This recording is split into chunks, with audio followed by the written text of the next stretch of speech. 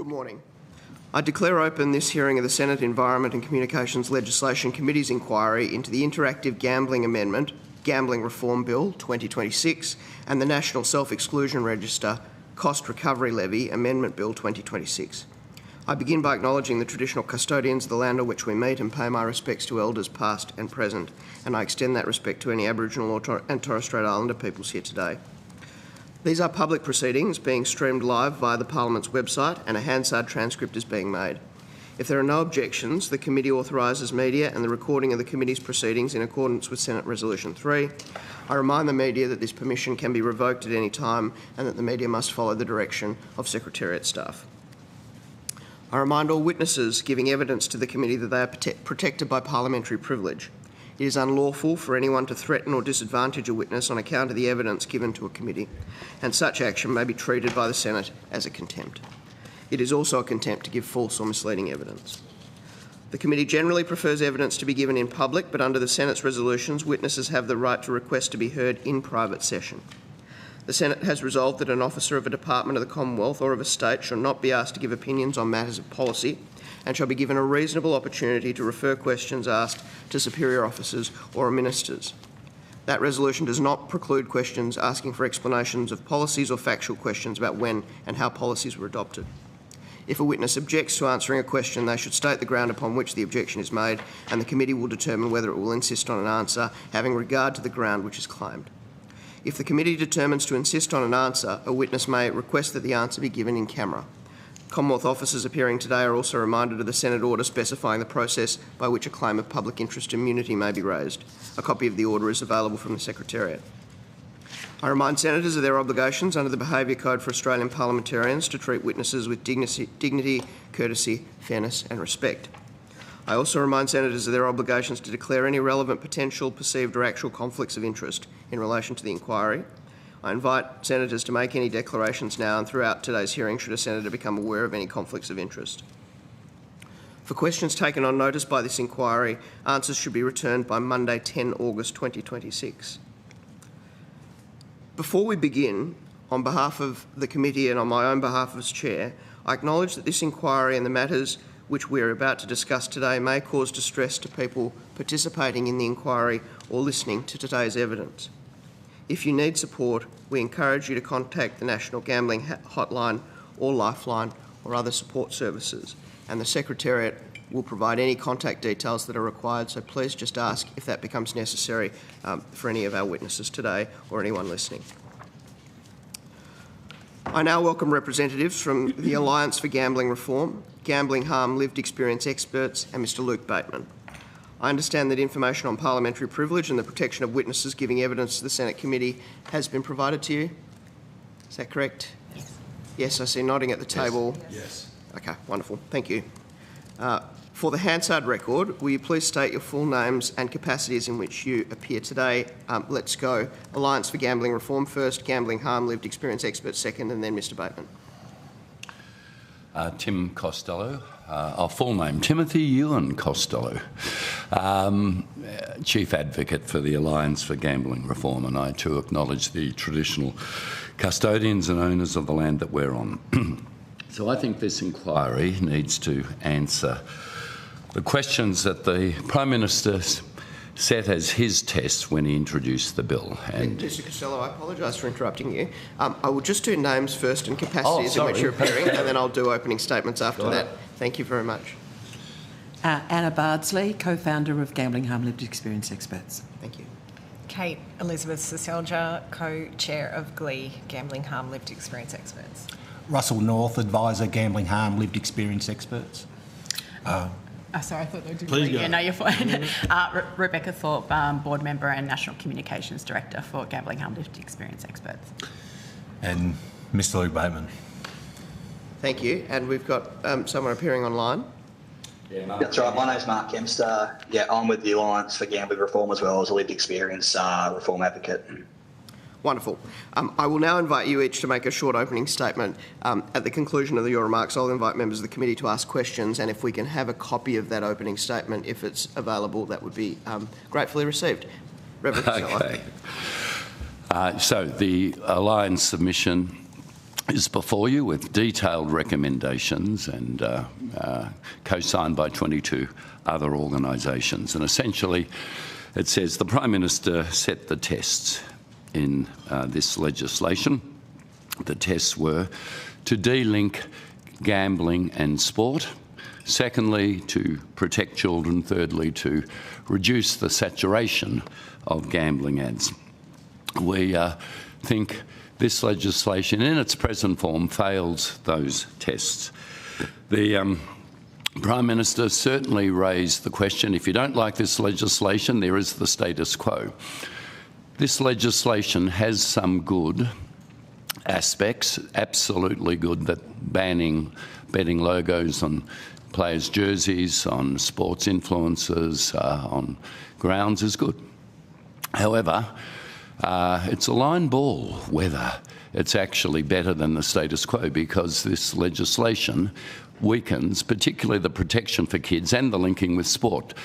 Gambling ads in breaks at the moment prohibited, and after half-time, which, well, after 8:30, barely half-time in a night game, actually intensifies the links between gambling and sport and puts children even more at risk. So we think that this legislation can be strengthened, but at the moment it does not meet the Prime Minister's tests. It certainly doesn't meet what the public, with 80% of the public wanting a ban on all gambling ads, and the Murphy report has desired.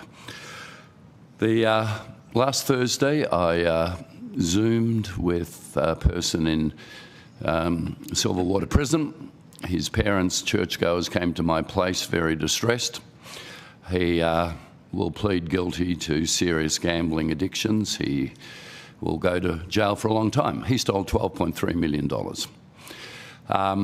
He started gambling as a child at school, and we know 600,000 12 to 17-year-olds in the last year gambled. 30% of our teenagers more gambling on sport than playing soccer and basketball combined. He was one of them. He stole $12.3 million because, as a trusted financial advisor with access in his company, he was able to get away with it for over 17 months. In that time, he was given free accommodation at Star Casino. He had to leave each week so they could technically say he wasn't living there and come back the next morning. He was the TAB's biggest customer in that time. They were giving him $50,000 bonus bets. He was also Sportsbet's biggest customer. They were flying him to grand finals. They were offering him escorts, drugs, whatever he wanted. He was doing turnover of more than $20 million a month. He is very distressed, having been brought up in a church family, about the disgrace to his family and to himself, and that's why he'll be pleading guilty. I asked the question, and I think it's the question for this inquiry: how do licensed bookmakers, who often point at offshore casinos, how do licensed bookmakers, who we are told are regulated, get away with this? The answer is the first recommendation of the Murphy report: we don't have a national regulator. That's how they're getting away with this. When they point the finger, look over there, they are acting in an utterly predatory, immoral way. And this person, who I haven't named, but I'll be giving character evidence for him when he pleads guilty, is just one of tens of thousands of young men. While we have no laws protecting them from inducements, we are failing. While we have no national regulator, we are failing. The Prime Minister said a week ago on radio that, well, it's constitutional. State and territories have this jurisdiction. Well, that's not technically right. Julia Gillard, as Prime Minister, sought reform of pokies. The feds can override state jurisdiction of pokies. And the feds absolutely have power over the Northern Territory, where 80% of the bookies are. They can amend the Self-Determination Act of the Northern Territory in an instant and clean up with those inducements with serious sanctions. It's a joke that the Northern Territory Racing and Wagering Commission, that did not produce a report for 31 years, is the de facto regulator. Finally, let me say on protecting children. The truth is that children never watched ads when it was racing in greyhounds. When it became AFL, NRL and cricket, we suddenly saw the mainstreaming and normalising for kids. The profound impact on children is why, though you'll hear from lived experience people now, why every Australian actually has now lived experience. Before, when it was pokies, less than 25% of people play the pokies, the industry could say, well, you don't have to play. And unless you're a family member affected, you weren't affected. Now every Australian sees these ads. They cannot protect their children. The problem with the proposed opt-out solution is it is so cumbersome, and SBS's own submission to this inquiry basically admits that it will not protect children. The best option is a ban on gambling ads. If not that, at least an opt-in, because then, if you want gambling ads, you can opt in. That's democratic. But children and families increasingly watching live sport on Kayo and streaming will be protected. At the moment, the legislation doesn't do that. Let me say that this normalisation is profound, and this inquiry needs to step in. It's not lost to me the last two CEOs of the AFL both left their jobs at the AFL to go and become CEOs of betting companies. This profound capture of AFL and betting companies, NRL and betting companies, is why we need systemic change, which is what the Murphy report was: banning inducements, having a national regulator, treating it as a health issue. These are fundamental. The final thing I want to say is that the extraordinary, immoral, predatory behaviour of the licensed bookies going on, destroying lives at the moment, causing a rise in domestic violence. The Prime Minister's own peer review panel on domestic violence said 3 times more domestic violence likely if there's gambling in a family, requires that this inquiry profoundly strengthen this legislation. So let me just finish by saying I don't think it meets the Prime Minister's tests, those 3 tests he's set, and secondly, it's a line ball call whether this is actually better than the status quo at the moment. That's my submission, Mr. Chair. Thank you very much, Reverend. I now ask gambling harm lived experience experts, do you wish to make an opening statement? Thank you, we do. Thank you. We're here representing my colleagues and I, gambling harm lived experience experts across Australia. That's the name of our organisation, and that's who we are as people. Collectively, we, along with our families and communities, have lost decades of our lives, millions of dollars due to gambling industry harm. We take responsibility for what we did, but we are not faulty human beings. We were simply using products that were the way they were designed, to be highly addictive. We know firsthand the devastation of gambling addiction, the catastrophic harms that come hand in glove with losing all that money, the destruction of mental health, relationship breakdowns, homelessness, poverty, family violence, crime, and the ultimate cost, suicide. All of this is preventable. But for decades, a dangerous industry has been given explicit permission by successive governments to prey on Australians with abandon. There have been next to no consequences for these predatory behaviours. The relatively minor penalties that exist are often not enforced and are so minimal, and they are easily absorbed as just the cost of doing business. Today, it is exactly 1,132 days since the bipartisan Murphy report was handed down. We know it outlined 31 evidence-backed recommendations to be implemented over 3 years. Many of us contributed to that inquiry with testimony and submissions, and when the report was released, we felt heard. But the Albanese government chose to effectively leave it on a shelf. I want you to consider how much more harm has been inflicted on Australia in those 1,132 days that didn't have to happen. According to the Australia Institute, since the Murphy Report's recommendations were released, Australia has racked up $107 billion and counting in gambling losses, just in that time. Gambling is a dangerous product that is literally killing people. There are several recommendations in the Murphy Report relating to preventing further suicides, and every single one has been ignored. And our government won't even entertain the banning of ads for a product that is busily building permanent neural pathways in our children's brains, normalising gambling. They will think this forever, for generations, telling them you cannot enjoy sport without gambling. Tech companies face fines up to $50 million for allowing teens on social media, but our Prime Minister won't ban inducements from gambling companies. It is a government's responsibility to protect its people, yet it is patently clear that we are instead dealing with the protection of an industry that's entire business model is predicated on harm, an industry that exploits people to the point of extinction.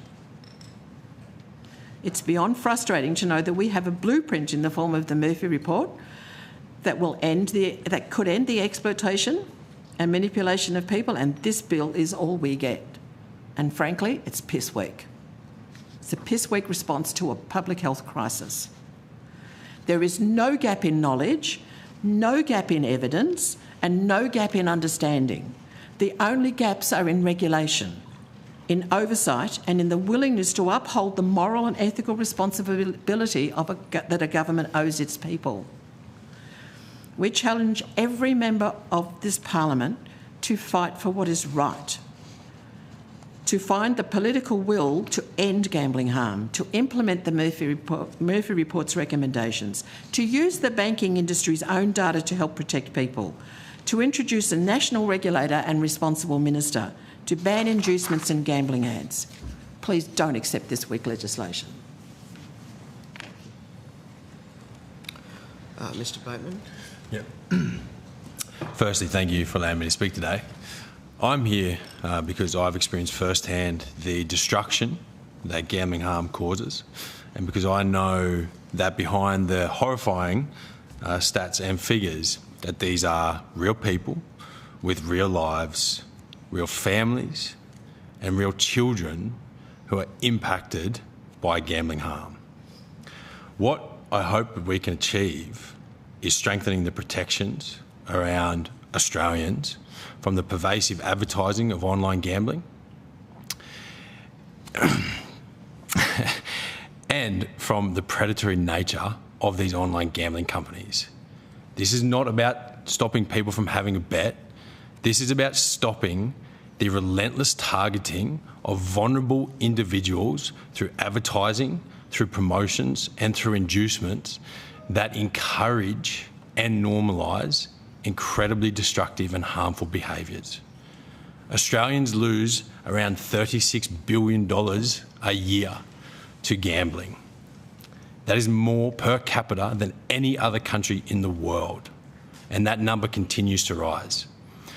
But the cost of the cost of gambling to Australia can't just be measured in dollars alone. Gambling destroys lives, it destroys families, it destroys relationships, it destroys mental health, and it creates financial hardship that leaves families and children bearing the consequences of decisions that they never made. We know the scale of the problem, we know what the evidence tells us, we have the Murphy Report, we know what needs to change. So as a nation, this is an opportunity for us. This is an opportunity for us to put the lives of Australian people, the lives of vulnerable Australian people, before gambling industry profit This is an opportunity for us to protect our children, the lives of our children, and to reduce the harm that gambling is causing in communities across Australia. Thank you. Thank you. I'll now go to my colleagues for questions. Senator Hanson-Young. Thank you. Thank you all for your evidence today, and particularly those of you with lived experience. I know it's not an easy thing to come in front of Senate inquiry and talk about something that has been so destructive in your lives and an impact on your families and your work colleagues and your loved ones. I'm hearing very strongly from all of you that what is before us from the government is not enough. It's not actually going to protect vulnerable Australians, as you say, Mr. Bateman. It seems to me there is holes all the way through this legislation, but if I can be really clear about 3 points that seem to be significant here is no ban on inducements. So I'd like to understand the impact of those a little more. No national regulator. I note that we have asked the NT Commission to appear, but we can't compel them because they're in the NT. I mean, it says everything if they are going to be the body that continues to regulate this industry. And that the way advertising in this legislation is managed means that it's a free-for-all online and on streaming services. There's been some tightening up on television, free-to-air, but it's a free-for-all. So I'm hearing your advocacy for at least an opt-out, an opt-in rather than an opt-out. I want to ask, first up, which of your organisations or as individuals were you involved in the direct consultation with the government about this legislation as it's been drafted? Reverend Costello, were you consulted? Were you part of the consultation body? When the government won the last election, some 6 months in, we had a Zoom with the Minister, Annika Wells. She was just beginning to think about the issue. We then had what was a scheduled Zoom before Christmas. It lasted 1 minute because she was called out of that meeting. Beyond those opportunities, we had no formal meetings. And was GLEE involved in any consultations officially around this legislation? We've also had meetings with Minister Wells, one meeting in person with her, and a couple of meetings with advisors, but I wouldn't call it consultation on the... Were you shown the provisions of the legislation before it was released? No. So it's been put to me from someone within government that this whole legislation has come about from it would quote, a 9-way trade deal. 9 players in the room to work out how this legislation would work. I'm trying to work out who those 9 players were. Sportsbet, Tabcorp, name all the gambling companies, that's who it would be. Because it certainly isn't us. And we've asked that question as well. Who's been consulted?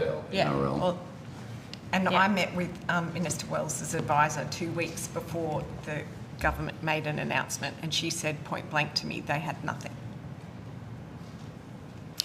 So this legislation has been drafted in consultation to satisfy all of the those who have a monetary vested interest in it, not actually the people or the community representatives of those who are actually impacted by gambling advertising and the predatory nature of the industry. Absolutely. No, zero consultation with lived experience in the drafting of the legislation.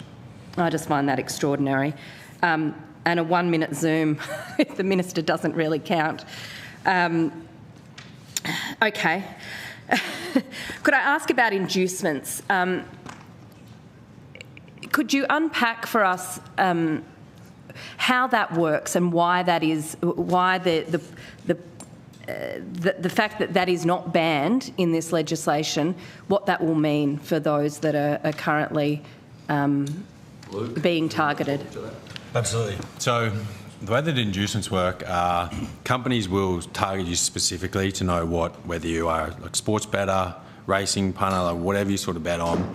And for me, for example, so I was a racing punter. So on Wednesdays and Saturdays, which are your two main race days, I would receive direct offers customised for me that basically said, if you deposit $1,000, we will give you $1,000 in bonus bets. And how would you get that message? That was sent directly from an account manager. So a VIP account manager, employee of the betting corporation, would send that directly to you from their company.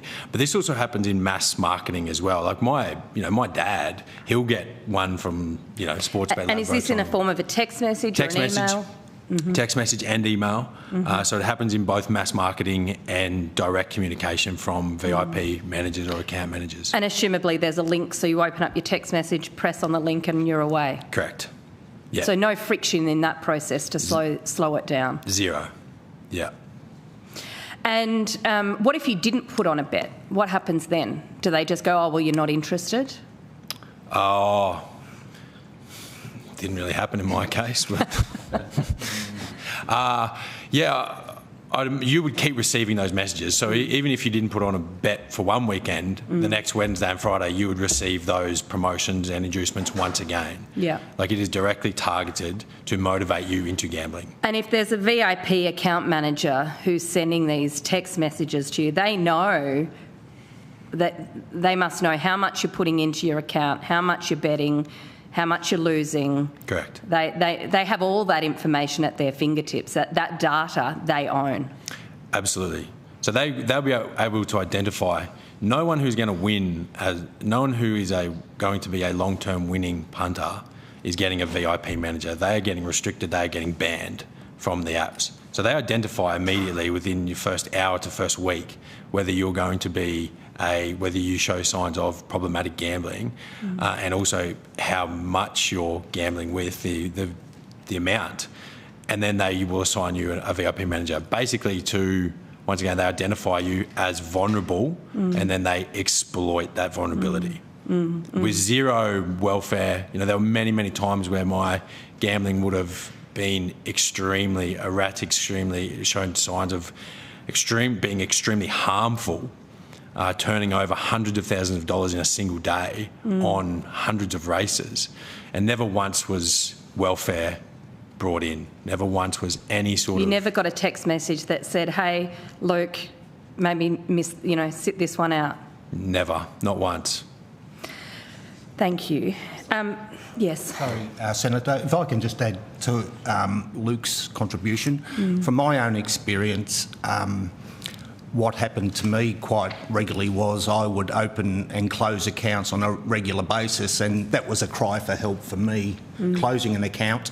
Trying to get out? Yeah, but during that period where I was stopped gambling and I had closed an account, I would be targeted, contacted by the gambling companies to reopen an account again with inducements and incentives. So that was certainly the tactic that was used in my experience. The other thing I would say in terms of this... So sorry, Mr North, can I just clarify? So you'd close an account, they'd still send you a text message saying we haven't seen you for a while? Yes. Or are you sure you want to close the account? Yeah, or mainly would be when they note that you've closed your account. Would you like an offer of some bonus bets or account top-ups to reopen your account? So you've tried to opt out? Yes. That was my way. You have tried to opt out? Yes. And they are refusing to let you to opt out? They're coming after you? Yeah. I've seen my file notes on accounts where it says explicitly this customer has closed their account, let's contact them, offer some bonus bets inducements to reopen an account.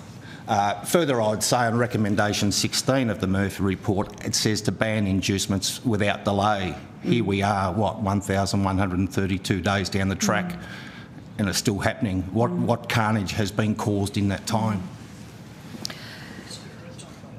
Just one more, if I can. Reverend, you spoke of a young man that you are supporting who's in jail. Yep.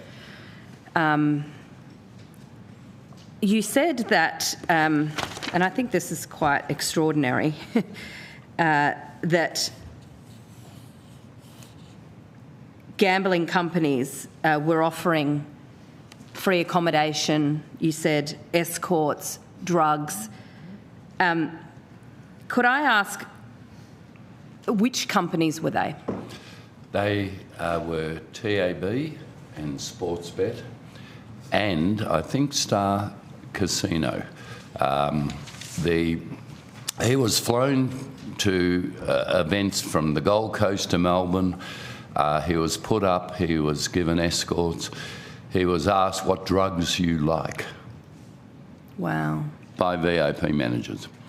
So again, the VIP account manager working out what the vulnerabilities are and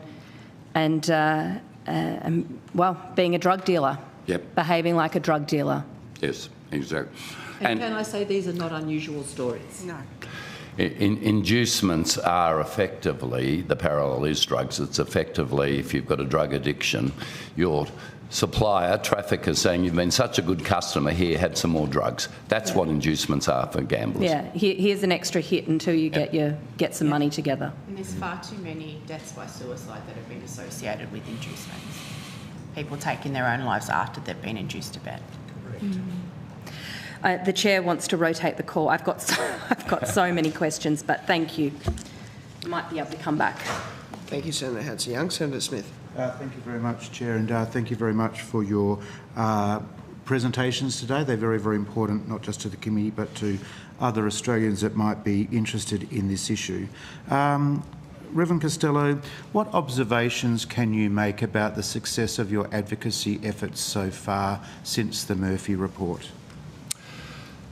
It has been extraordinarily puzzling that Peter Murphy, who was a neighbour of mine and I was close to and of course lost to battle with cancer, produced not just a brilliant report but a report that was brought in on a multi-partisan basis with total consensus. The same arguments that I've seen the industry reheating for this inquiry were thoroughly tested, cross-examined and shot down by Peter Murphy. So it's a feeling of, what's the word I'm looking for from that film? Groundhog Day. It is a feeling of Groundhog Day.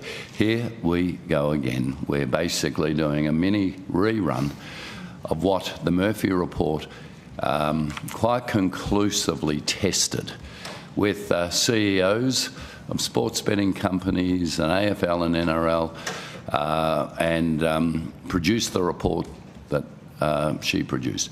When you ask me why, I say I'm puzzled. I have always assumed the theory of change in democracy is that when a wind blows so strongly, 80% of the public, when members of Parliament, and I know this to be a fact, right across the political spectrum are getting huge amounts of emails and pressure from their own communities for the reforms in the Murphy report. Democracy will work by actually implementing those recommendations. That hasn't happened. That hasn't happened because I think the power of the vested interests, we've named the sports betting companies and sporting buddies, but I think the real fear is free-to-air TV. I think free-to-air TV, for those introducing this legislation, is you don't take on the media companies. You will need them. An election coming up, you will need them. I think free-to-air TV operate on a social licence that even they know they have lost the community support when it comes to their ubiquitous gambling ads. Mark Kempster, one of my colleagues, I know he had his hand up too, Chair, if you want to include him. He's on the screen. Yes, I'm very happy to, if you're happy to, Senator Smith. Yes. Oh, the advocacy work trying to get anything done has been near on impossible, and I have myself, I tried to get in for the last question, sorry, but I don't think you saw me, but trying to get any type of meetings with people has been impossible, really. So yeah, and I'm getting so sick and tired of having to try and be a person who has to care for people in the community when our government seems to not want to care for the community and with what they're putting forward. Like I was on the weekend trying to talk somebody out of the suicidal tendencies because of some ads he saw on TV and because of inducements he's been getting and things on these lines. So trying to... There's so much community support for these type of issues, the type of problems we're facing, and to me it seems like our government doesn't really want to do anything about it. And in terms of inducements and things on these lines, like I know I'm dealing with a family at the moment who have lost $500,000 in 30 days because the person was allowed on an app when he was self-excluded in one part of the country, wasn't self-excluded in another part of the country, and he lost and was given $55,000 worth of bonus bets in that time in 30 days, and they have seen at the moment there's no law against that. They're allowed to prey on these people with those type of things. So, yeah, look, pass it back to the room, but yeah, I just want to add those couple of things in. Before I move to the substantive policy issues, at the recent National ALP conference, the ALP provided a conscience vote on some platform matters. Reverend Costello, why have you not been arguing with the Prime Minister that Labor members of Parliament should not be given a conscience vote on a matter that goes to the heart of family violence, that goes to the heart of suicide, that goes to the heart of relationship breakdown? So we have, and I have let the Prime Minister and his office know there should be a conscience vote on this. And I actually believe a conscience vote in Labor caucus would see a majority, a sizeable majority, vote for the Murphy reforms. I don't know the Labor caucus, but I think you're right. Senator Smith, I attended the ALP National Conference on behalf of Glee. I'm not a political party member at all. Neither am I. But I was there to ensure that our voices were heard as those policies were being debated. And I spoke with hundreds of people over the course of those 2 days that we were there. And every single person, apart from one gambling company representative, was supportive of what we were trying to do. And almost half of the people that I spoke to had lived experience of gambling harm via family members. That's an extraordinary percentage of people coming up and speaking to us, needing hugs, crying because of what's happened to their family members, and many of them had never shared those stories before. And that is a consistent theme throughout this debate. Most people are too ashamed to speak out about their gambling harm. They won't even let their own family members know what they're going through. And that's why this is such a ubiquitous problem, and the gambling industry absolutely thrives on that shame. We're here to stand up and not be ashamed, but that's what people are dealing with. My observation is you only have one political hurdle, and that is the binding caucus, the binding arrangements that the binding caucus arrangements that bind backbench Labor members of Parliament. Yes. That's the only political hurdle we have.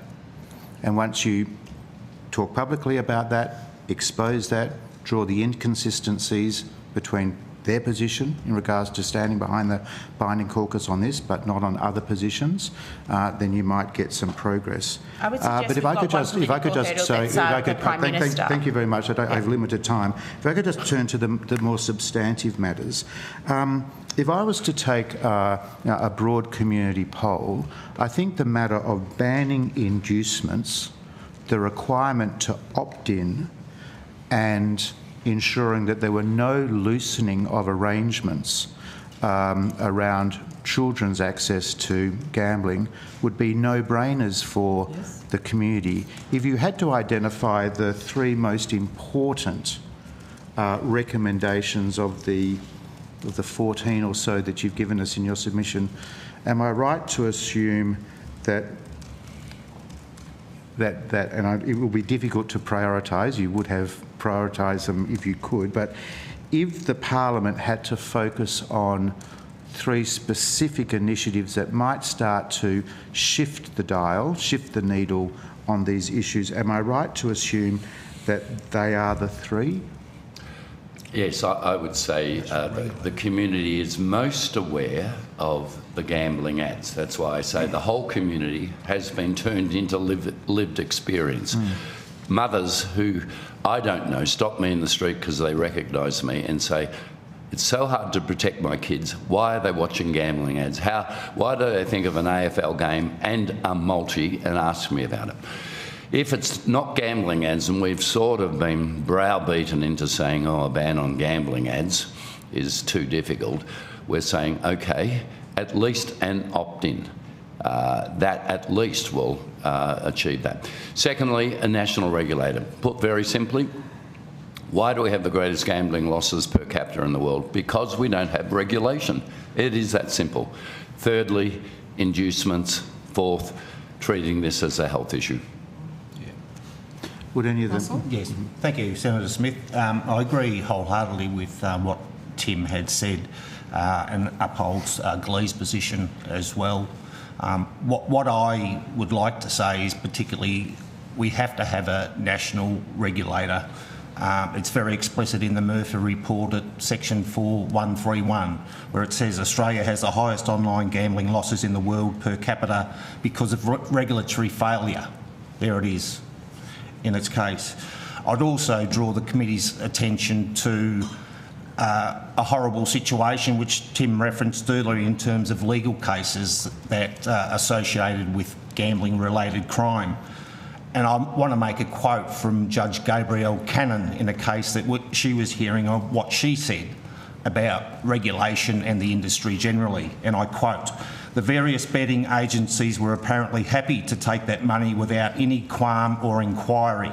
Such business practices by these betting companies embody the expression, the banality of evil, in my view. It is staggering that they are able to operate in our community in the ways that I have described with impunity. So much for their slogan, gamble responsibly. Nothing in this legislation addresses this key issue or the quote by Judge Cannon in this case. And nothing will change unless we change and adopt the recommendations in the Murphy report around inducements, a national regulator and advertising." One more question.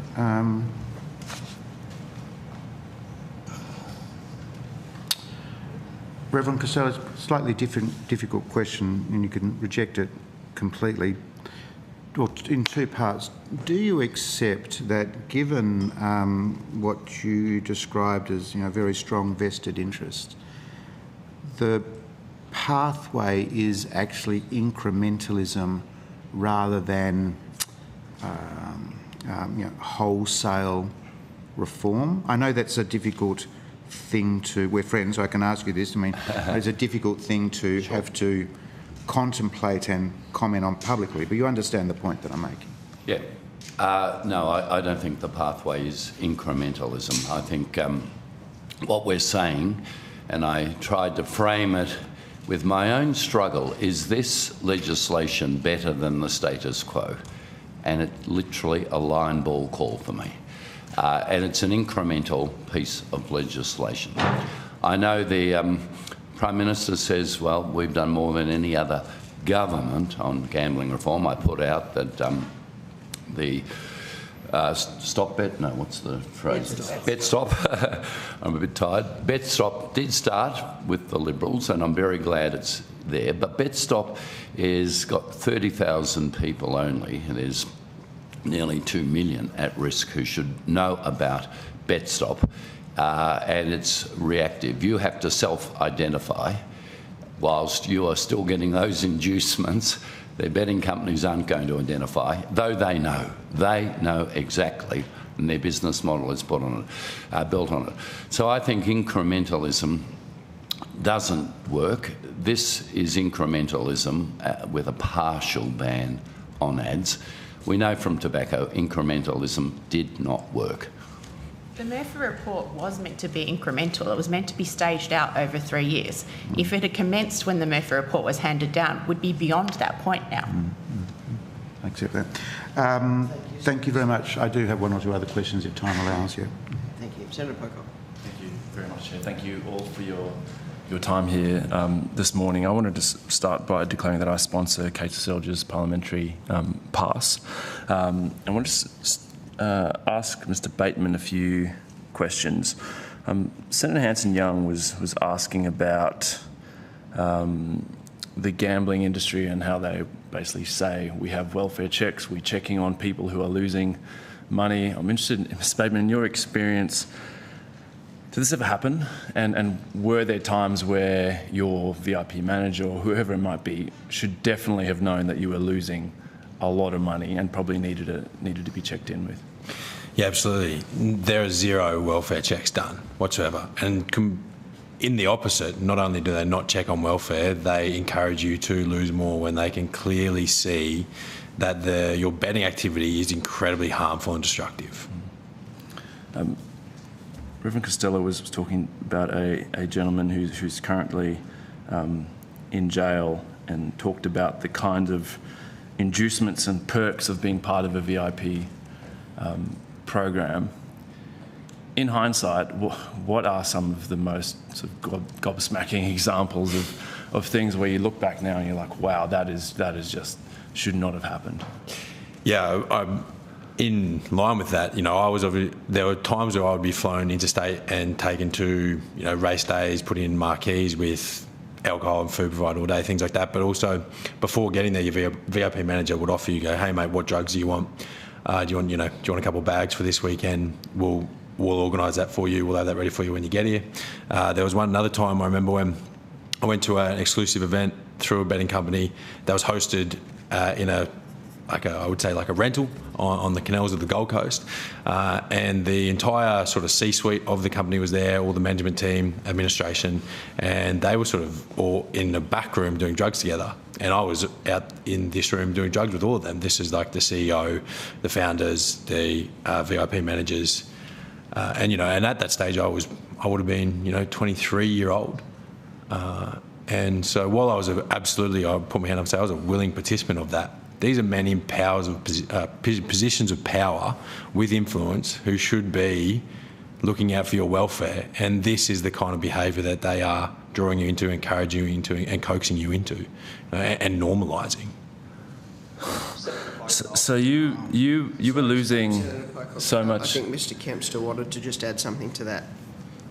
So just on that, I know dozens of examples of what Luke said as well with the people I've worked with. That is a regular occurrence, those type of things that happen across nearly all the major VIP programs that I've seen.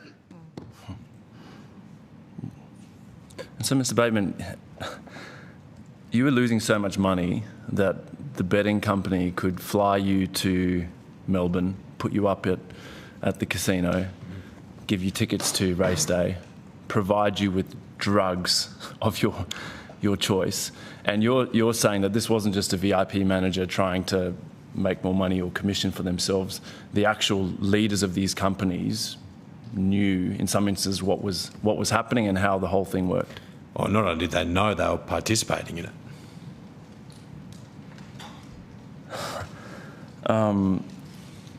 When you were losing so much money, were you ever asked to verify sort of where the money was coming from? You're 23-year-old, 24-year-old, and you're losing hundreds of thousands of dollars? Never once was I ever required to verify my income, verify where the money was coming from, or how I was funding my gambling addiction.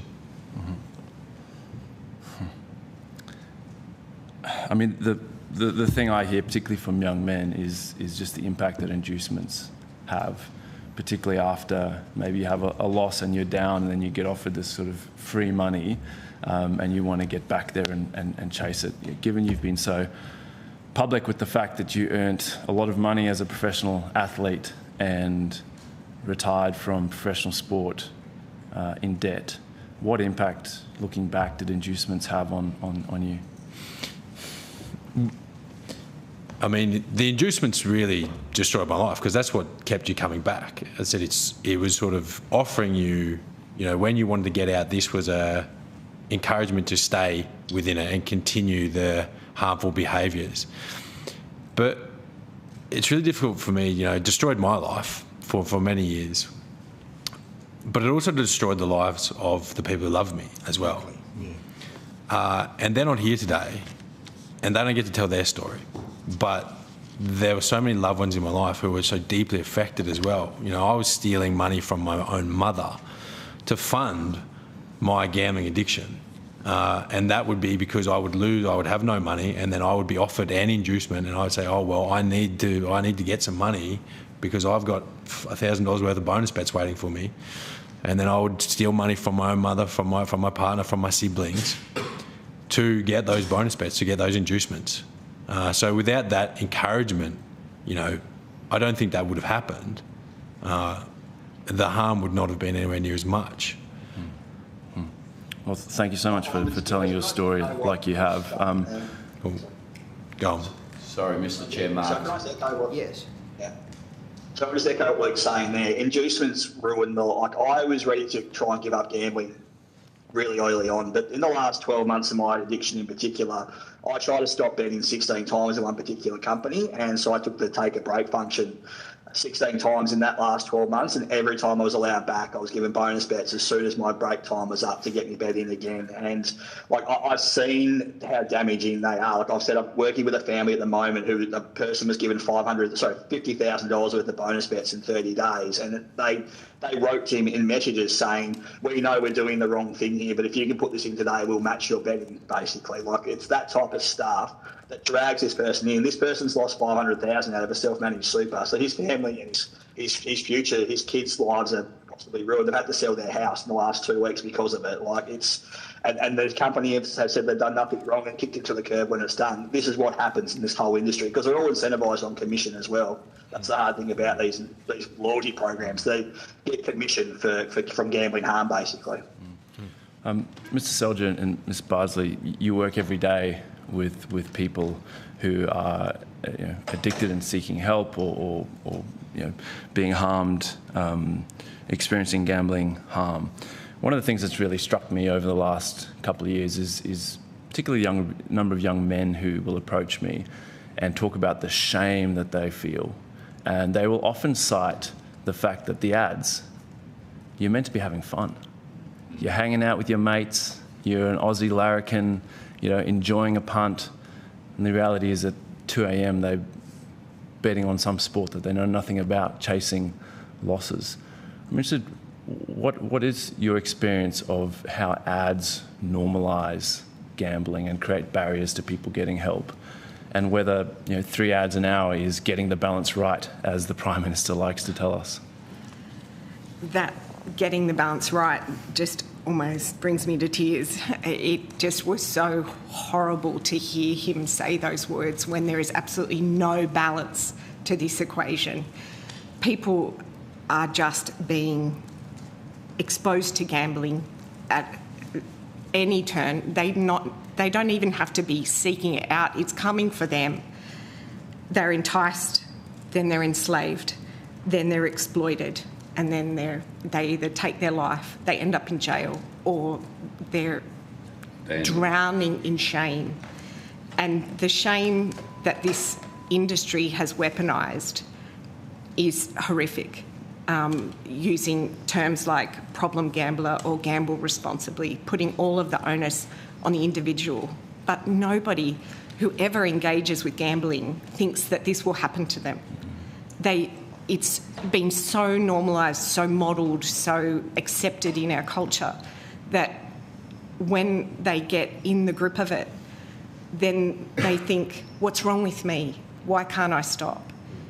And that's exactly what the gambling companies want you to think. They want you to think that you are broken, that there's something wrong with you. All the while, they're just following the steps of how to fully exploit the person. And using human connection, using VIP is exploiting our need for human connection in such a despicable way. And it's just the stories of people harmed by this industry. When is enough? Like, when is it enough? How many of us have to line up and say, this is not okay? The PM has no right to say that he's got the balance right when he hasn't even met with anyone with lived experience. He's refused to meet with us. We've asked several times in answer to your question previously. We've asked to speak to him. We think a conscience vote is absolutely the way that this should go.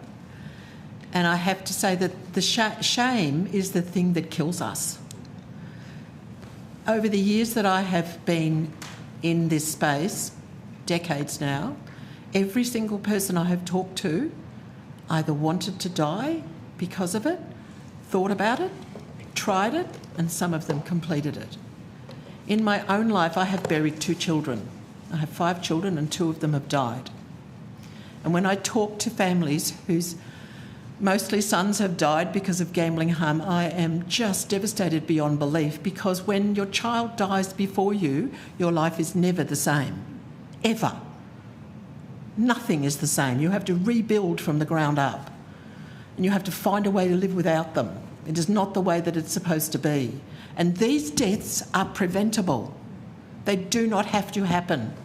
We do not have to allow our children, our young people, to bury themselves in shame, literally. When I was a young person, do you think that I ever anticipated that I'd be sitting here right now fighting for people's lives? No. And the fact is that this is so unsafe for us to be doing this because of the power of vested interests. They're politically protected and we are not. And I have privilege here today, but I'm being sued by a gambling company. Explain that. I wrote a piece to protect the community from gambling harm in the Canberra Times, and it was called Groomed and Exploited to Death. And they're coming after me because of me standing up. A person died by suicide after losing all of their money. And I wrote about it, saying if they're saying that they've done nothing wrong, that means that's their standard practice. That means they're doing it to other people. Who's suing? The Hellenic Club. I'm going to move the call to... I'm sorry, Senator Hands-Young, it's going to be one final question and then we need to move on. I'm interested as to when somebody is... it's got themselves into such a situation, or the gambling industry has sucked them in, and like the young man, Reverend Costello, you spoke about stealing $12.5 million. What happens to that money? Because what I'm hearing is that the gambling companies are using all the tricks in the book, both legal and illegal, to get gambling addicts to give them the money, whether it's stolen or not.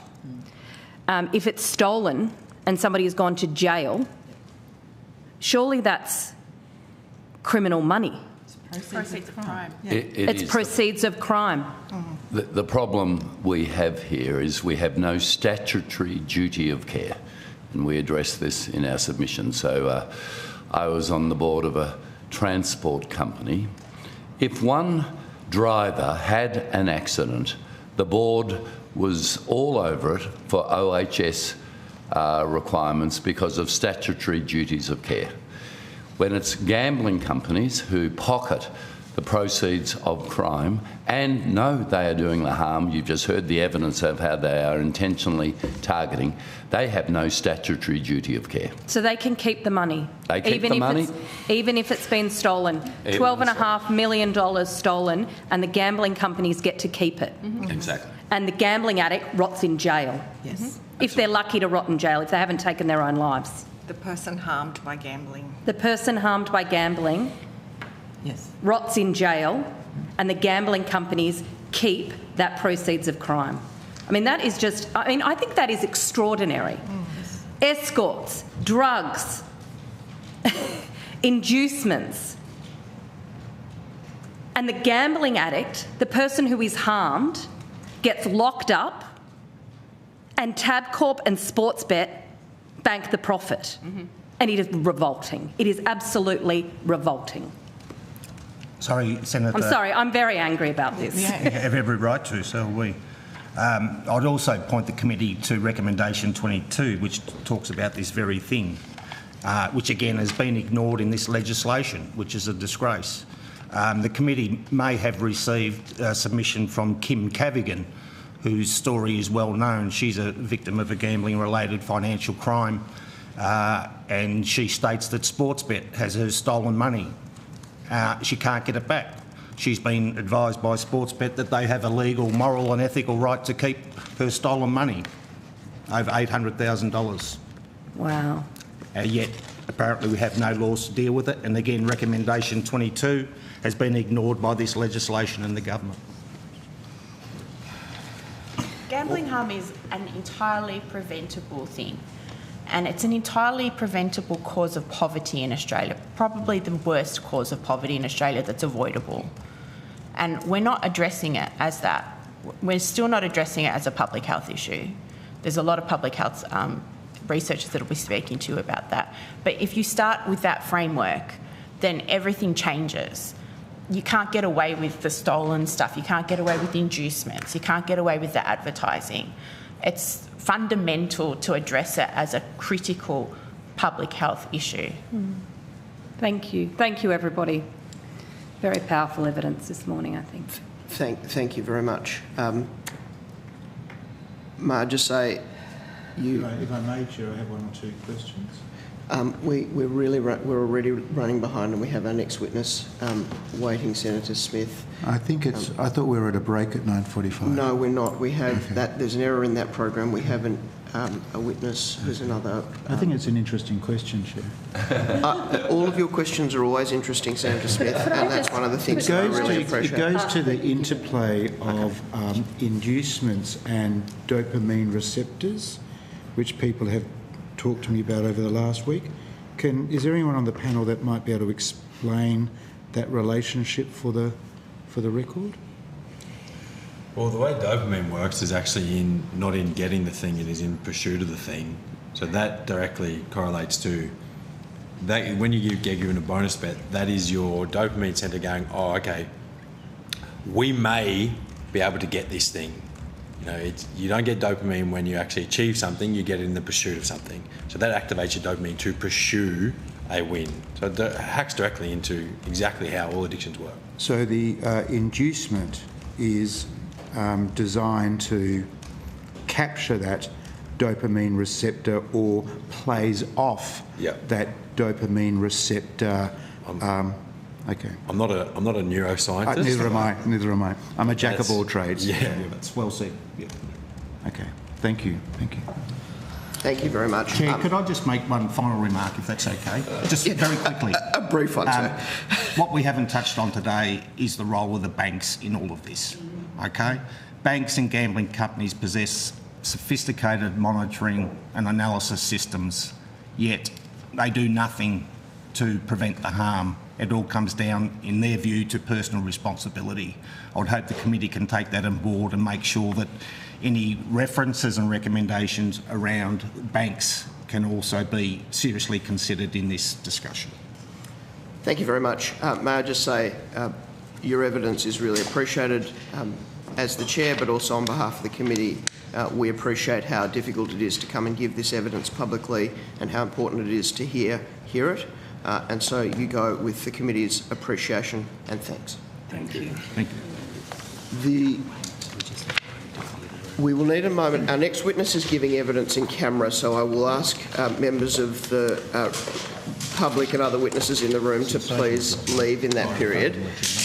But with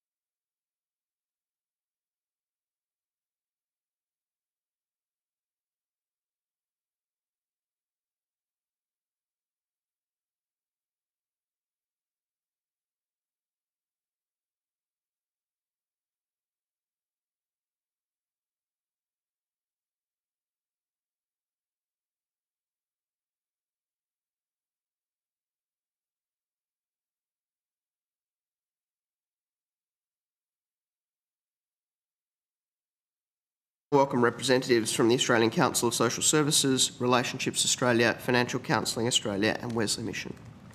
I understand that information on parliamentary privilege and the protection of witnesses giving evidence to Senate committees has been provided to you. Yes, I see nodding from everyone at the table. Good. For the Hansard record, will you please state your full names and the capacity in which you appear today? We'll go ACOS, Relationships Australia, Financial Counselling Australia and Wesley Mission in that order, please. So it's Dr Cassandra Goldie, Chief Executive Officer of the Australian Council of Social Service. Thank you. Good morning. Nick Tebby, National Executive Officer with Relationships Australia. Good morning. Dr Susan Cochrane, National Policy Manager, Relationships Australia. Good morning. Danielle Waltz, Director of Policy and Campaigns at Financial Counselling Australia. Good morning. Joel Mackay, General Manager of Strategy, Advocacy and Stakeholder Engagement at Wesley Mission. Thank you very much. I invite each of you to make a short opening statement in that order, and at the conclusion of your remarks, I'll invite members of the committee to ask questions. Thank you, Senator. I'd firstly like to acknowledge country, pay respects to the Ngambri and Ngunnawal people, and acknowledge First Nations elders, and many of whom have expressed very strong views also about this legislation. And I'm appearing today in a very sombre way. The media likes to talk a lot about crises, and sometimes they are real. And today you are inquiring into one of the most serious crises that this country has allowed to happen on our watch. ACOS, as you know, is the peak body for the community and social services sector nationally. And we are a national voice on poverty, inequality and disadvantage.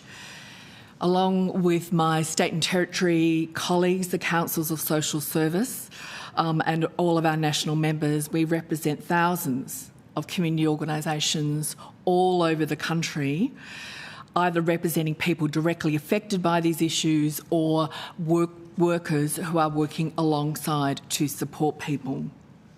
I want to be very clear that ACOS, without qualification, on behalf of this entire membership, strongly supports the Murphy Report. We urge the Parliament to adopt all of those 31 recommendations and to properly deal with the public health, mental health, financial crisis that is caused by this toxic gambling culture in Australia and the industry that has fuelled that outcome. You've heard many times, but I do want to say it again. The country spends $32 billion on gambling every year, and we spend more money on gambling than any other country in the entire world. Our members and their workers work every day on the front line with people who are harmed by the gambling industry. We see people in debt, people who cannot feed themselves or keep the lights on, people who are homeless or at risk of being homeless because of gambling harm, people who are incarcerated or people who take their own lives. And then the family and loved ones who are affected by these consequences. This is the consequence of governments turning away from the seriousness of this issue and the failure to act properly to deal with this public health crisis and to tackle the gambling harm that is devastating millions of people in Australia right now.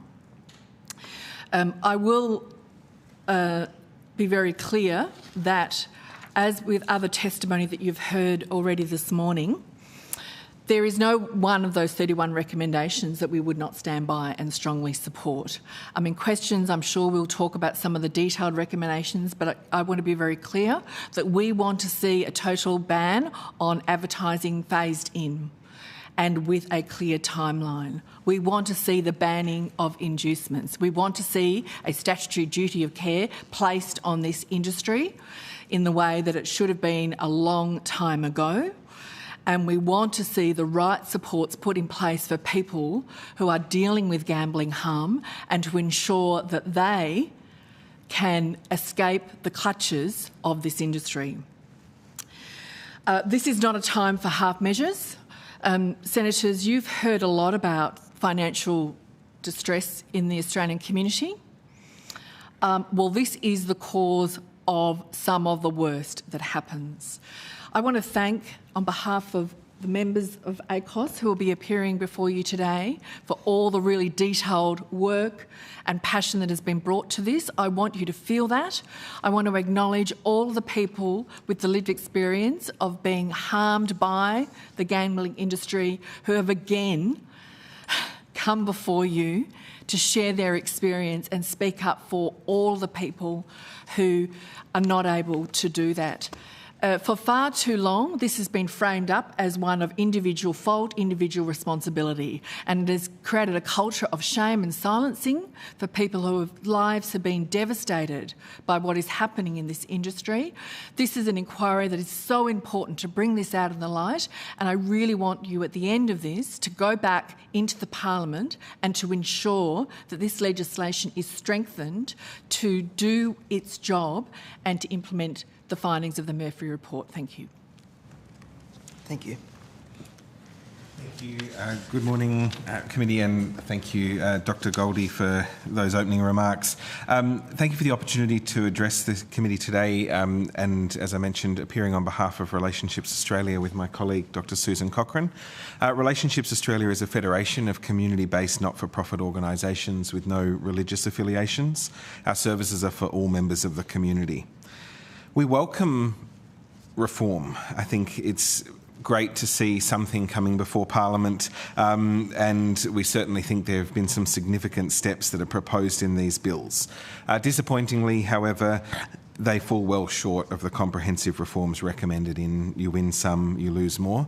As Dr. Goldie has said this morning, they don't reflect the scope and urgency of the harms done to families and communities by the predatory conduct of gambling advertisers. They don't fulfil government's responsibilities to promote public health, to prevent gender-based violence, and to support healthy development of children and young people. It's been suggested that the full implementation of the Murphy recommendations would somehow impede adults' freedom to gamble, and that this bill somehow strikes the right balance between adults' freedoms and the protection of children. We consider that such suggestions are at best disingenuous. Nothing in the Murphy report would prevent an adult from gambling. What full implementation would achieve, however, would be protection of children and young people from predatory grooming behaviour that may harm them while lavishly profiting the predators. We respectfully join with ACOS in urging the committee to consider the bills in that broader context and recommend that the government fully implement the recommendations of the Murphy report as a matter of urgency. Thank you. Thank you, Chair, and thank you, committee members, for the opportunity to appear today. Financial Counselling Australia is the national peak body for the financial counselling sector. Financial counsellors provide free, independent and confidential support to people in financial difficulty, including people and families who are impacted by gambling harm. But people don't always come to financial counsellors because they've identified a gambling problem. They come because they can't pay rent, because the mortgage is in arrears, a debt collector is calling, or the household has no money left for food. And it's often in that conversation that a gambling issue might emerge. That gives financial counsellors a really unique frontline perspective. They see the financial mechanics of harm in real time across the country, often before anyone else has noticed that there is a crisis brewing. And what they see is stark. They see people using personal loans, buy now, pay later, to keep gambling going or to cover their losses. They see people falling behind on rent, mortgages and utilities. They see cars being repossessed. They see families carrying debts they didn't create, and they see harm spreading to partners, to children, to parents, to families, and in some cases, particularly for close-knit communities, including First Nations and multicultural communities, they see it as an entire community contagion when those financial relationships are heavily intertwined. They see what drives the initial engagement, the intense targeting, often of young people, and then they see the intensive re-engagement, escalation and relapse through pervasive advertising, inducements, product design and targeted digital systems that work against the people that are trying to stop. That's why we approach this bill as both a public health issue and a financial harm issue. The direction of the reform is theoretically the right one, But this bill won't sufficiently meet the scale of harm financial counsellors are seeing, nor will it deliver on the opportunity that was created by the Murphy inquiry. I think others have spoken really well as to the core issues that we would raise: the lack of national regulator, the silence on inducements, the piecemeal approach to advertising. I think the 31 recommendations of the Murphy report are something that Financial Counselling Australia obviously also wholeheartedly supports. But I'd also like to offer a slightly different perspective as well and respond to a question that Senator Smith asked of Reverend Costello previously, namely whether, in this case, incrementalism is better than continuing to push for wholesale reform. Some systems change genuinely happens in stages, and that's necessary. But that doesn't work if we're staging reform on top of an assumption we already know is false. At its core, this bill remains grounded in the idea that gambling harm is principally a consumer responsibility problem.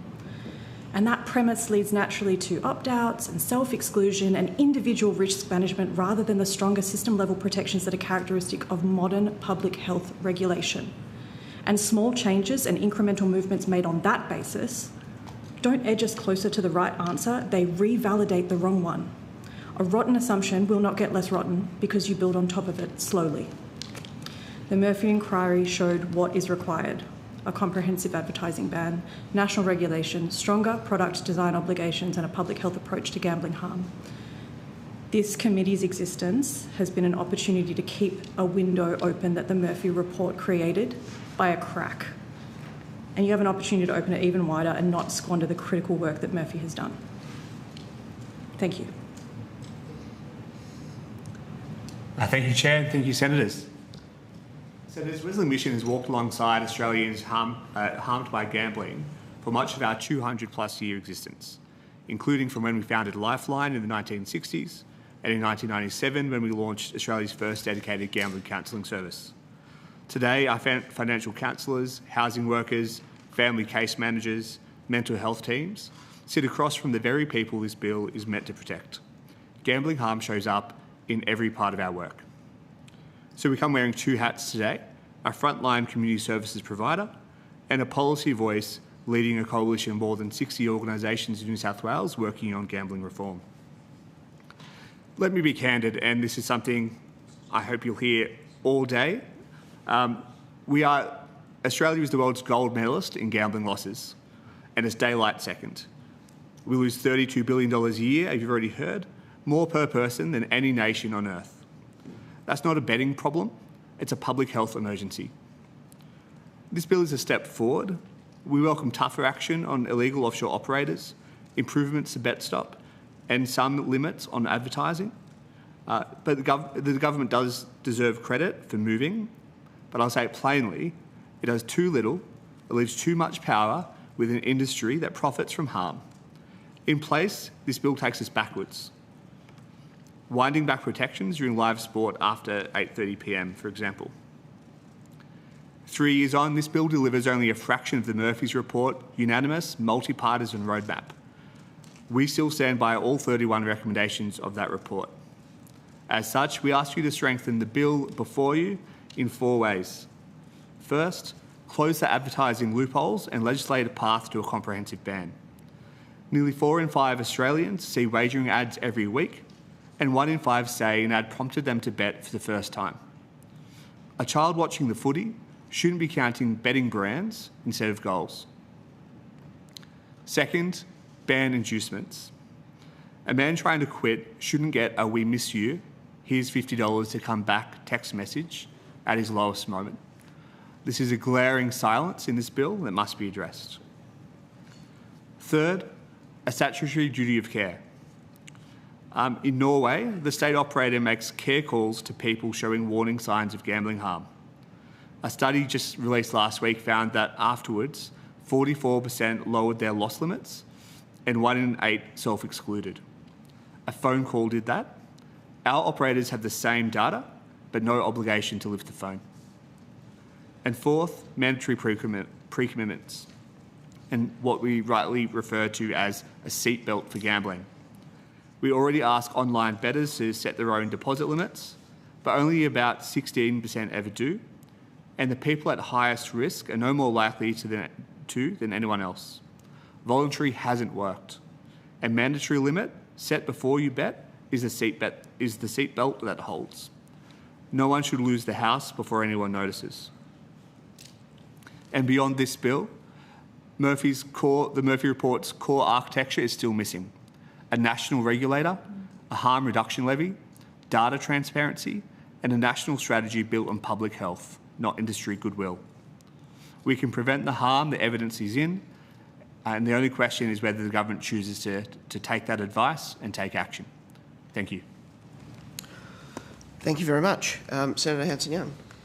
Thank you. Could I just check, Dr. Goldie, the figure that you said at the beginning, did you say 32 billion a year?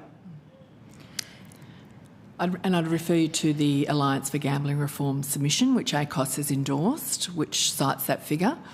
The Alliance has done extraordinary work in keeping this issue firmly before you, and it's an enormous number.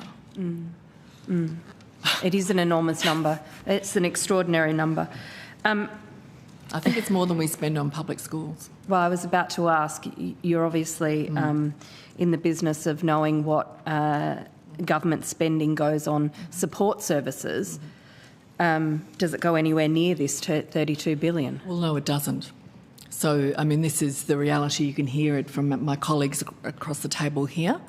The community sector services are every day trying to support people who have been harmed by the gambling industry and who are trying to make ends meet. And as my colleagues from the Financial Counselling Australia affirmed, it's when the crisis really hits that they come before a social service. But then the crisis is often beyond saving, because you're losing your house, you're about to be evicted because you can't pay your rent, and you do end up on the streets. And so for many of the social services, this is a major source of the context in which people are coming for social services. And the reality is that we're still looking at legislation which really is not going to deal with those kinds of situations, and that's why the Murphy Report was so important. Could I ask, Reverend Costello in his opening said that there was a report done by the Prime Minister's own domestic violence advisory panel, I think he said, 3 times more domestic violence if there is gambling in the household. Are they figures that you're aware of? I am aware of those figures, yeah. Could I ask from a financial counselling perspective, and I think you've outlined it very well. You're saying, people they don't come to financially counselling because they've got a gambling addiction. They come because they're struggling financially. At the point of which you work out, or your counsellors work out, the root cause of this, what avenues do you have? So someone may present to a financial counsellor with some awareness that there may be problem gambling going on, and in those particular circumstances we do have specialist financial counsellors who have a focus on gambling, and that's a potential referral pathway. There are other referral pathways that financial counsellors will use to get someone assistance. It really does depend on the nature of the problem that they're presenting with. So a lot of the time we're talking about an individual who we think of maybe someone who's engaging in gambling. It may also be that someone has presented to a financial counsellor because they've left a situation of family violence. They're trying to get their financial safety and stability in order, and they're discovering that someone in the family has had a gambling issue that has meant that they've taken out credit cards in their name. That's meant that they have nothing in their superannuation, or that they have been signed on to things that they had no intention of being signed on to. So in terms of the options available, financial counsellors will refer as necessary to other frontline services and other support services. But the reality is that it can be extremely insidious really difficult to divest gambling from other financial hardship that's going on. It impacts how well financial counsellors can advocate to credit providers and other areas in order to get someone support, and even sort of supporting the person in the first instance, because if you're seeing a financial counsellor, you're already having a really hard time. And then putting something on top of it that makes you feel shamed or scared, embarrassed, and not really knowing how to talk about that can impact the likelihood that someone will continue with referrals as well. And what role do the banks have in this? Do you have to negotiate with them? Find yourself in a, having to negotiate with the banks, especially if there's a foreclosure on a loan or... Financial counsellors are advocates. They negotiate with banks on a day-to-day basis as part of their standard work. When there are concerns related to gambling, most banks have started developing up their vulnerability and hardship policies to better account for sort of comorbidities like gambling, but there are still gaps. There are still massive issues in how those things work in practice versus what works on paper. And that element of it's personal responsibility. It goes from, one person who's having a really difficult time that we can find a pathway for to, well, they shouldn't have done this in the first place, and thus that means the whole family should fall down. So it really does depend on the bank or credit provider that's being dealt with as to what that impact is going to be. And what about where money has been stolen or, taken without the consent or knowledge of, a joint account holder, or what type of avenue do you have to get money back if it's been gambled? Well, as we heard in previous evidence that was given, the reality is that the lack of duty of care from operators means that that money can just disappear. There are other avenues that financial counsellors or law enforcement might need to use if someone has taken money under coercive circumstances, so if there's been fraud and they've forged signatures and those sorts of things. But the reality is the money's gone. The impact is there. And rebuilding after that is extremely difficult. Could I ask Relationships Australia, those figures of 3 times the level of domestic violence in a household where there is gambling, does that ring true to you? Yeah, absolutely, Senator. I mean, gambling harm almost always co-occurs with a complex mix of different challenges facing that family. And while there's mixed data in relation to the direct links between gambling harm and family violence, there is a very strong correlation that the two co-occur. And I think we fully accept the finding. I think it was in the rapid review that you're referring to. The rapid review. Yeah. Yes. The 2024 rapid review, and that's something that's played out through our services. A lot of our member organisations conduct risk screening when families enter the service, whether it's for a counselling or a separation or a family violence concern, to understand what are the different co-occurring factors that are impacting, and suicide risk, mental ill health, homelessness, gambling harm. These are all matters that occur in the same sentence often. Could I just add, Senator Hanson-Young, the rapid review concentrated mainly on intimate partner violence, but there's also data from the Australian Institute of Family Studies in 2021 that also links harmful gambling with abuse of older adults. That's particularly prevalent from friends. Most elder abuse, as we call it, in some places, is perpetrated by an adult child, but friends and neighbours also do come into the picture, and where gambling enters the picture, that does lift the risk for abuse of older adults as well. And could I ask, in terms of, I don't know if there's statistics on this, but I'd be keen to understand if there is, of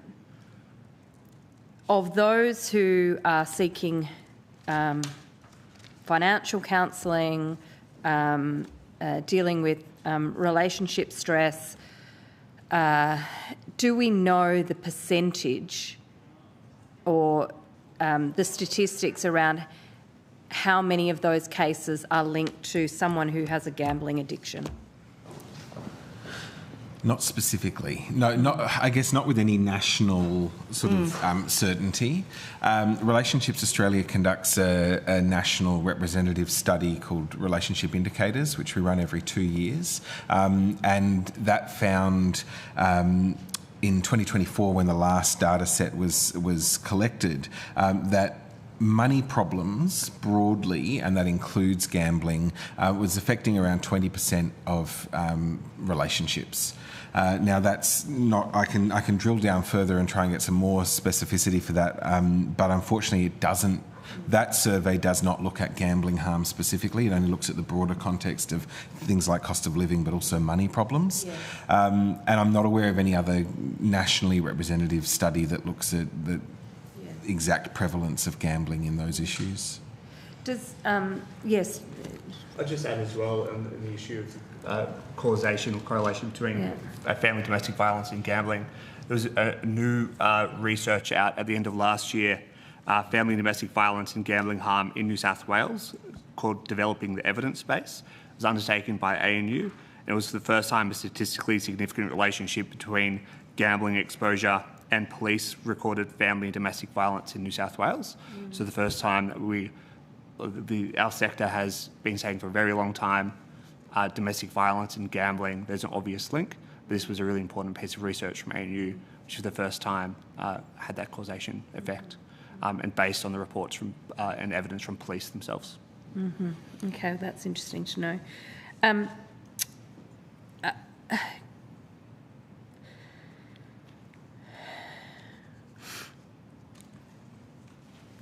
trying to understand in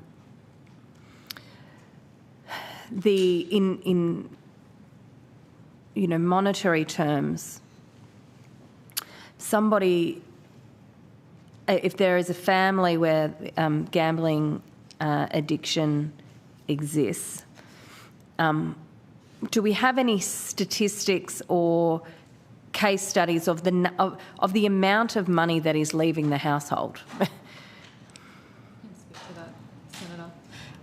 One of the documents that we've provided as part of the hearing today does include insights that are from financial counsellors who have directly worked with folks who are going through gambling issues.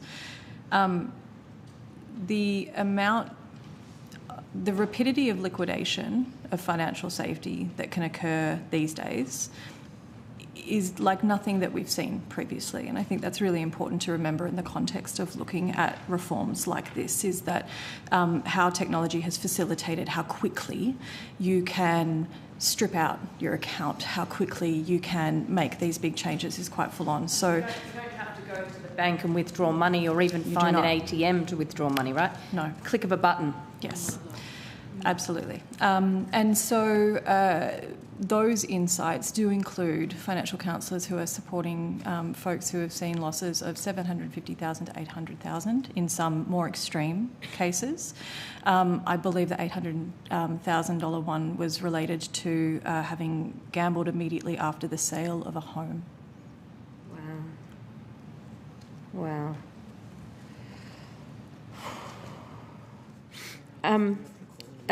Yes.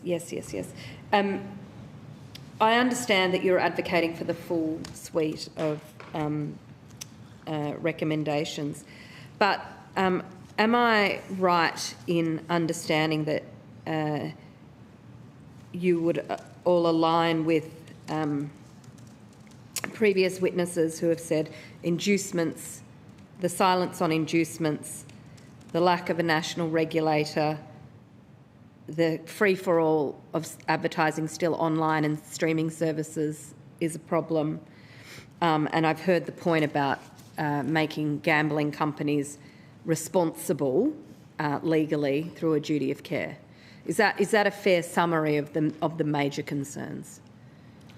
Yes, certainly from Relationships Australia's perspective. I'll just add one more, Senator, and this was backed in by our submission and the Alliance for Gambling Reform and 22 other organisations that endorsed this mission, was that mandatory pre-commitments should be considered as part of this legislation as well. That's a kind of similar concept to poker machines, but you're saying in terms of being able to gamble on your phone, exactly right. You should be able to build in some friction. That's right. And a lag time. Is that the?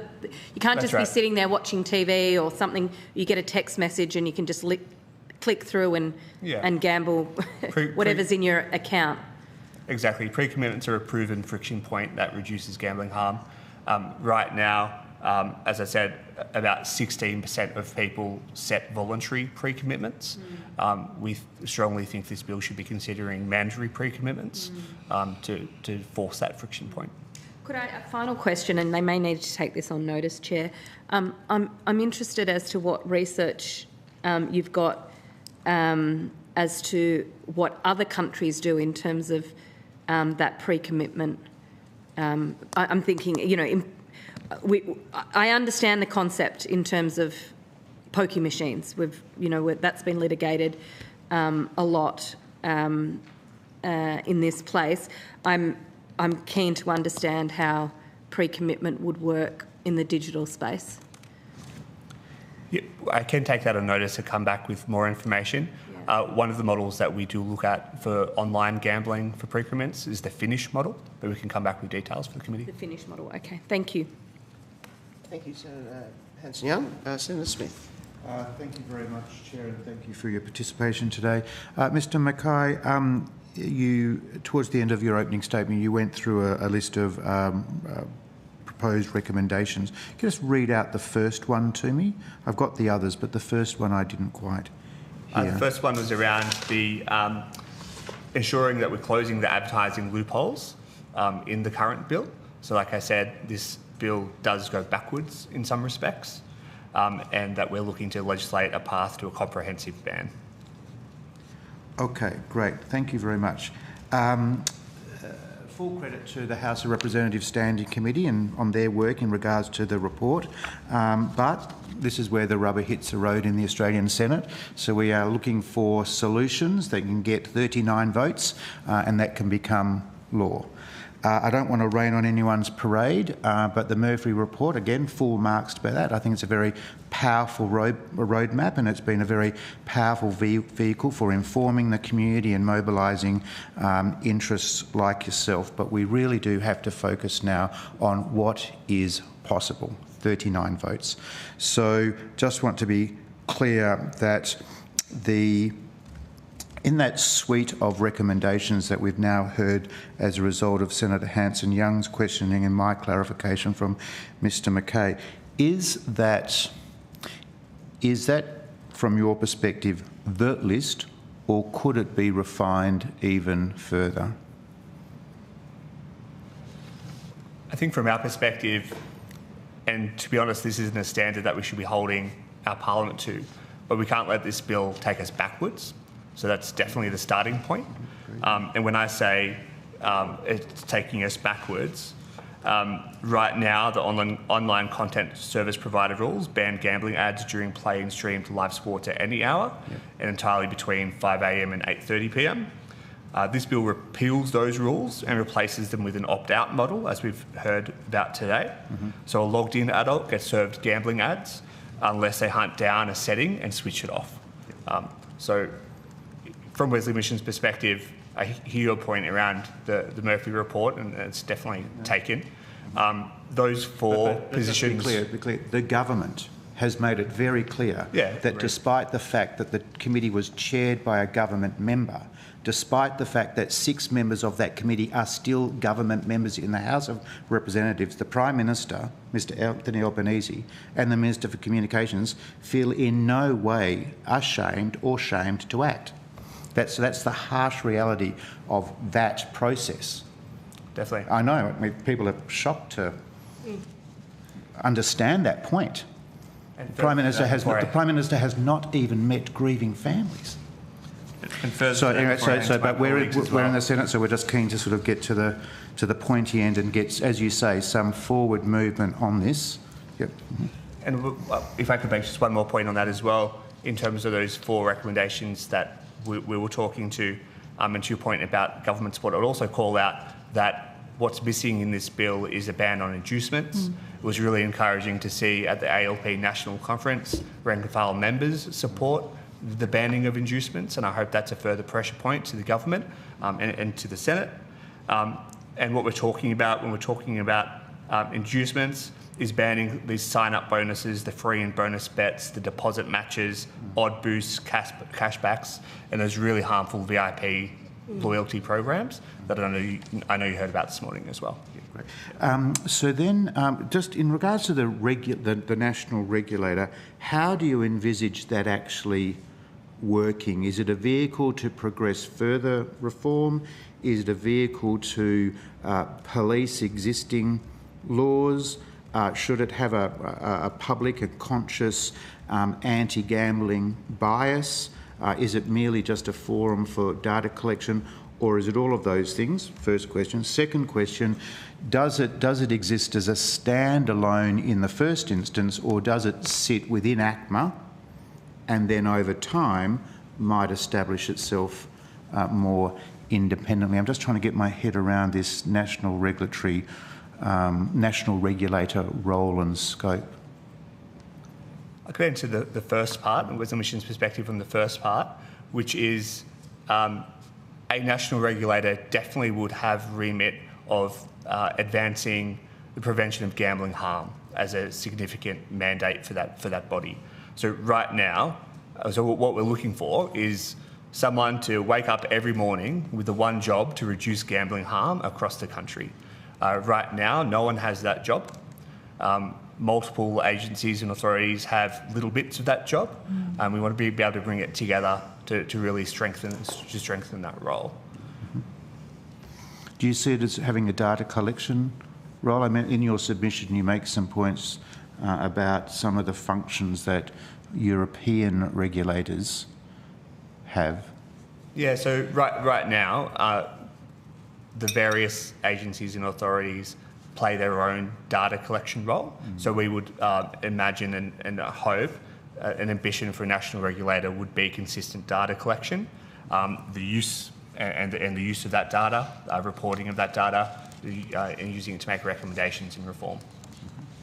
Would other witnesses like to make any comments or observations? Thanks, Dr. Goldie? Senator. Just on the first question about governments have made their intention clear, I do just want to highlight that Prime Ministers are capable of changing their minds. And that's why we're here. And I urge him to do so. Hasn't thus far. Went to the national policy platform coordinating, went to the Australian Labor Party National Policy Forum.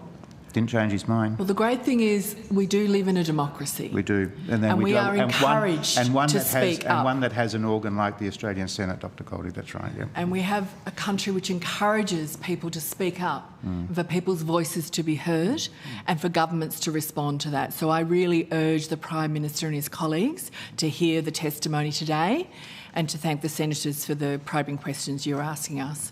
Can I comment on the national regulator? I think, and of course, back in the deep expertise of my colleagues from Wesley and from the Alliance for Gambling Reform on this, for further technical questions, I would highlight it's so important that it is very independent. It's very important that it has a clear brief to be transparent and to be public. It's not just about data collection, it's about data exposure, so that we all understand what is happening on our watch. I highlight my earlier comments about, for far too long, how this has all been in the shadows, silence and secrecy and shaming. And this is an opportunity for a national regulator to just tell us the facts over time and for us to be confronted by whether or not harm minimisation is occurring or not. So, and it must therefore be properly resourced.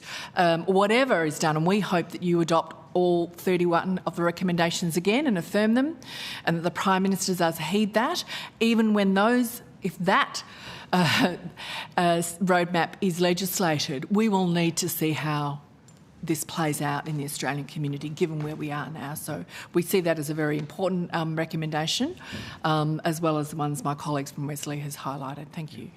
The other element of this discussion, which we'll hear more of tomorrow, goes to the sustainability of free-to-air broadcasting.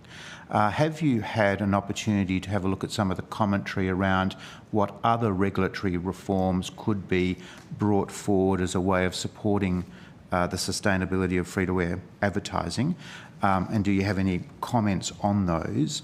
And am I right to assume that as a sort of a general principle, you wouldn't be opposed to other regulatory reforms outside the issue of beyond the scope of gambling that might improve the sustainability of free-to-air advertising? If I might, Senator Smith, we are in the business of helping people who are having a very difficult time. It is not our business to work out how to prop up commercial entities, including free-to-air TV or sport. We would not be opposed to incentive measures to support free-to-air TV if they do not come at... I'm Dr Cochrane, I'm using the word regulatory reform. Okay, regulatory reform. We... what you're putting to us is the proposition that we undertake regulatory reform to support free-to-air TV, but that would come at the cost of compromising on the Murphy recommendations. Now, I know the government has said that this is the strongest ever regulation of online gambling, and that's true, but it is coming off a very low bar. We're costing $32 billion, a government that has been scraping down the curtains to find loose change for programs like ours, like Relationships Australia runs, like other members of ACOS. There's $32 billion that are just flowing out of our hands. We should be concentrating on that before we are worried about free-to-air TV. Free-to-air TV advertising survived restrictions on alcohol advertising and tobacco advertising, and it will survive the full implementation of the Murphy recommendations. If I could go to the question of a regulator, one of the things that we are troubled by is the fragmentation of the regulatory arrangements included not only in this bill but on the existing statute book. It does make it very difficult to be confident that the regulatory arrangements are being complied with. It also makes it very difficult even for the advertisers, I suspect, and the free-to-air TV. I mean, the amount of effort that they will have to spend to ensure that they are compliant with a very complex set of regulatory arrangements under this bill as well as the existing legislation, that in itself there would be regulatory savings to be made by a more clear and unitary approach on the statute book as well. That is, I think, a reform that should be made, that could be made. It would lower regulatory costs, it would lower compliance costs for advertisers and broadcasters. I agree with the comments about the regulator needing to be independent. Certainly supported having a public health lens on gambling and also a data collection and data exposure and transparency. I mean, we have places like the ABS, AIHW publish statistics all the time. That is something that could be usefully done. Thank you for that. My final question is, I'm just trying to reconcile what you've said in your opening statement. So the evidence we've heard this morning and the evidence we've heard from witnesses that you're participating with today is that there needs to be a statement, a duty of care statement, mandatory limits, action on inducements, etc., etc. But you've still called this bill significant reform. It's significant in the sense that it is a move that we have not seen before, and I don't want as small as it is. As small as it is, it's a move in the right direction. So it could have said Relationships Australia welcomes this small reform. Well, I could have said that, but that would have been unnecessarily rude. Mm-hmm. Oh, so you've been unnecessarily generous? Oh, maybe. I don't know. But I am trying to state that I acknowledge that this has been the first of its kind, and that is not to be sneezed at. It's nevertheless, it's significant for the fact that it's happening, but it's not significant in terms of the extent to which it is tackling the underlying public health problem. I think my point is this: consistency in presenting an argument is very, very, very important. But, you know, in the short few hours that we've had this morning already, I can't speak for Senator Gosh, but others on this committee, you know, have seen glaring gaps and possibly pathways where the Senate might be able to, you know, genuinely make this a significant reform opportunity. But anyway, thank you very much for your participation. Thank you, Senator Smith. Senator Pocock. This morning.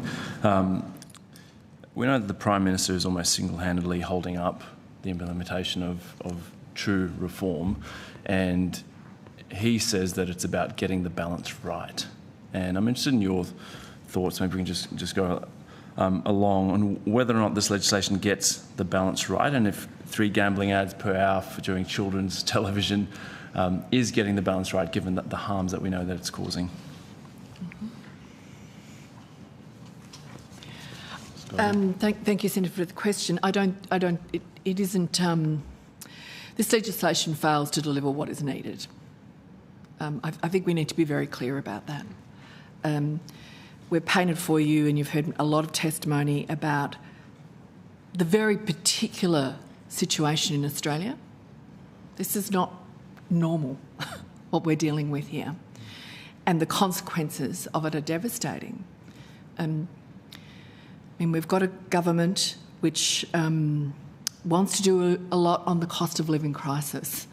And as you know, Equity Economics' own work makes a very powerful link between the rising financial stress in families and communities and the increasing vulnerability that you therefore have to the predatory conduct of the gambling industry.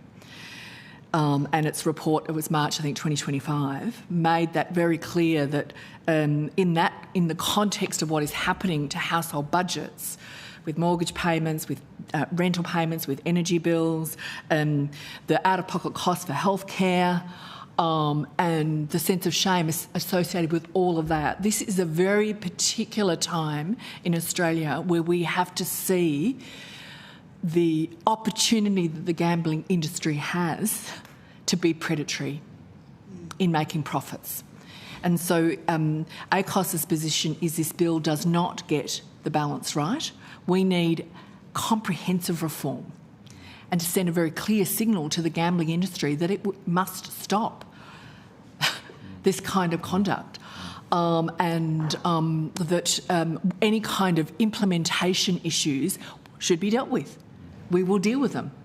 But we can't continue to allow young people to think that it's normal that the first thing that pops up on your phone when you get one is how to bet. That's not the kind of country we should be. And so we are, again, as I say, urging the government, the Prime Minister, to work with the Senate.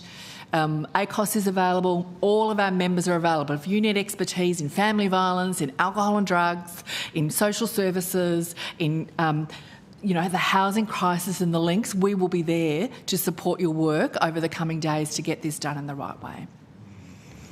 Mr. McKay. Yeah, thanks, Senator. Firstly, no, the bill isn't balanced.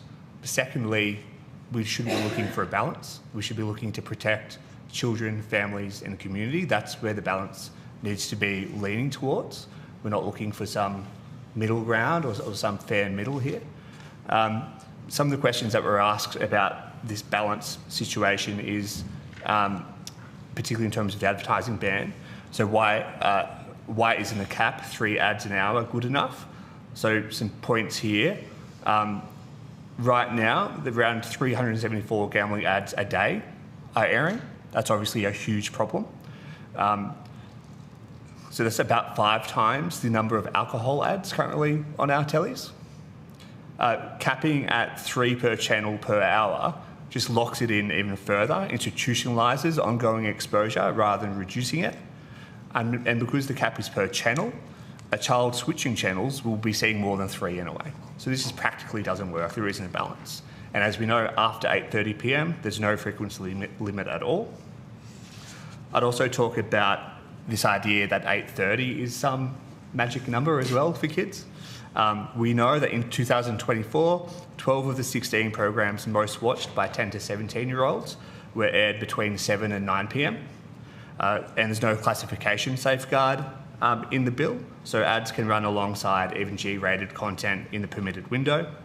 And kids who start watching a live game, as you've talked about, Senator, kids who start watching a live game before 8:30, they're not going to stop watching the game at 8:30, and they'll be seeing these ads in droves after 8:30. We've also heard people kind of defend the school drop-off radio restriction. Again, this just isn't something that balances the bill far enough. The radio restriction applies for just a couple of hours on school days.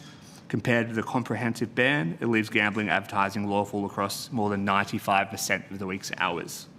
It's of course welcome, but this is not what we're looking for. We're not looking for little bits and pieces incremental.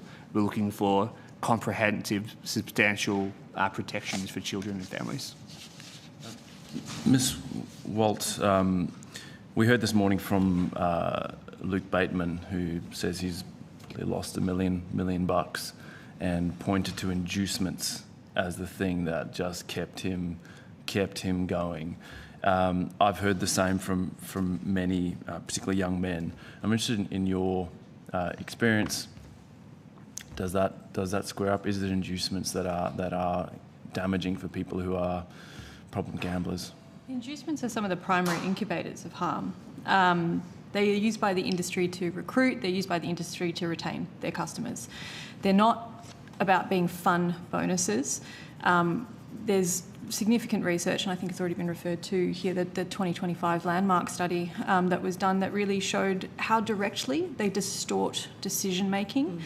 And that participants who were exposed to inducements were 3 times more likely to place money on poor value bets. So it's not even just I'm more likely to bet. My ability to discern between different types of bets that I might make goes down. They spent significantly more overall. So for anyone struggling with addiction, inducements are predatory. People joke about gym memberships being hard to get out of. Try getting out of any kind of gambling app. Because most of the time the gym memberships don't send you multiple texts saying you normally are on here every 2 days. It's been 3. Are you okay? Look what we've got for you. They really do drive that re-engagement. Whether someone's dropped off because they have other life responsibilities going on or because they are trying to pull back on their betting doesn't necessarily matter. And they escalate betting amongst people who are often right at that exact point of trying to stop. They have been developed by data scientists specifically for the purpose of encouraging this behaviour and encouraging it in an environment where our cognitive ability to discern between different levels of risk goes down. So what Mr Bateman was speaking about and what we've heard about multiple times is that these offers fuel those VIP programs where high-spending, vulnerable customers are effectively being case managed.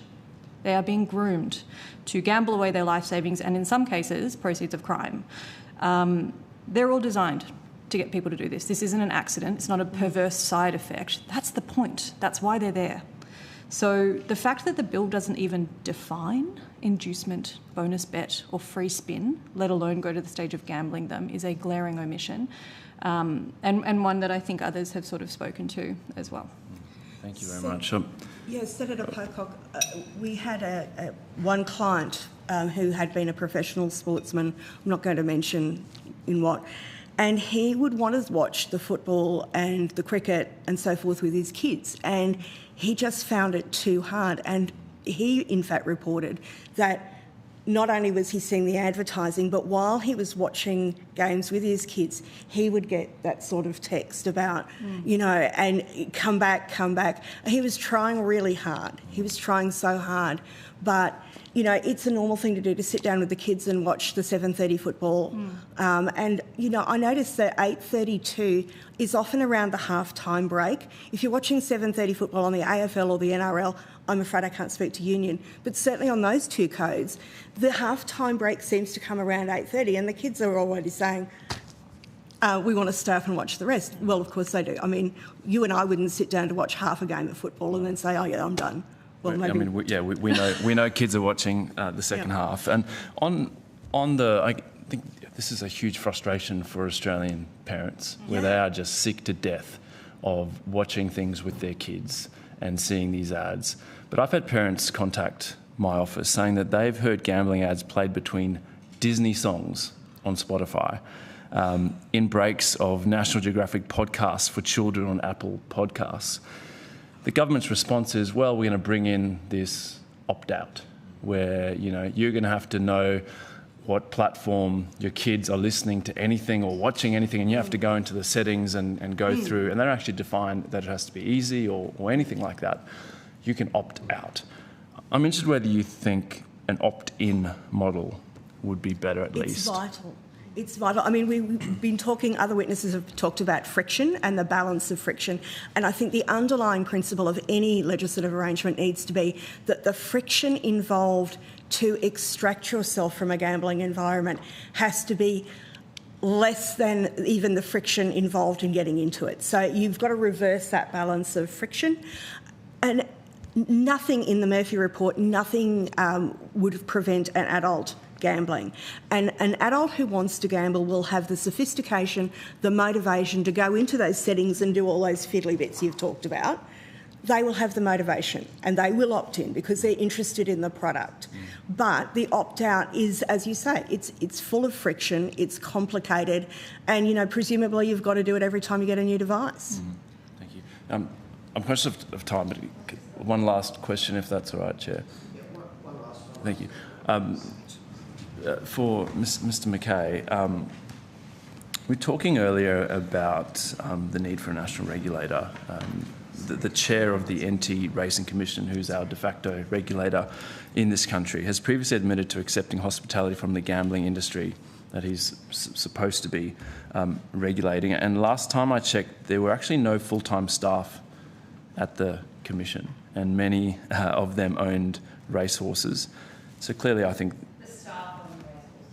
Australians would, the commissioners, Australians would see this as some sort of sham regulator, like this is not a serious outfit, and they refuse to even submit themselves to scrutiny from the Senate. I'm interested, why is the NT regulator incapable of regulating a multi-billion dollar industry? What do you say to the argument that, well, there is a regulator in the NT? Yeah, they are a sham regulator. And further to that, I would say that we're seeing play out live the problem of tax revenue dependency when it comes to the gambling sector as well. So nearly 16% of the NT's tax revenue now comes from gambling revenue, and that's because operators know it's best to set up in the territory, and we're seeing all of these issues play out because of that. Thank you, Chair. Thank you, Senator Pocock. Senator Hanson-Young, you have a question.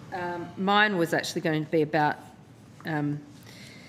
the ability of the NT Commission as well.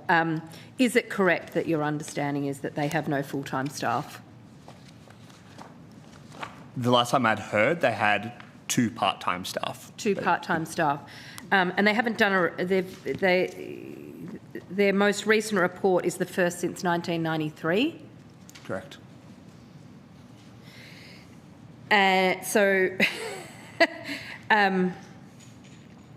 Just boggles my mind. They claim to have an active role in protecting vulnerable individuals and maintaining industry integrity. Do you think do you believe that is a true or false statement? I believe it's a false statement, Senator. Yeah. So, if I can add, I've been in this role for 15 years and I've never had any contact from them at all on behalf of ACOS and the Australian Council of Social Service and all the members who work every day on these issues. And it seems to me that is what you would expect of a regulator to be working with civil society on, understanding what's going on. And we've never had any contact from them at all. Can I just cut through the bullshit here? Yeah. Is it true that the commission set up in the NT has set themselves up there. All the gambling companies go through that body because it's the lowest common denominator, the most laxed rules, the less infrastructure, little to no scrutiny and accountability. Have they chosen this method to avoid actually being regulated? Well, that's why we're here urging for a proper national regulator to be created as one of the high priorities reforms, and we urge you to deliver that.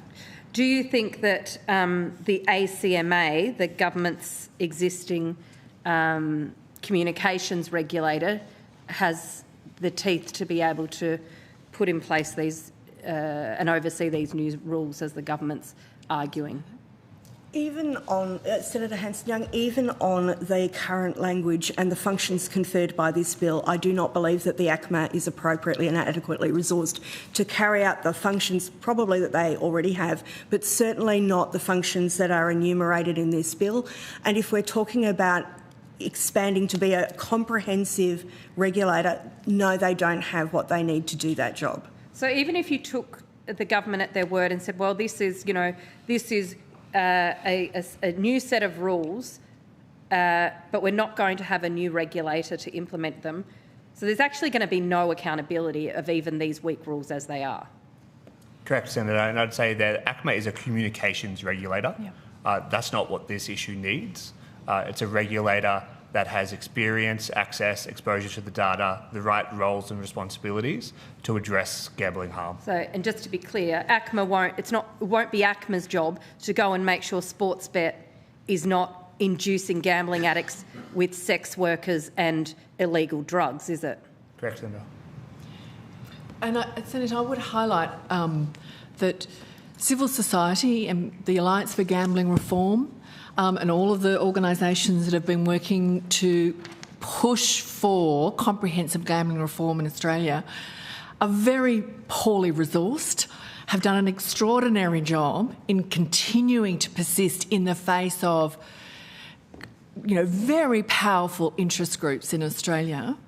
And a national regulator would take on some of the public accountability, the constant monitoring, being a public voice on whether or not harm minimisation is occurring, whether or not we are tackling the predatory conduct of the gambling industry.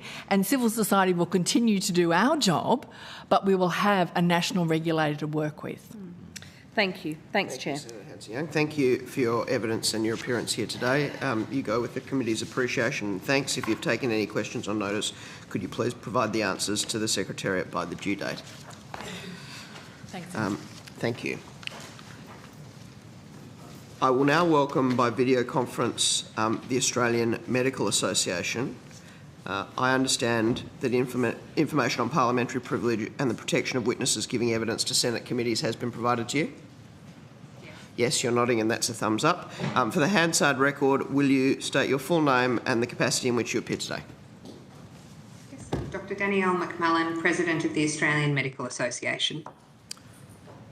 Thank you very much.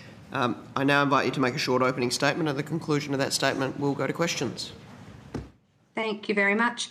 I'd like to begin by acknowledging the traditional custodians of land. I'm dialing in from the Yuggera and Duggarapul people and pay my respects to elders past and present and extend that respect to any Aboriginal and Torres Strait Islander peoples present today or watching.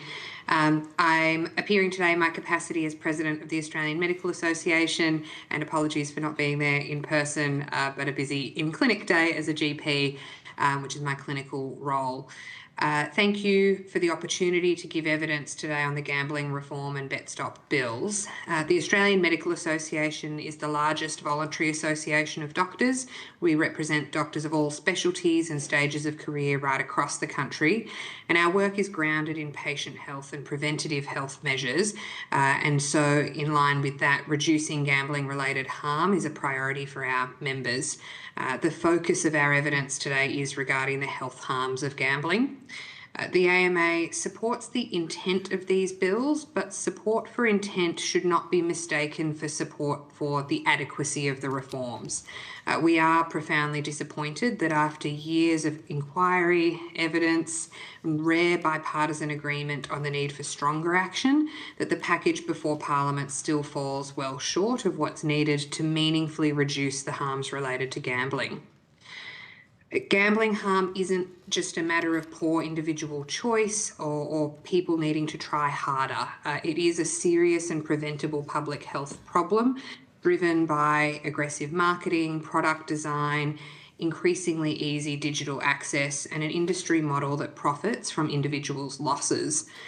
As doctors, we see the consequences of that in our consulting rooms, in our emergency departments, and of course across the community. I understand that today you've heard some of these examples around the real health harms, including anxiety, depression, increased rates of substance use, family breakdown, influences on the rates of domestic and family violence, financial distress, which has health consequences, social isolation, and in, of course, the most tragic cases, increased risk of suicide. That is why the AMA has consistently called for a full implementation of all 31 recommendations from the You Win Some, You Lose More report. Those recommendations weren't radical, they were evidence-based, comprehensive, and had support across party lines, and recognised that gambling harm needs to be prevented at a population level and not simply managed after people and families have already been harmed. The bills before your committee today don't meet that standard, and in our view place too much faith in platform-based safeguards and age assurance measures that children can and do bypass.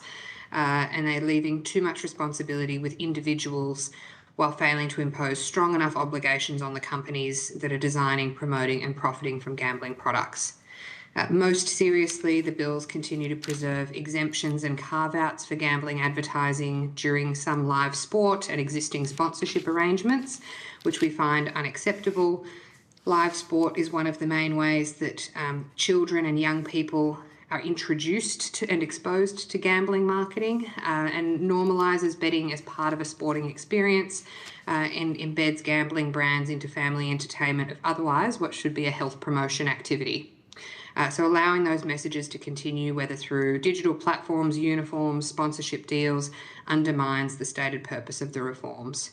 So our position remains clear that there should be a comprehensive ban on gambling advertising during all live sport, regardless of time, platform or scheduled breaks. Partial restrictions are not enough, and that grandfathering arrangements are not enough. If Parliament's serious about protecting children and young people, these exemptions should be removed. That regulators need stronger powers to require gambling companies to identify and prevent harm before it occurs, and a public health approach means shifting that burden away from individuals who might already be experiencing the harms of gambling and placing clear enforceable obligations on industry. The AMA welcomes the improvements to BetStop, including measures to help the register respond to emerging technologies, such as apps and push notifications. But BetStop isn't and can't be the whole solution. Self-exclusion needs to be backed by treatment and counselling, family support, financial counselling, banking protections, genuine mechanisms to help prevent the harms of gambling and to prevent gambling transactions for people who have self-excluded where appropriate. So this committee, we see, has an opportunity to strengthen this package and bring it closer to the evidence-based reform that Australia needs, and we urge you to recommend stronger, nationally consistent and enforceable regulation that treats gambling harm as the public health issue that it is, implements the 31 recommendations from the Win Some, You Lose More report, removes live sport and sponsorship loopholes, and puts the health of young people and communities ahead of commercial interests. Thank you. Thank you very much, Dr McMullen. I've just got a question to lead off and then I'll go to the Deputy Chair. You touched upon it in your opening around the clauses in the bill that will enable BetStop to respond to emerging and future technologies, including apps and push notifications, and to adapt as gambling companies develop different marketing channels. Are you able to share with the committee why you think these clauses are important and what the likely consequences are if the Parliament decides to take no action? Yeah, so across a range of interests, but particularly with gambling, we are seeing emergence of new and different technologies, be that social media, apps, push notifications, ways that companies either overtly or covertly, even through influencers and others, are trying to reach potential customers and clients. And those mechanisms can be just as harmful and lead to just as much gambling harm as your larger, more well-known corporate companies.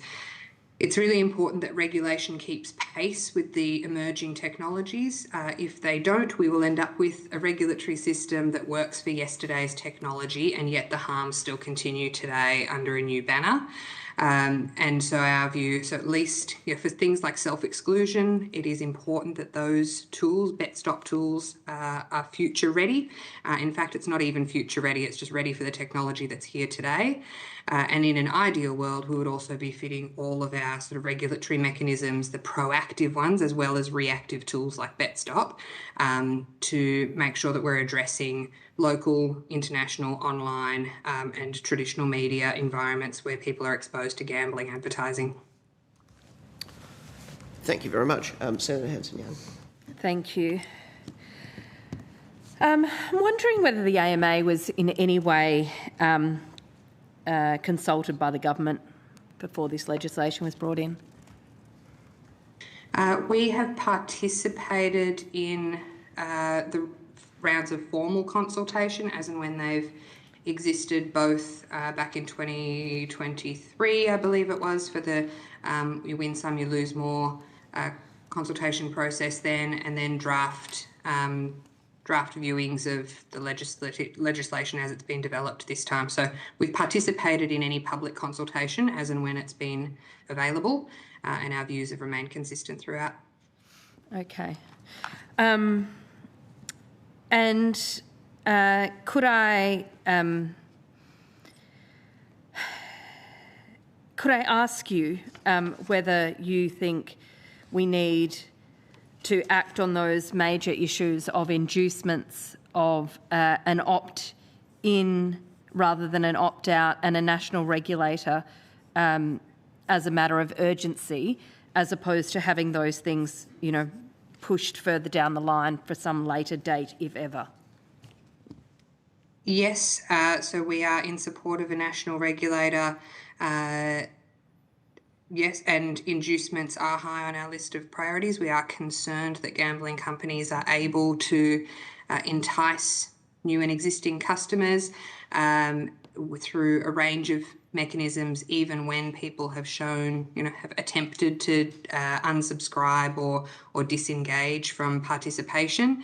So would be in strong support of these measures being brought in urgently. Mm-hmm. Okay. Addressed urgently. Thank you.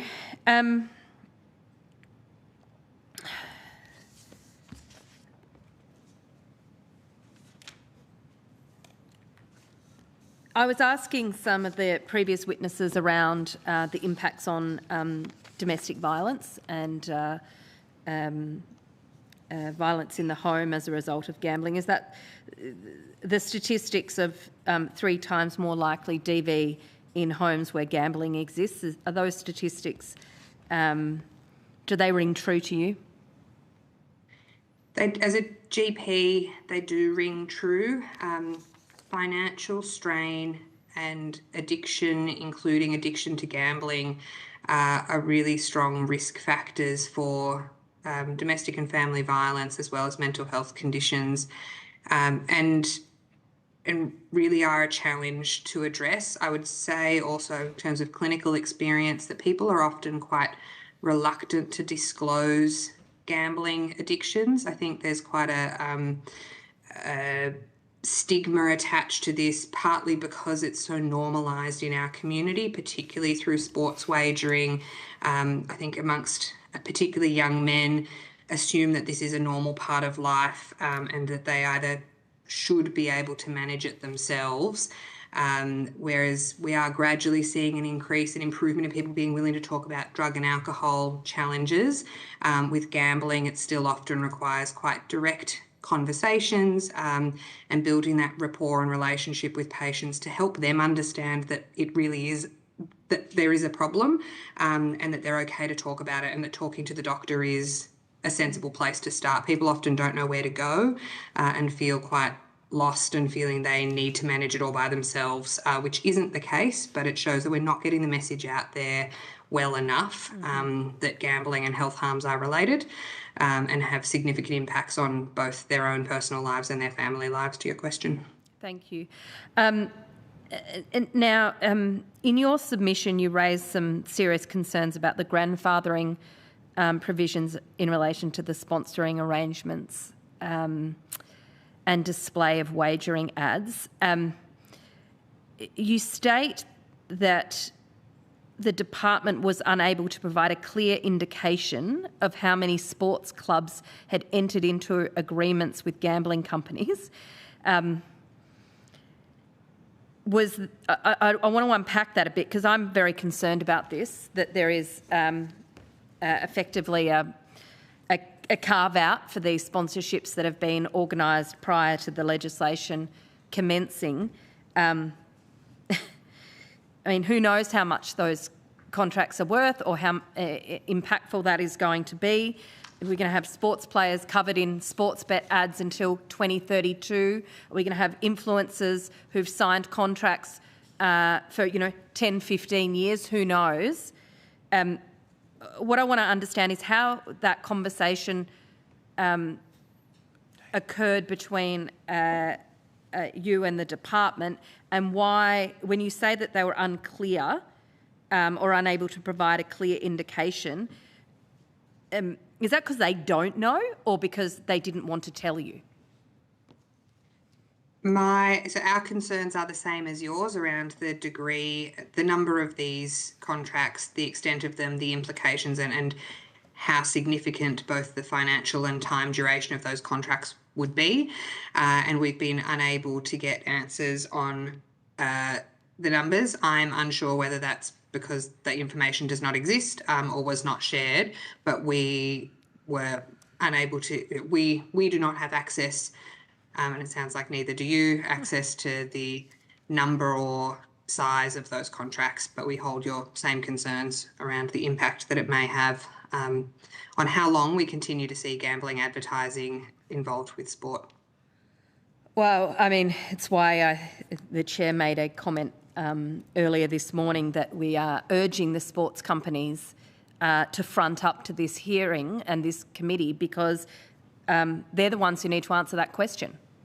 And how many existing contracts or contracts are pending that are going to lock in the sponsorship of gambling for years to come, regardless of whether this legislation passes or not. I'm disappointed, to say the least, that they've declined to come so far, and they should be forced to. From a medical perspective, why is it important to have a restriction on those types of influences, whether you're a sports star or you're a personality or a person of interest? Why is that important? I mean, I'm trying to understand.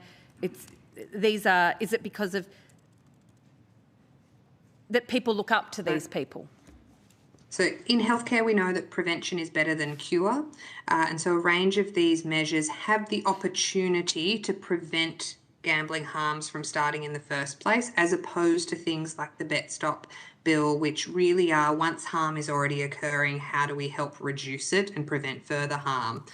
But in terms of, we know that advertising encourages people to buy. That's the very point of advertising, and that advertising is made particularly attractive when it resonates with the individual. And so there's no surprises that if your target audience is, for example, young adult males, that your advertiser, your vendor may use images that are appealing to them, including famous people who they look up to, or inducements and attractions, colours and sounds that are attractive to that audience.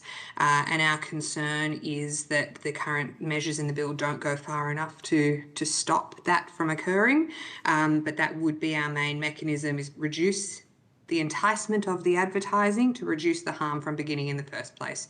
People who are determined from time to participate in gambling will still do so, but at the moment the bright lights, fancy colours, well-known influencers and sports stars, we believe is swinging more people into an industry that they otherwise would not participate in and open themselves up to the risk of gambling harms. I mean, I think a lot of people would be shocked to know that this legislation allows for gambling companies like Tabcorp or Sportsbet or others to sign a contract with a sporting club today to allow their players to carry on advertising gambling for another 5 years, 6 years. It's exactly our concern, is given that this is all being discussed at the moment. There has been, for years, there's been bipartisan agreement that we need to do more. And yet we sit here today and still have to repeat this conversation, repeat the harms that have been well articulated before, both sides of government agreeing that there needs to be strength. There was a high quality report that was released years ago. It is deeply frustrating as the medical profession to still be sitting here having this same conversation, to be honest. We just need to start acting and protecting Australians from the harms of gambling. Yeah, well, it clearly is just all for show and not for substance is what we're hearing today. There's holes all through it. Thank you. Thanks, Chair. Thank you. Senator Smith. Thank you very much for your evidence, Dr McMullen. Can you help me understand what is the relationship between dopamine receptors and what we've heard during the course of this morning is the conscious design of inducements? So it's related, in simple terms, related to the reward pathways. So when a particular activity is rewarding, the brain will release additional amounts of dopamine, makes us feel happy, feels rewarding, and certain people are more susceptible to addiction and dependence behaviours related to that. But we know that gambling is one such mechanism of that some people get that dopamine hit, that reward pathway triggered, and may go back seeking more and more, even when someone will otherwise be able to stand back and see, but hey, like those losses are outweighing the wins. The idea of a win, chasing that win and occasionally getting one is enough to kick on that reward pathway.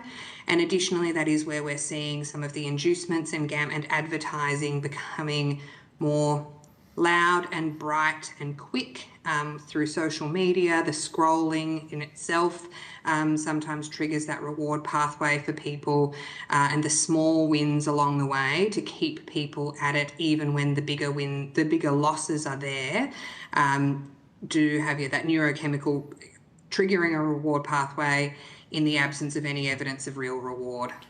So it's naive to think that inducements are a form of clever marketing.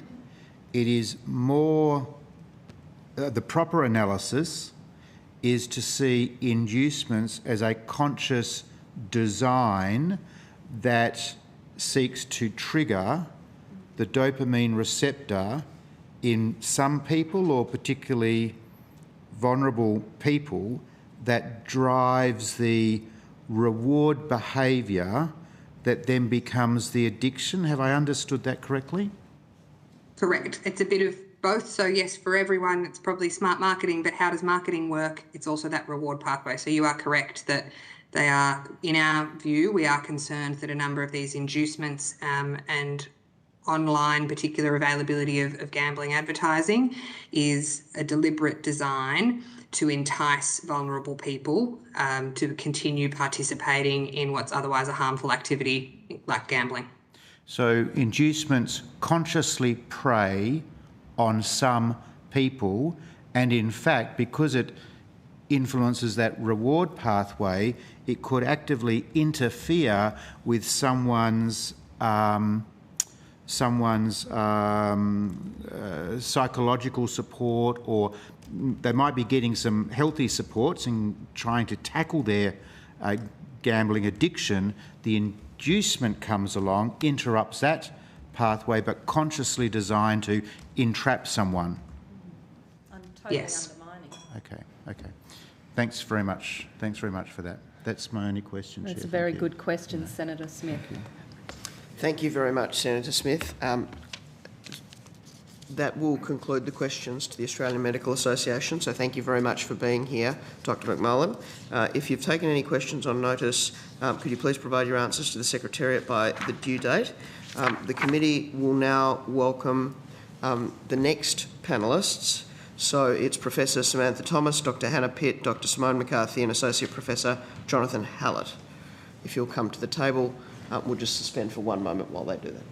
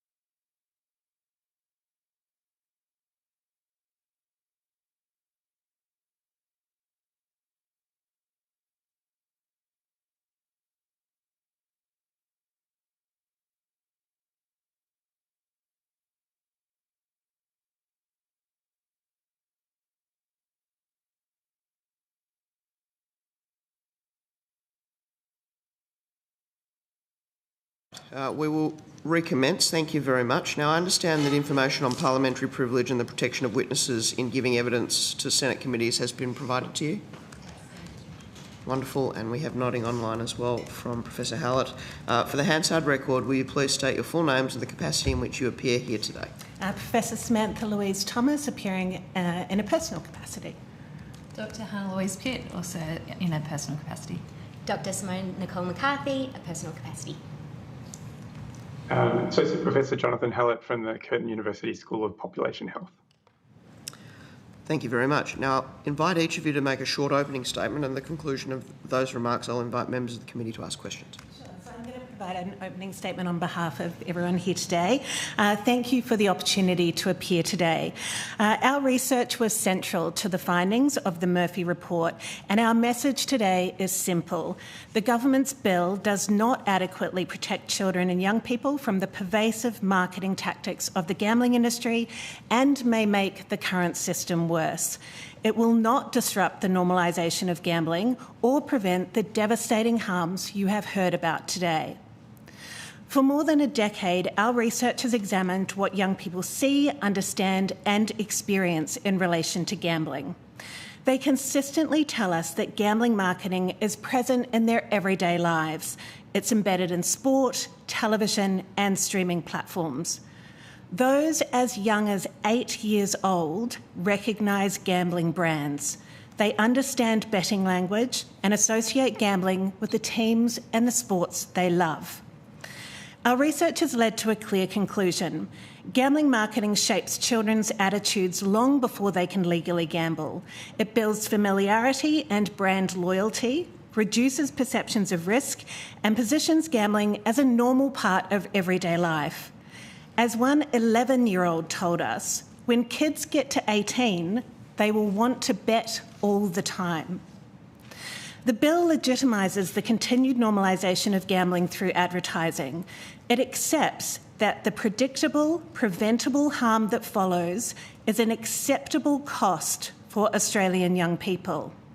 It permits up to 3 gambling ads per hour on each TV channel between 6 a.m. and 8:30 p.m, despite no evidence that either limits protect children. Advertising is unrestricted after 8:30 p.m. and on streaming services unless users actively opt out. It leaves inducements, as you've heard today, the most predatory and harmful form of gambling marketing, completely untouched.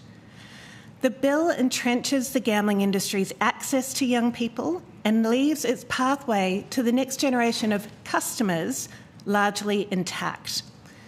Children and young people are being exposed to a gambling marketing environment unprecedented in its scale, reach and sophistication. This is not a fair contest.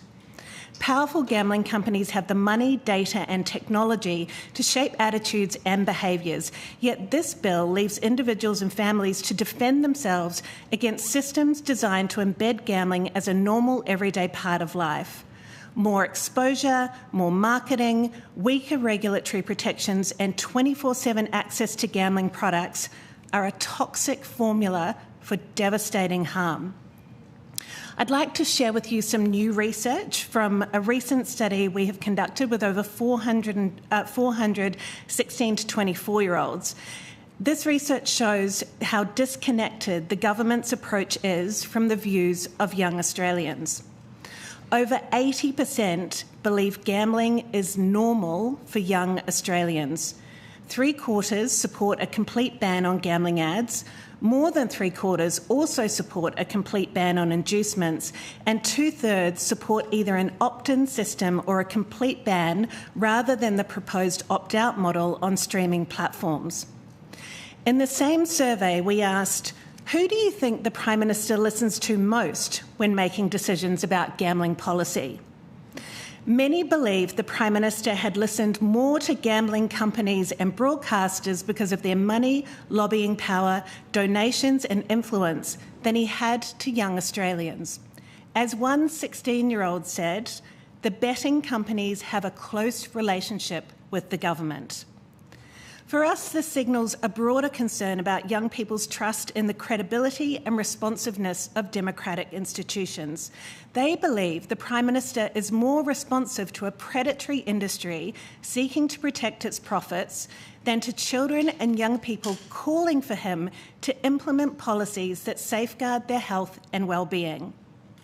We've heard familiar industry tropes from the government to defend the legislation, that Australians have a right to have a punt, that gambling is a legal product, that the government is getting the balance right. But this isn't about banning gambling.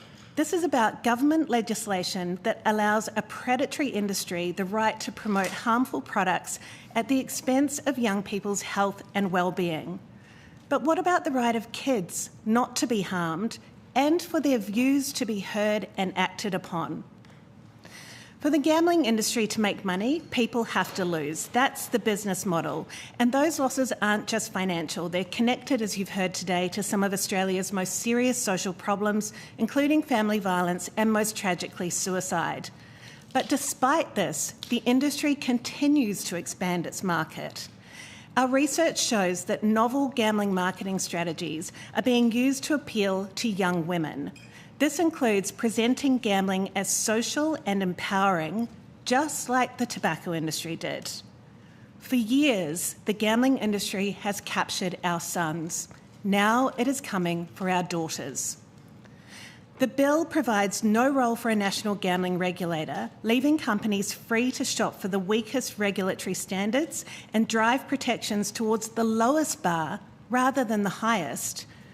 For us, the bill also raises serious questions about evidence and policy capture. The government has departed substantially from the evidence and recommendations of the Murphy report, yet they have provided little evidence to justify that departure.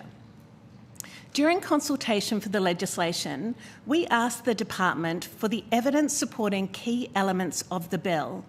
Officials were unable to provide answers. Instead, they stated they were implementing political decisions. But political decisions affecting children's health must still withstand evidentiary scrutiny.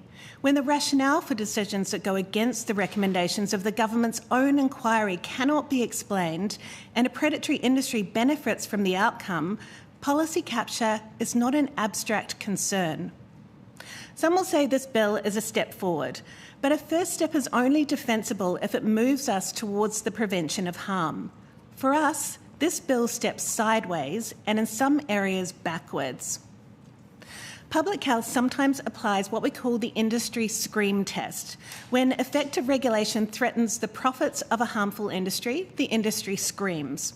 When the industry is smiling, we need to ask whether the reforms will change anything meaningful. So who is screaming about this bill? And who is smiling? Young people are demanding stronger action, families are describing devastating harm, The community supports a complete ad ban. Health experts are warning that this legislation may make the system worse. Even sports fans are demanding change, with a recent survey finding that over 3/4 want gambling ads removed from television and streaming. And the gambling industry? Well, it has every reason to smile. This bill preserves most of its existing commercial practices, maintains its access to audiences, and allows gambling marketing to remain embedded in everyday life. History tells us that real public health progress begins when governments choose courage over a predatory industry. We know what must be done: ban the ads, ban the inducements, and establish a national regulator. Thank you. Thank you. Associate Professor Hallett, did you want to make an opening statement?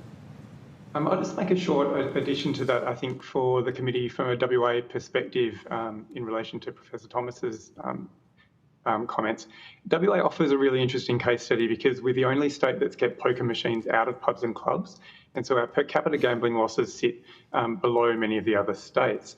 And it shows the success that regulation can do in this space. But our research, funded by Healthway, shows that what the limits of state regulation are. We studied young Western Australians aged 12 to 17, and even in the most protected state, young people we spoke with described gambling marketing as pervasive, inescapable. They named brands, they described the tactics, because that marketing arrives through television, streaming, social media, none of which the state can regulate. And so that exposure is something that the Commonwealth has to be addressed. We also had 16 and 17-year-olds working as citizen scientists, documenting adverts that couldn't be skipped. They had betting links in their social media, sports bet filters that turned their own face into a jockey, and their word for that was entrapment. And the bill's online provisions rest on an opt-out model, which on our evidence asks children and families to overcome design engineered to defeat them. Importantly, part of our research was also mapping the gambling advertising laws across the jurisdictions, and we found a patchwork. So the protection a child receives depends on where they live and which product is promoted. We also examined published complaints to ad standards from this century, so since 2000. 5 in 6 were dismissed, and no finding that an advertisement targeted children has survived review. In our assessment, that foundation can't carry the weight that these bills place on it, because where regimes differ, operators can choose their own regulator, as we've heard from other witnesses today. And that's the basis for our recommendation for an independent national regulator with a sole statutory purpose of preventing harm. So it's really important from our perspective that these bills are amended, that there is a prohibition on online platforms that's not weaker than the rules that the bill repeals, prohibition on inducements, and the national regulator as described. And WA's experience shows what regulation can achieve, but also where state regulation ends. And that distance is for the Parliament to meet. Thank you. Thank you very much. I'll now go to Senator Hanson-Young. Thank you. You did mention some consultation with the department. Could you just unpack what that consisted of? Yeah, sure. So previously we had some consultation with Minister Rowland when she was in the portfolio, which was very productive.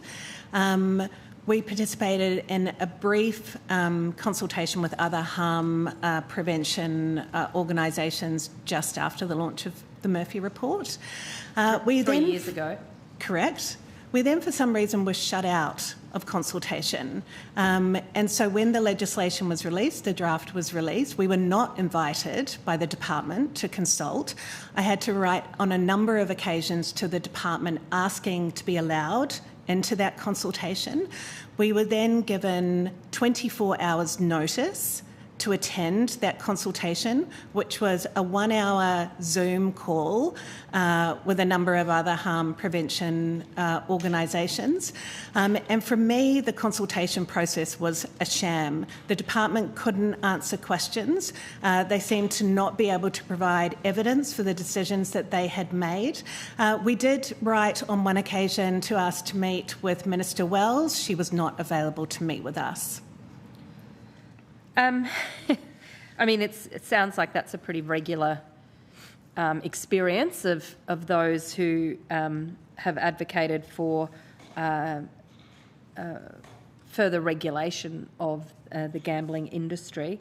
Are you concerned that even if this legislation was to pass, and I'll just be frank with you, I mean, based on questions from today and the feedback I'm getting, I can't see how this legislation passes the Senate in its current form, full stop.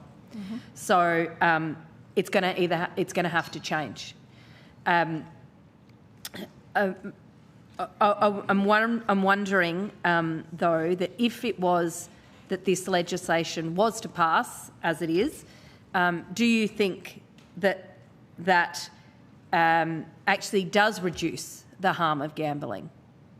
The legislation in the current form, if it were to pass, and I think we all hope that it will not pass in its current form, I think takes us a step sideways and maybe backwards. So I have said this before, but I think there are a number of unintended consequences from the bill, and I think we will at the very least see the harm continue, and in my opinion I think we may in some places see the harm get worse. I'm worried.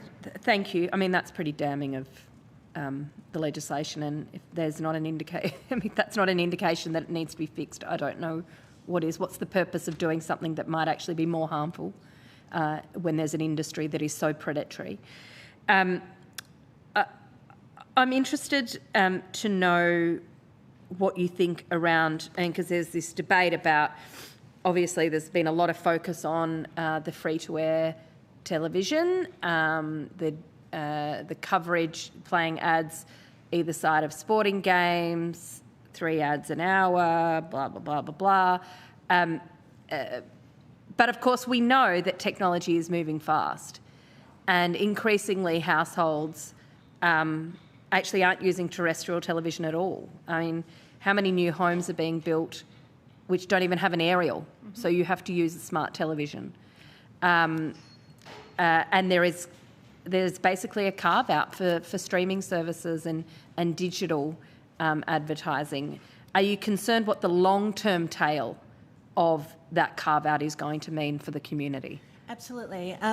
So to take your question in a couple of parts, first of all, we should be concerned about the lack of evidence behind the decisions that the government has made. There is no evidence that I am aware of that 3 ads per hour is a safe level of exposure for children. There is no evidence that allowing ads after 8:30 p.m. is safe for children. And we have to remember that some of those ads will play within PG time slots, which are not recommended for young people under the age of 15 without parental guidance. And then we have unlimited on streaming platforms, which, as you rightfully say, is where most young people are now consuming their content. I think everyone that you've heard from today would agree that an opt-out function will be useless. We know that from the SBS trial that most people have not taken up the opt-out model. I tried to opt out from SBS gambling advertising during the World Cup. It is very difficult to find how to do that. And then, of course, you can only opt out of gambling or alcohol ads, not both. So you've got to choose one or the other. You've got to choose one or the other. But just the difficulty in finding that. And imagine being a parent trying to protect your 16-year-old who is at that vulnerable stage for being influenced by these ads, from seeing ads across multiple different platforms. Imagine having to log in across every single different platform and streaming service and website to actively log out to protect yourself.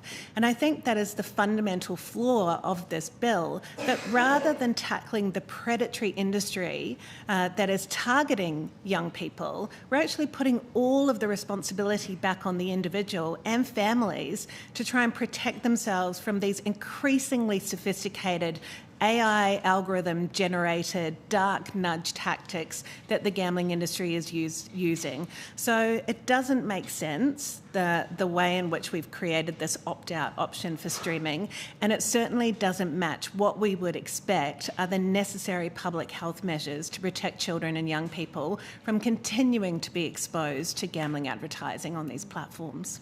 I guess we wouldn't accept children being exposed to 3 tobacco ads, Correct. An hour, would Correct. And I think also you have to remember that this is 3 per channel per hour. So if you're channel surfing, then you're likely to see more ads as you flip between channels. But again, if I come back to that PG time slot and remembering that a lot of programs after 8:30 at night are still in that family child kind of zone of PG. We're talking about programs like MasterChef, Lego Masters, those sorts of programs. Potentially family viewing. Correct, family viewing.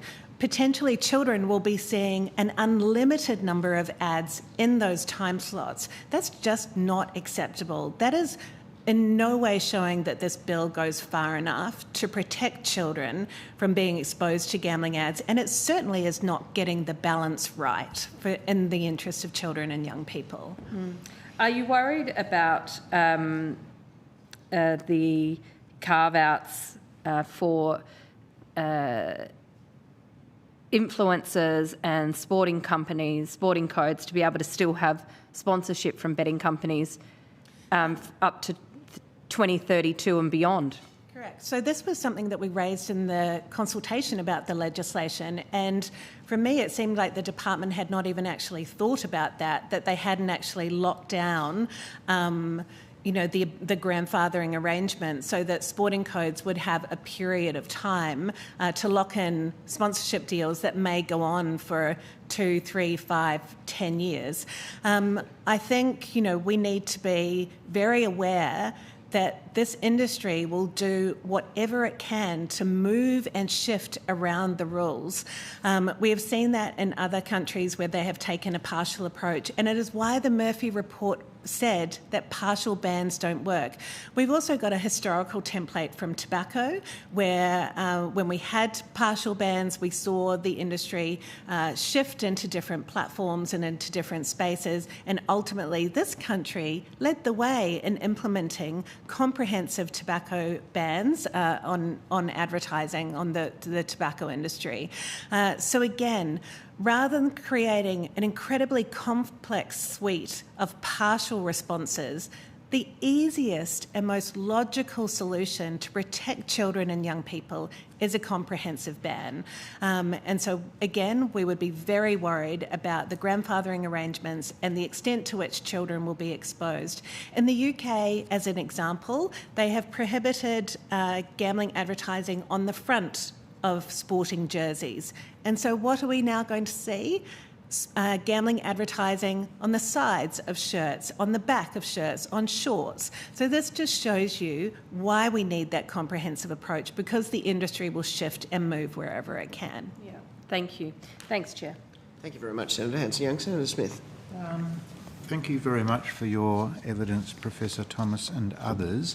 Can you just elaborate on the comments you made in terms of the efforts that are being made to induce more women to advertising? Yeah, sure. Would you like to take that? Yeah, we did a study recently with 500 women, and we presented some examples of advertising that we have seen that we believe would appeal more to women. So we're thinking about novelty betting markets, which are where you, instead of betting on sport, you bet on reality TV or award shows or other things like that.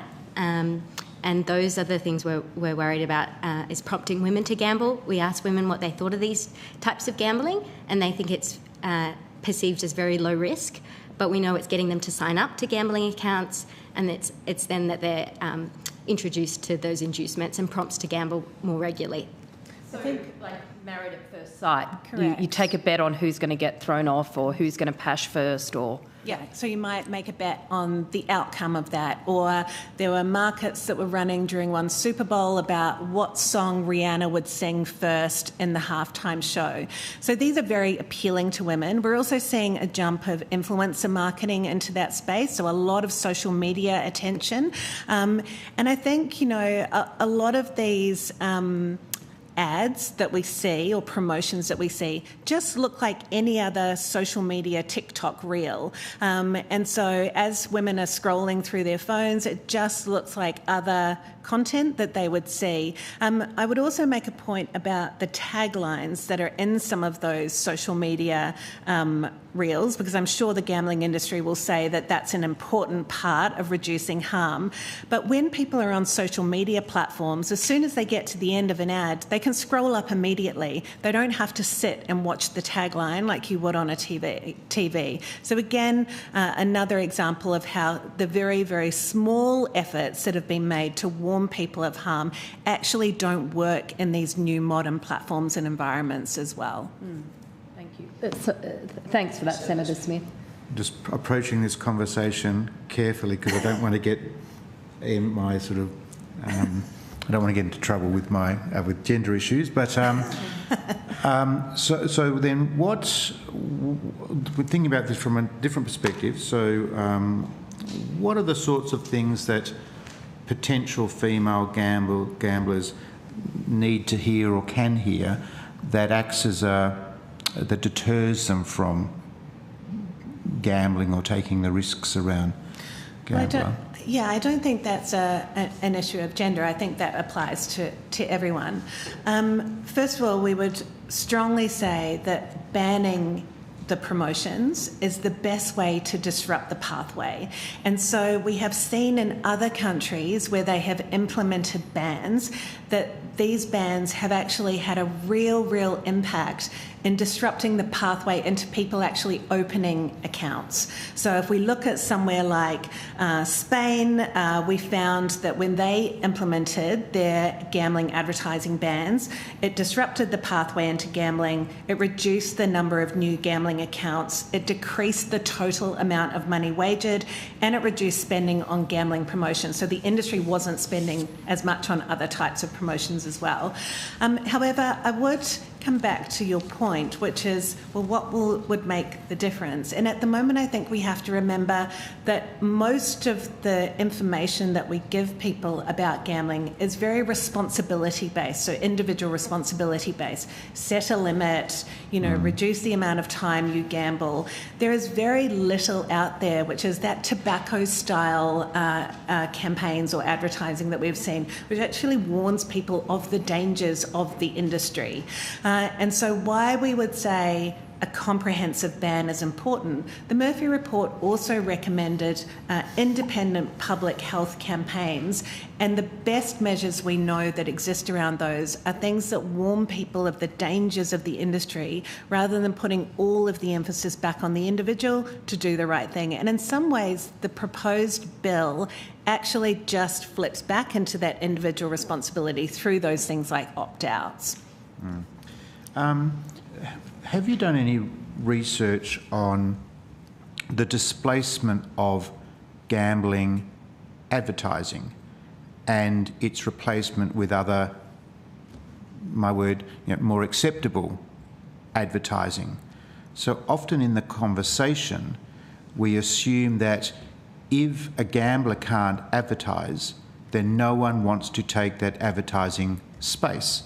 Now, it may well be that no one wants to take it at the same price as a gambling advertiser or to offer it at the same price.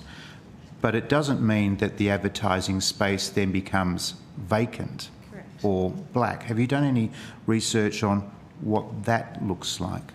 We haven't in our team, but there has been research done which has looked at just how much or the volume of gambling advertising that's sit, for example, within broadcast television. Have you got that information there? Yeah, so we know that it's probably that the estimate is around 6% of the total gambling advertising spend. Yeah, gambling advertising spend on free TV would probably make up the individual channels about 6% of their revenue. So what we know is that much bigger retail companies take up the biggest proportion of that marketing spend. So very small amount is actually coming from the sports betting companies themselves. And I feel like that gets, this idea of free TV free-to-air TV dying and those kind of things, the evidence that we're seeing, it wouldn't make up quite as large % of their revenue as what it seems. But we also know that with the example from tobacco, that health organisations bought out some of the sponsorship and some of the advertising within those platforms and within those spaces. And so money was given to health promotion organisations who then brought out the sponsorship. And so if we want to get sport back to being sport and a great healthy thing for our nation, then that is one way that the government might think about helping the broadcasters to wean themselves off some of the advertising revenue that they have, just like we did with tobacco. So with all of this, we have a historical template of what we can do to actually replace that revenue, and unfortunately the government is choosing not to do that at the moment.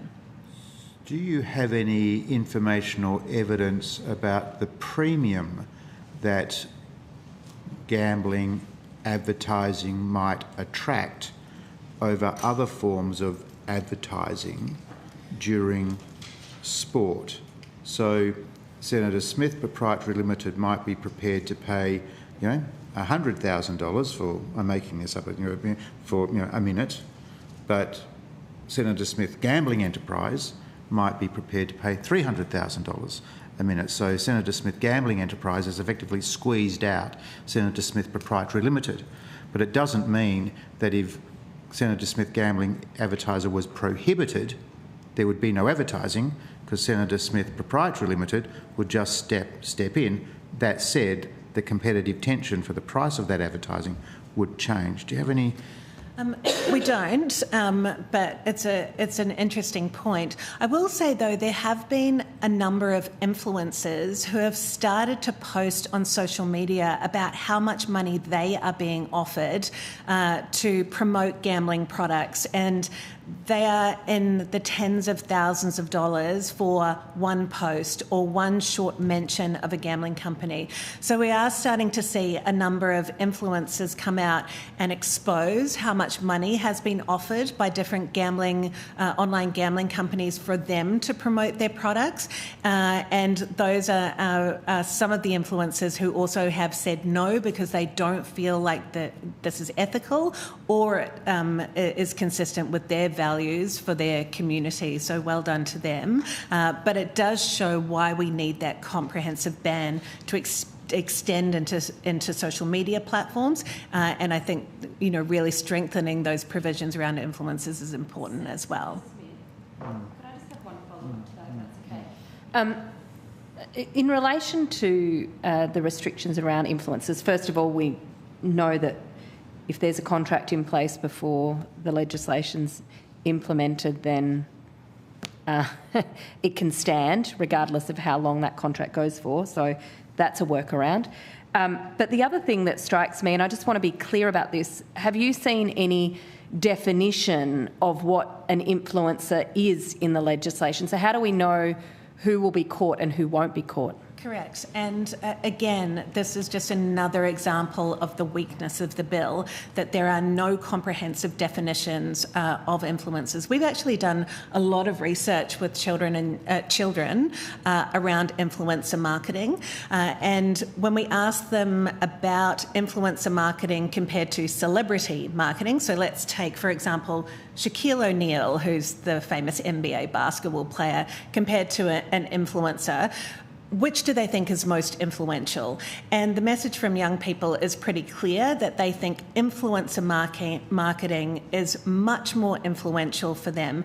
And part of that is because they feel part of the influencers community. So they feel much more of a close connection to the influencer, that they are much more kind of close in their world, their online world. And, I think we have to be particularly concerned about the 16 and 17-year-olds who are not legally able to gamble but will suddenly be exposed to this continued marketing and do not fall under any protections under any social media ban or anything the government would like to claim is part of its response to this. And yet the peak demographic for who these gambling companies are actually going after is the kind of 16 to 18-year-olds. Get them in then and then they're hooked. Correct. And so, we want to think about what is happening to young people before they hit age 18, because everything that happens before then is getting them to think to themselves, when I turn 18, I am going to download the app for this company because they are the company that I recognise and remember the most. And so in our research, it's Sportsbet and the TAB. They are the two companies that young people tell us repeatedly in our research are the most memorable. They also have the most compelling advertising, So again, another rationale why 3 ads per hour doesn't cut it, because that brand loyalty will continue. So when they turn 18, they're immediately reaching for the phone to download the most recognisable brand. We also have to remember, I think, that we talk about these big companies, but there are over 200 registered, licensed online gambling providers in Australia. So 214, I think, was the last count that we had. This is an extraordinary number of companies. We came up with the names. We looked on the ACMA website, and the names of these companies are absolutely extraordinary. Things like Steak, like the meal, Steak Bet, Blonde Bet. There's a company called Bet.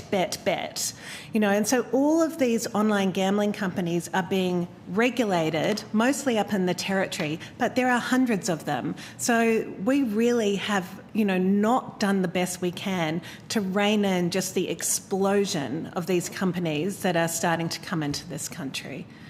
Thank you. Thanks, Senator Smith.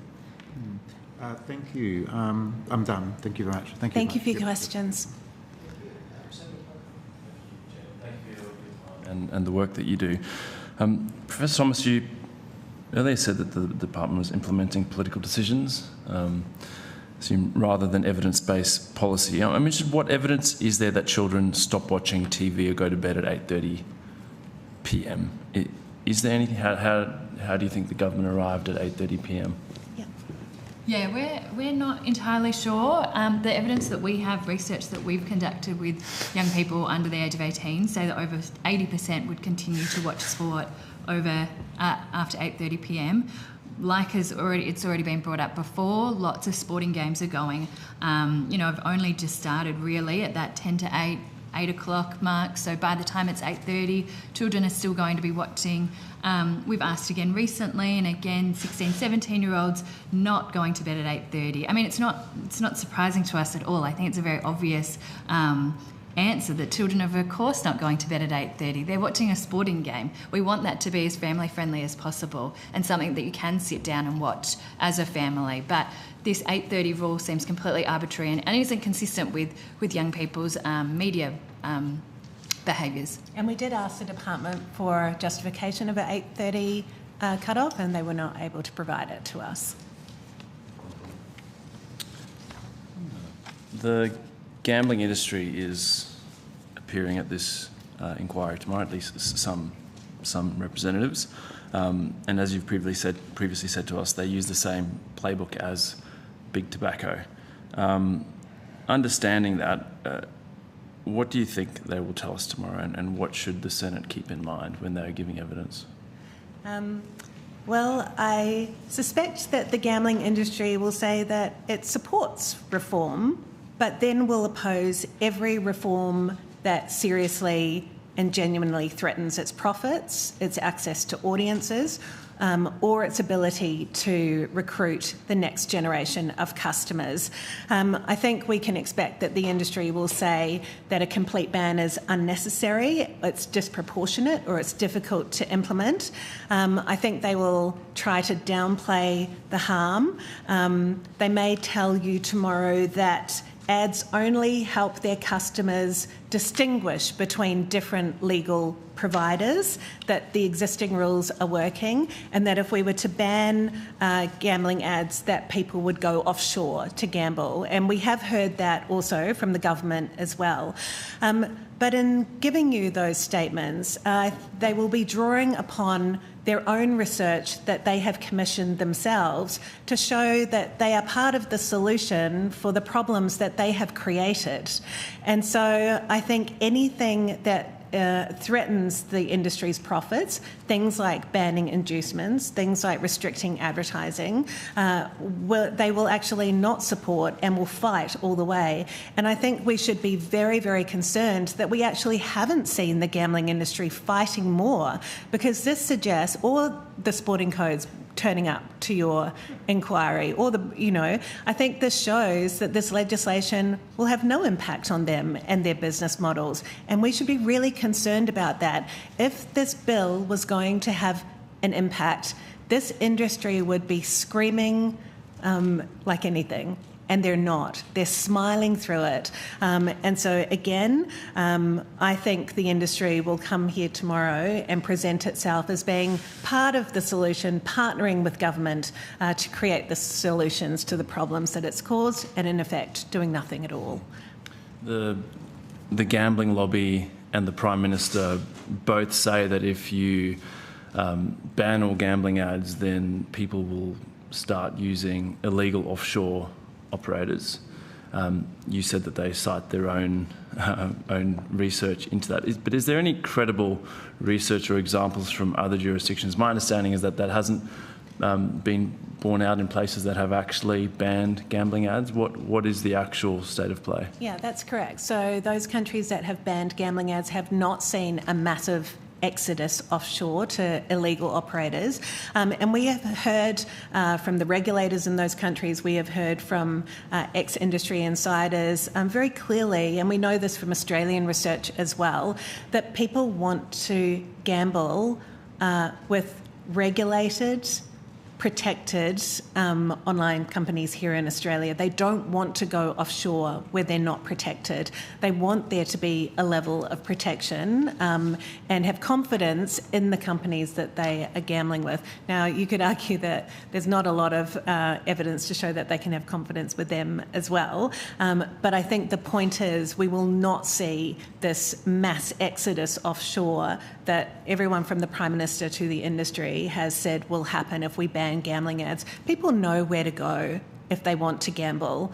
And so again, we will not see this offshore. According to the independent evidence, the gambling industry may like to present you with evidence that they have commissioned that support their arguments, but the independent evidence doesn't show that that will happen. Mm-hmm. And if we zoom out a little bit from this particular issue, we're seeing broadly a decline in trust in governments, in politicians, in institutions, and I think some politicians kind of grappling with that.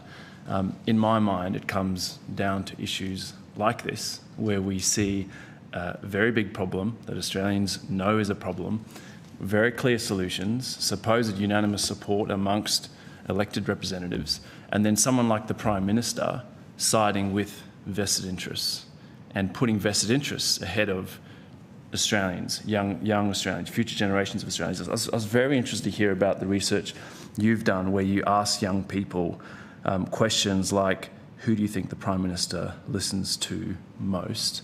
I was wondering if you could maybe just expand on that a little bit, given this is the future of Australia and you're speaking to young Australians. Yeah, sure. So again, we asked this question, who do you think the Prime Minister listens to most when making decisions about gambling policy? We also ask young people, what would you say to the Prime Minister about what you want done around this issue? I think we should all be incredibly concerned that young people are so cynical about the state of our democracy and government looking after them. And that's really, really concerning. It should be concerning for all of you here today that we are hearing this sort of response from 16 to 24-year-olds. When we ask kids, children and young people what they would say to the Prime Minister, their message is absolutely crystal clear. They know what this industry is trying to do. They have the historical template from tobacco as well that they learn about in school and so on. And they are clear that they want government to do more to protect them. They want gambling ads banned. They know that that is the most effective way to protect them and their friends from being preyed upon by this industry. They are very clear that they do not think the government is listening to them. And that's shocking that we have kids that don't believe that the Prime Minister is looking out for their interests and is more interested in the interests of a predatory industry that is profiting from harm. Thank you. And then just finally, Dr. Hallett, we've talked a lot about inducements this morning. This was the most urgent recommendation in the Murphy report. Peter Murphy said that they should be banned without delay. That was over 3 years ago now. If the Senate doesn't ban inducements, do you think we will see any meaningful reduction in gambling harm? I mean, I think that's pretty core to some of the conversation already about diverting advertising from one space to another space. If we're not addressing inducements, leaving inducements completely untouched, just narrowing slightly broadcast channels is just going to move marketing into the least visible and most harmful form. So I think we've heard the testimony from lived experience folks how devastating some of these tactics are, and I think for me that the lack of that in this proposal is the most damning. Thank you very much. Thank you, Chair. I do. Thank you, Chair. This is a question to our witnesses before us, but also those that have been before us during the course of the morning. The Senate often gets asked to legislate with haste. Everything is urgent. The problem with that is sometimes in the course of things, some ideas take a little bit more time to sort of percolate in the mind of a senator or in public consciousness, and sometimes you can get to a better outcome, and in this case perhaps even a more comprehensive outcome, if the Senate was not asked to rush its deliberations. And I don't mean, delaying or passage by months, but perhaps by a number of weeks to allow senators to, get their head across all of the issues. Would you be gracious enough to agree that the Senate, could perhaps take an extra week or perhaps an extra 10 days just to deliberate over this so that we could get to those 39 votes that ensure that there's a more comprehensive response than the one that is being offered to us by the government at the moment? Well, that maybe is a decision that's a little above my pay grade, Senator Smith, except to say that we know what the answer should be. We had a report. That's right. Yep. That's right. You do. But your task is to convince. Correct. We've got to get to 39 votes, Professor Correct. Thomas. Yeah. And so I think if it took a little bit more time, where all of the senators were able to really understand some of the things that you have heard today and some of the reasons why we need to move to protect particularly children and young people, things like banning inducements, things like making sure that we've got those protections on streaming platforms. Just as an example, we've heard today a lot of people say we want an opt-in rather than an opt-out. We have to be very careful about that because we don't want companies just to be saying, well, if you sign up, tick these terms of and conditions and you've opted in. Or here, have a discount on your subscription fee if you opt in to gambling ads. So we need to be very clear about what we're asking for and why we're asking for it. So I think if it was a week or two in the benefit, in the interests of children and young people, and to prevent some of the devastating harm that you have heard today, then I think we should allow the Senate a little more time to consider this. Thank you.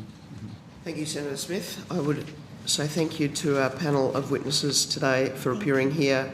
The committee appreciates the amount of work that goes into giving evidence before these committees, and your evidence is well received. So thank you very much. If you've taken any questions on notice, if you wouldn't mind returning those answers by the date set to the Secretariat.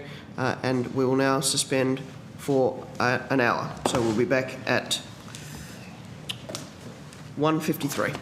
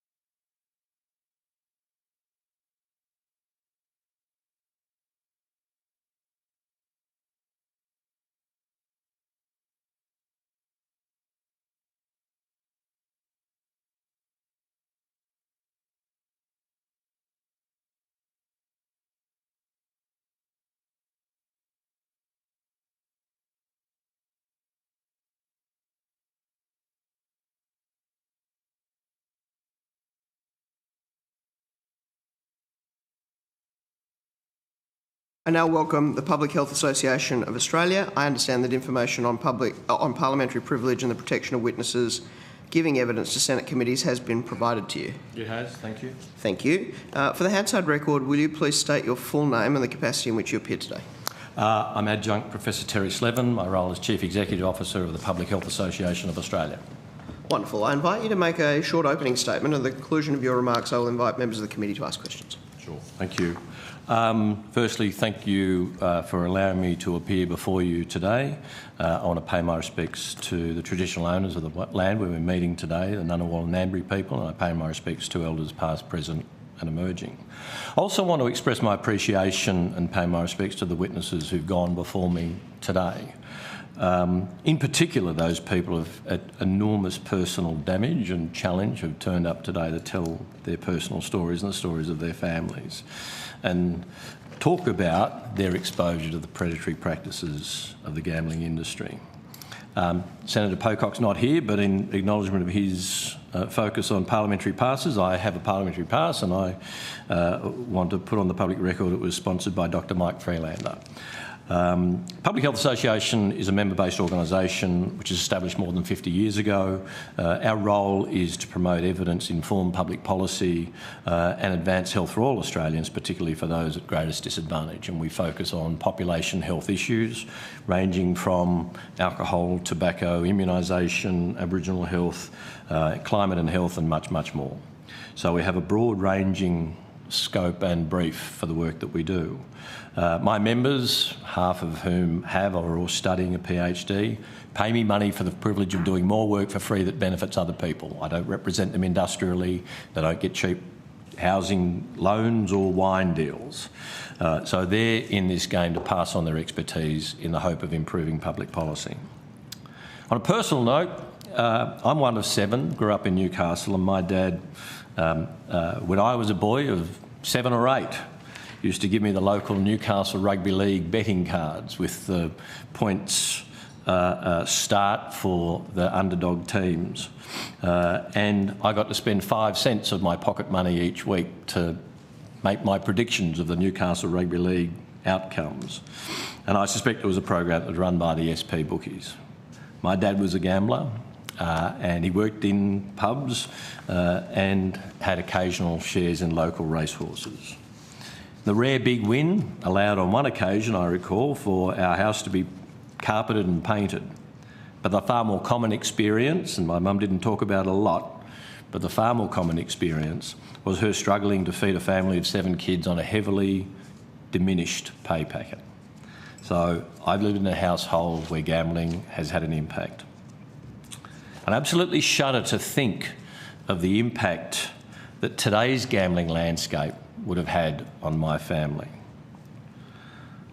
In the same way that many people around the world see the public policy failure in the USA of the failure for gun control, I think we've got a similar level of public policy failure in Australia when it comes to gambling.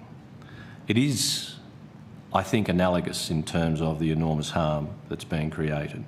Gambling industry in Australia is out of control, and the need for government to provide guardrails, controls, proper regulation has failed. The system is broken. And sadly, we don't think the proposed legislation fixes the problem.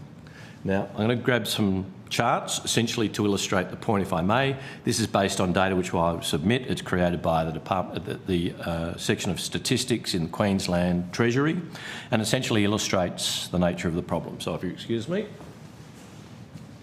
they're rather big, so as we know, miss the point. So, the first chart talks about how much... Can you just pause there for a moment, Professor Slevin?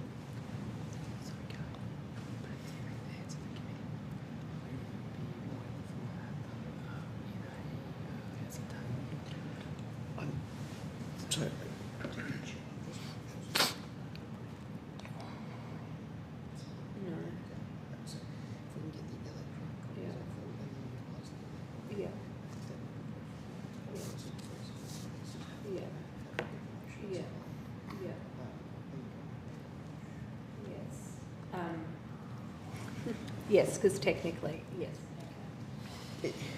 Yeah, I understand. Professor Slevin, I've just had a brief conversation with the Deputy Chair and with the Committee Secretariat.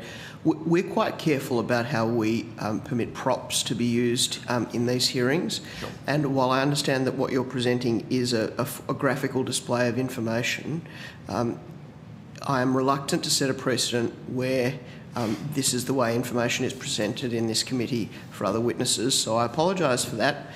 If it is possible to have those graphs in electronic form or in a simple printable form through the Secretariat, yeah, we're very happy to have them as tabled. I will table the data in detail and I'll give you the headlines. Wonderful. Thank you very much. Thank you. And the headlines are that every year, based on the most recent data, 2023-24 that's available, Australians bet, put on the table, whether it's through an online gambling format, at the races, in the casino or any other source, $254.3 billion. And in that same year, Australians lost $32.2 billion. That is on average in excess of $1,500 per person. And of course, that's every child, the child that was born a minute ago to a centenarian. Clearly not everybody gambles. So if one broke down those who were regular gamblers, clearly those regular gamblers are losing far in excess of that $1,500 per person. And in terms of government revenue in total in that same year was pushing towards $10 billion from gambling sources. And Australians are, we've heard it before, the biggest losers. One estimate suggests that in 2022 in Australian dollars, on a per capita basis, Australians lost $1,635 Australian dollars. Next was Hong Kong at $1,284. Singapore after that, $1,180. So Australians were more than $300 per capita, way out in front in terms of per capita losses from gambling. So a simple question, how did this happen? How did we get here? Apart from the broad challenges with regard to failure of regulation, states and territories in relation to poker machines and other problems, it's the way in which gambling has been marketed and advertised and promoted. And by way of illustration, some new research out of Deakin University, Professor Catherine Backholer and her team, produce real-world evidence that gambling market is reaching children, young people and First Nations adults through digital content that they encounter in their everyday lives. So the Deakin University group recently completed 2 studies using screening recordings to objectively measure the marketing people encountered during their usual digital activity. One is called Digital Youth, 300 young people aged between 8 and 25 years. The second one was Digital Mob, 31 First Nations adults aged 18 years and over. The recordings were analysed using Scanner, Deakin's purpose-built AI-enabled system to detect digital marketing, including gambling marketing. And the findings were that young people encountered on average approximately 3 gambling marketing instances per hour online.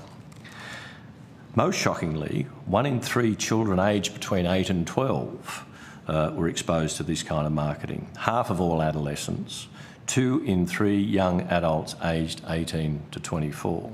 And among First Nations adults, 58% encountered gambling marketing at an estimated rate of 11 instances per hour. In both studies, males were significantly far more likely to be exposed than females. You've heard this morning from a whole range of both lived experienced and expert witnesses, researchers, the social service agencies that deal with gambling-related harm. And I noticed particularly, Senator Smith, you pushing on the question of what a solution might look like. I'd like to put forward what I think is a pragmatic way to finance and enact comprehensive gambling advertising ban. To make clear, I do not believe anyone I work with is propagating a policy of banning gambling in Australia. I know that's been introduced in the public discourse and I want to dismiss that notion immediately. We do not support a policy of banning gambling. What we want is controls in the way it's marketed, promoted and sold to particularly our most vulnerable Australians. So, to ban advertising of gambling would help lift millions of Australians out of the current and future poverty.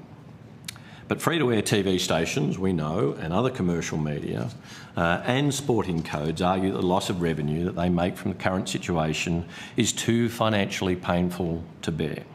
So, while this policy gridlock continues, millions of Australians suffer. We're losing the equivalent, as I said, of in excess of $1,500 per person every year. So, what might be the solution? What I propose is firstly to ensure that comprehensive gambling advertising ban occurs, but to fund it, to impose a levy of 0.5 of 1%, half of 1%, 50 cents in a $100 bet. And that's of the gross turnover. And with that, you'll appreciate that quickly amounts to $1.25 billion per year in revenue. And noting that 1/2 of 1% is not dissimilar to the kind of fee that gets put on a credit card transaction that Australians are exposed to every day.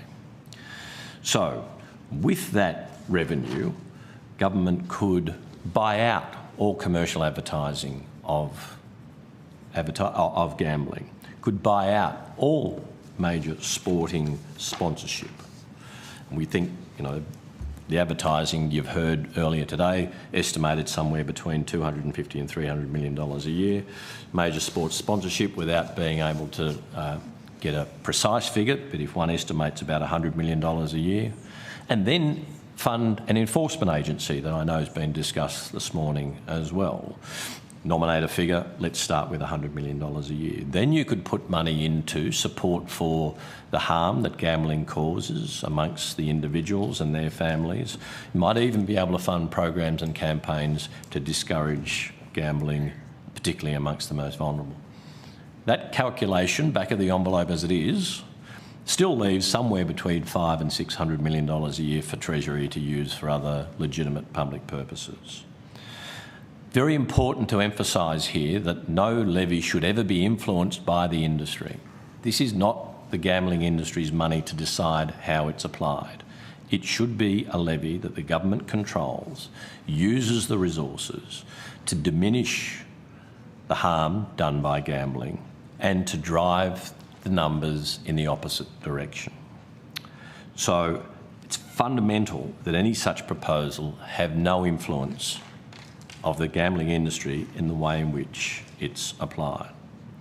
So it's no surprise that when it comes to regulation, the gambling industry, not just in Australia but around the world, it's a multi-trillion-dollar industry, looks to influence public policy, looks to minimise regulation and controls so as to maximise the sales of their products.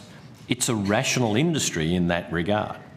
They behave rationally within the rules available to them to maximise their profits, and that's an understandable set of behaviour, albeit that I believe it's an immoral one. The only means by which that can be curbed is through control by government regulation. So while Australians are currently the biggest losers in the world, it is down to the Australian government and governments of states and territories when it comes to those which they control to put proper controls in place. Now, I've mentioned the notion of poker machines, and I appreciate that's outside of the scope of the Australian government. But to point to pokies as being the big problems, to say, look over there, that's the problem, we don't need to do anything, is fundamentally flawed. Action at all levels of government, state and territory and Commonwealth, is essential to tackle what is fundamentally one of Australia's biggest social, economic and public health problems. Thank you for listening. Thank you very much, Professor. Senator Hanson-Young. Thank you. Thank you so much. And thanks for pulling that data together that we're going to be able to have a good look at. I mean, it is mind-blowing that so much money is lost, and yet we have these huge amounts of shortfall in the public services to then deal with the real cost, which is the human cost, which is the argument that you're making. I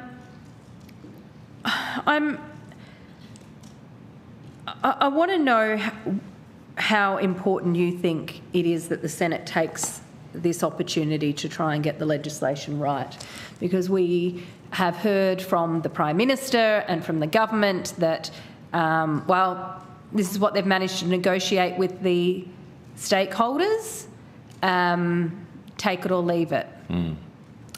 I think it would be tragedy if the current form of the legislation is the only thing on the table, the only solution available to us. You've heard this morning the evidence from my colleagues that points to the weakness of the legislation that exists. And while it is important to acknowledge that identifying and acknowledging we have a problem is a start. Yes. But it's only a start. And I don't believe the solutions on the table with this legislation will advance the cause of reducing gambling-related harm in Australia. So I'm hopeful that through the good graces of members of the Senate and the government more generally, we can strengthen this bill to put much, much greater controls on the gambling industry. And we know full well, like every industry, I have been fighting the tobacco industry all my working life. I've been dealing with the alcohol industry, the junk food industry, and I could keep on going. They're going to play by the rules to maximise profit. That's what they do. That's not a criticism, that's the reality. So only government can put proper guide rails in place, controls in place, and regulation and legislation in place, and enforce it.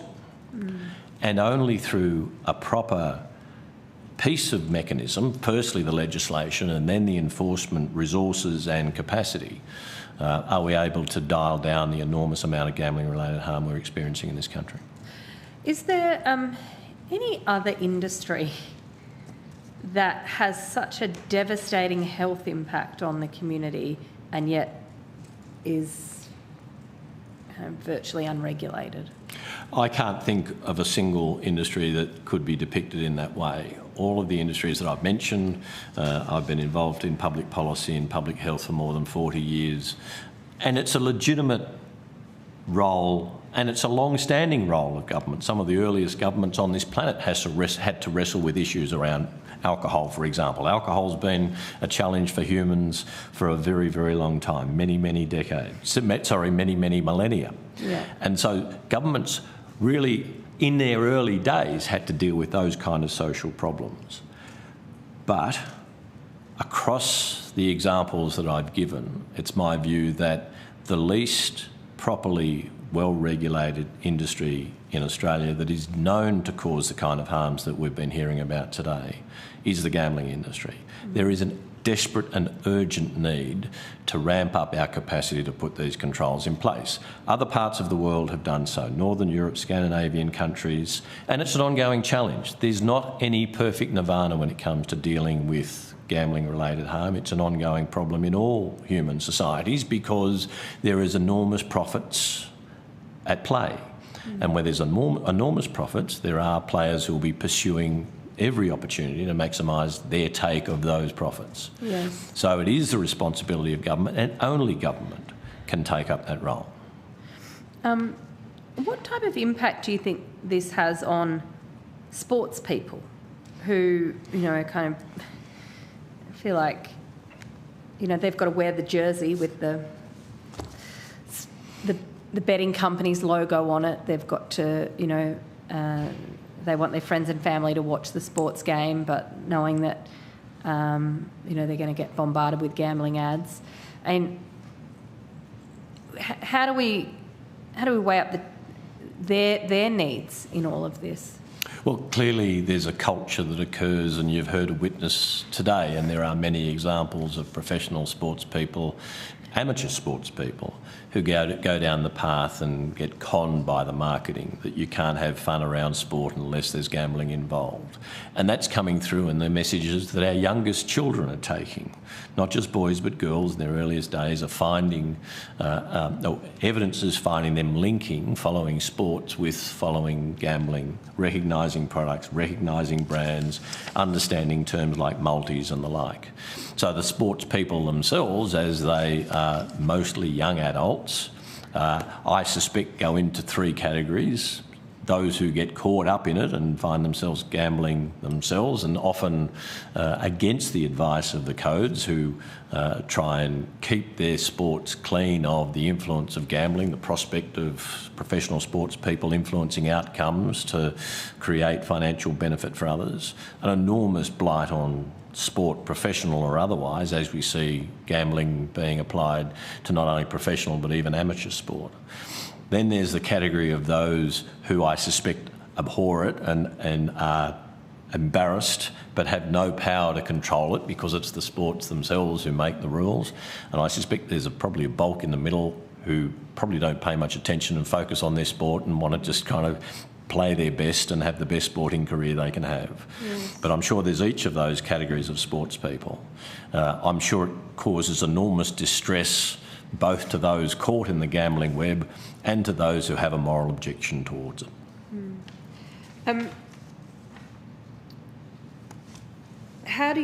What's your view on a statutory duty of care to be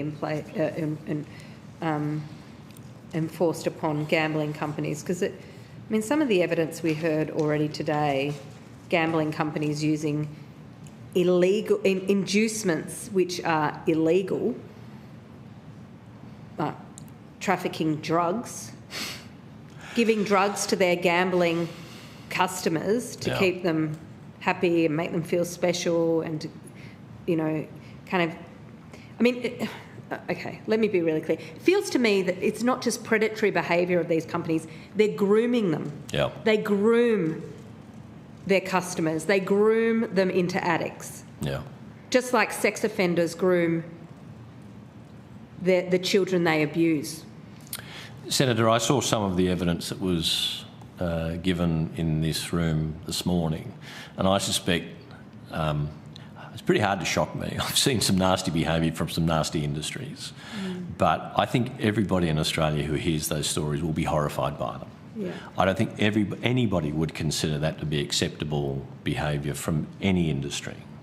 From a company that's registered, obviously they're a registered business, they probably pay some tax, maybe not enough, but they pay tax, they have employees, and they're buying bags of Coke and trafficking that to drug addicts to make them feel special and in a club so that they can keep gambling. My mind is blown. Yes. I'm pretty angry about gambling and have been for a long time. But I was not even I was aware of the extent to which that what strikes me as blatantly illegal activity is happening under the banner of these multinational companies. It is an absolute shock.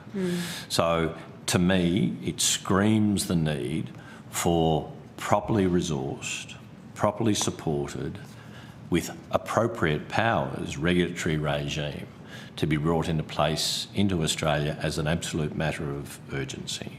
And what about the existing NT regulator? Commission, Yes. From everything we've heard so far, they're a lapdog, not a watchdog. Yes. Senator, it's been pretty clear for some time, and there's been investigative journalism around this, and it's been pretty much in the open public domain. And it's the greatest illustration of the failure of regulatory regime in Australia, to have one of Australia's smallest jurisdictions with the least capacity and infrastructure finding itself responsible for regulating an industry of this size and this influence and this power is little more than a joke. That's the truth. Yeah. And I think it's blatantly so. And any government regime that allows that arrangement to stand is failing in its responsibilities. And I think any objective, fair-minded test of how we are functioning when it comes to gambling regulation in this country screams the failure of regulation. It's just breathtaking. And I work with regulators in a range of areas, whether it's alcohol at state and territory level, food regulators, national, state and territory.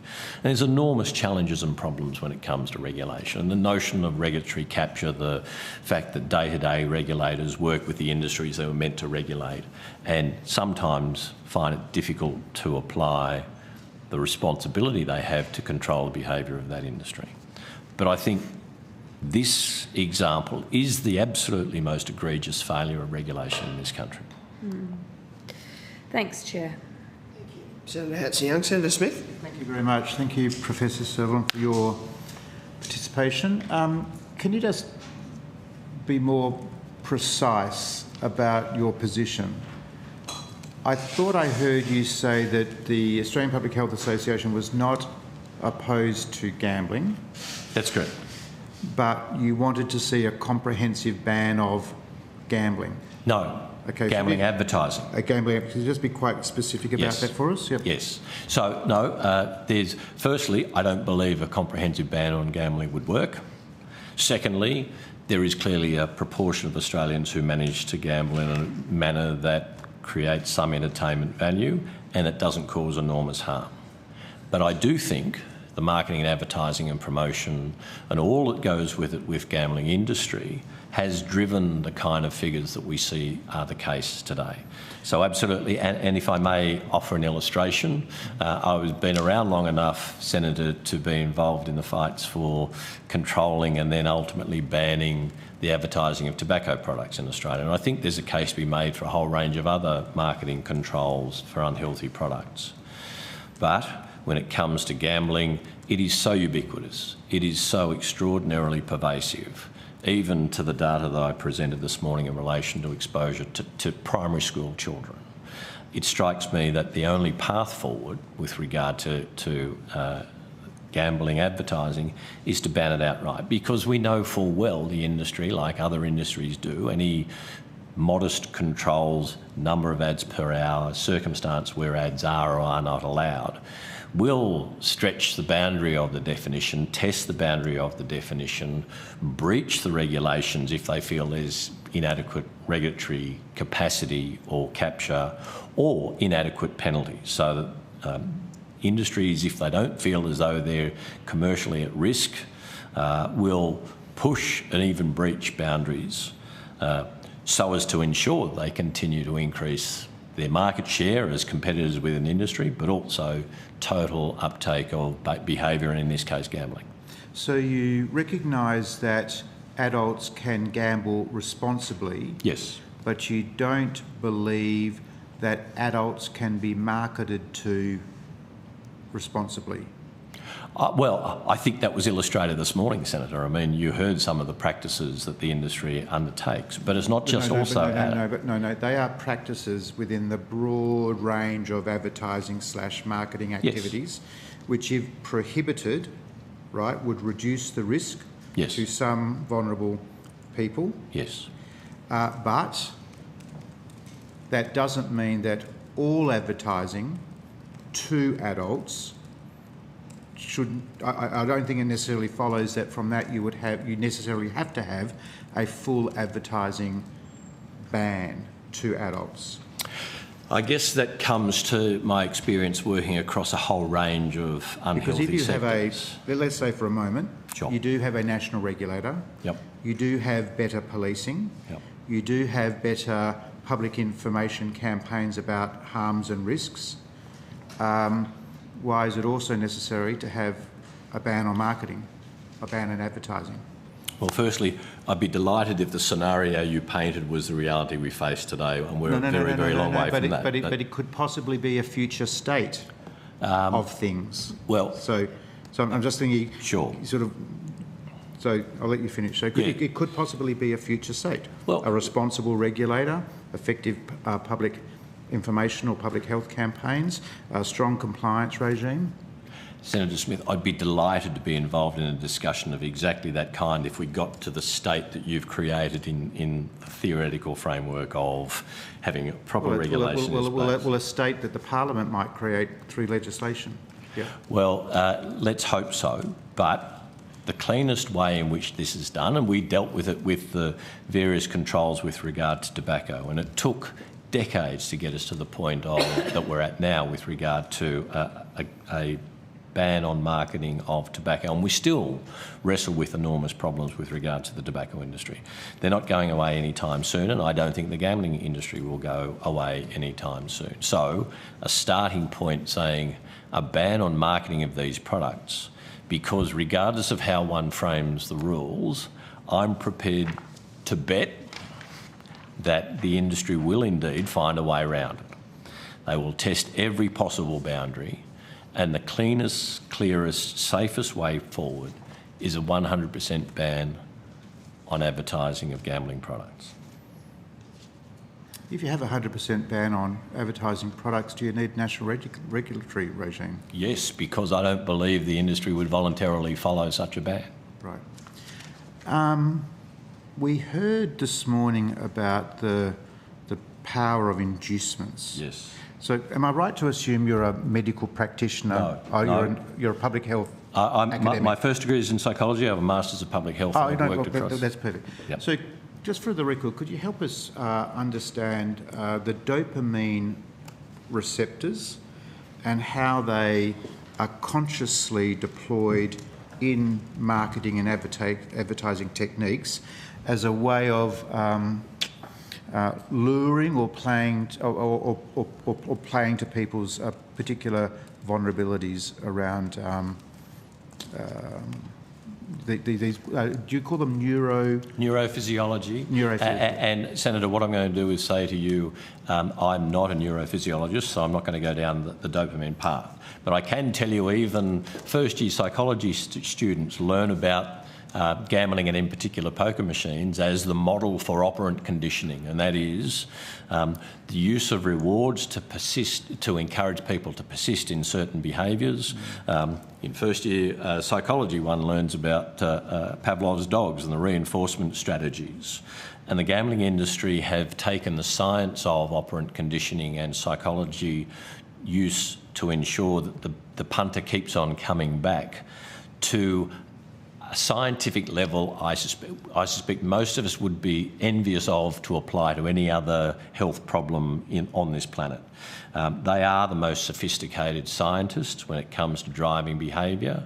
Now, the dopamine and neural pathways territory is not my sphere of expertise, but I can tell you that the industry has consistently led thinking with regard to driving the behaviour of gamblers in a manner that maximises their return, having very precise measures of the return of essentially computers, and that's what poker machines are these days. Computers that are designed to take people's money. But of course, if you put money in and you never get anything out, you're going to stop doing it. But you get just enough out to keep you going. A member of my family ran a pub.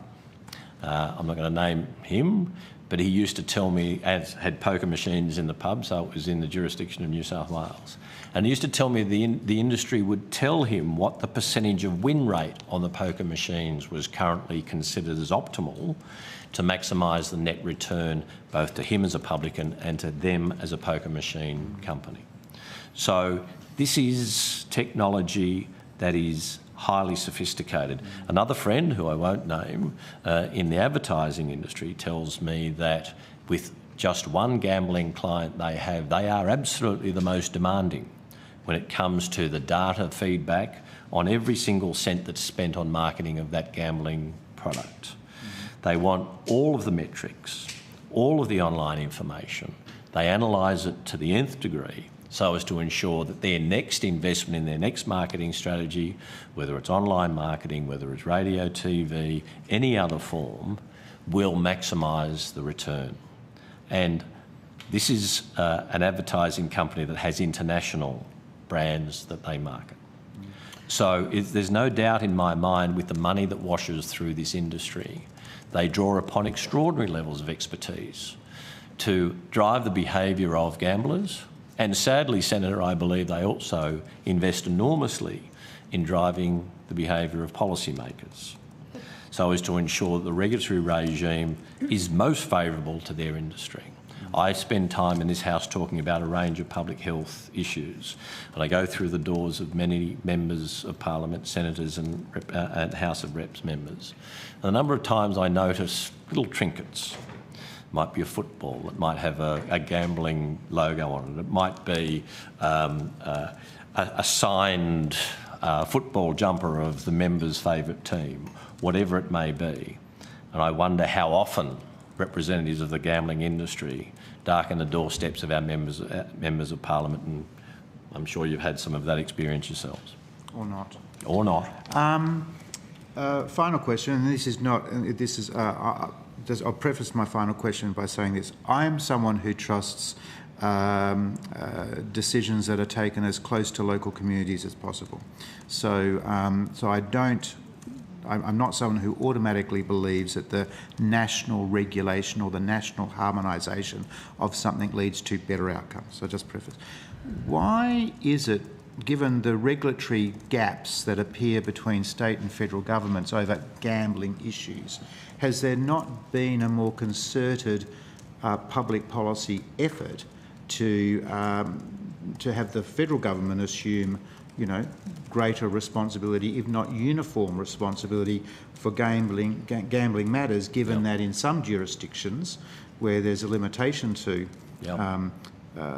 influence or regulatory influence and control, these, particularly foreign operators have been able to flourish. So why has that not been a key element of people's public policy advocacy? Senator, I'll answer that question in two ways. I lived and worked in Western Australia for 26 years, and I was president of the Public Health Association of Western Australia at a time of 2, maybe 3 state elections where we had to write to all political parties to get their policy in relation to poker machines. And you'll remember a very aggressive campaign by the Australian Hotels Association in WA, and I'm thinking in the early noughties of getting poker machines into pubs as a way of saving pubs. And the West Australian Premier Richard Court opposed was strong and clear in his opposition to any expansion. And we congratulated him for it. And full marks to Richard Court. Absolutely. And so, Senator, we wrote to all political parties and we promised to publish the outcome of our inquiries to all political parties in the West Australian the day before the state election, so as to get the public policy on the record for voters to determine the outcome. And you'll know the result of that. The only place in Western Australia where poker machines exist are in the casino, and as a result that's an enormous reduction in gambling related harm in that state. And I noticed you had a West Australian researcher on here earlier. We have some West Australian senators on the committee. Yes, I'm very aware of that, and I'm sure both are very proud of the work that has happened in Western Australia when it comes to gambling reform, and if we could see that happening nationally, then all would be through it. But to go to the core of your question, why hasn't it happened nationally? And that is, influencing public policy is extraordinarily challenging. I've been trying to do it for a long time. And to do it with the absolute absence of resources available to the forces that try and hold back the tide on gambling. And people have said it's a David and Goliath battle. Senator, it's not. It's Tyrannosaurus Rex versus a gnat in terms of relative resource availability. Representatives who were here earlier today from the Alliance of Gambling Reform have to probably spend about half of their time fundraising so they can keep the doors open to try and do the work that they need to do to achieve the outcome that you are proposing, and that is sensible, rational, national policy on gambling. No, I'm not necessarily proposing that, but I'm just curious to why others have not. I could be convinced, yes. But I'm not at the stage where I'm proposing that, but I could be convinced. Sure. My question goes to, why is it not a key pillar of people's advocacy? Yeah, and I think it comes down to the simple resources. My organisation looks to tackle a whole range of public health challenges, and gambling is, I think, increasingly one of the most pernicious, evil and influential ones. But the resource available to fight this industry is tiny. There is no public resource, there's no funding for groups like the Alliance for Gambling Reform. Researchers scratch around in an extraordinarily competitive research environment to attract funds to do the research necessary to drive evidence-based policy in this sphere. But relative to the number of representatives of the gambling industry who trawl these halls on a regular basis, and the amount of time and resource and capacity available to put counter views, to provide the evidence, to make policy recommendations, is minute. One of the areas in which I've worked in for more than 40 years, Senator, is that of tobacco control. And one might argue it's a pretty straightforward thing. Smoking kills you and you shouldn't do it. And there should be every possible policy to discourage people from smoking. But the industry keeps on turning up and keeps on putting new versions, new spins, new forms of nicotine, and keeps on turning up to ensure they can continue to profit. The gambling industry is an even bigger evil, in my view.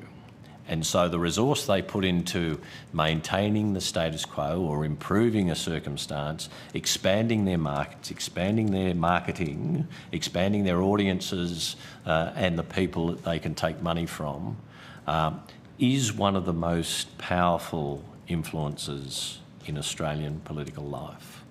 And I hope you as senators can come together as one to make a recommendation to redress the balance in favour of the punter, because they're the ones who are paying an enormous price and so are their families. Thank you. Thank you, Chair. Senator Smith. Thank you, Professor Slevin. If you've taken any questions on notice, and I think you have, at least in respect of some of the earlier data that you were showing. We'll send that this afternoon, Senator. That would be wonderful, but otherwise any other questions before the date for questions on notice to the Secretariat. Thank you very much for your evidence, and the committee appreciates your attendance and the work that sits behind it. Thanks for the opportunity. Cheers. Thank you. I now welcome representatives of Racing Australia and Thoroughbred Breeders Australia, and we'll just suspend while they come to the table. Thank you.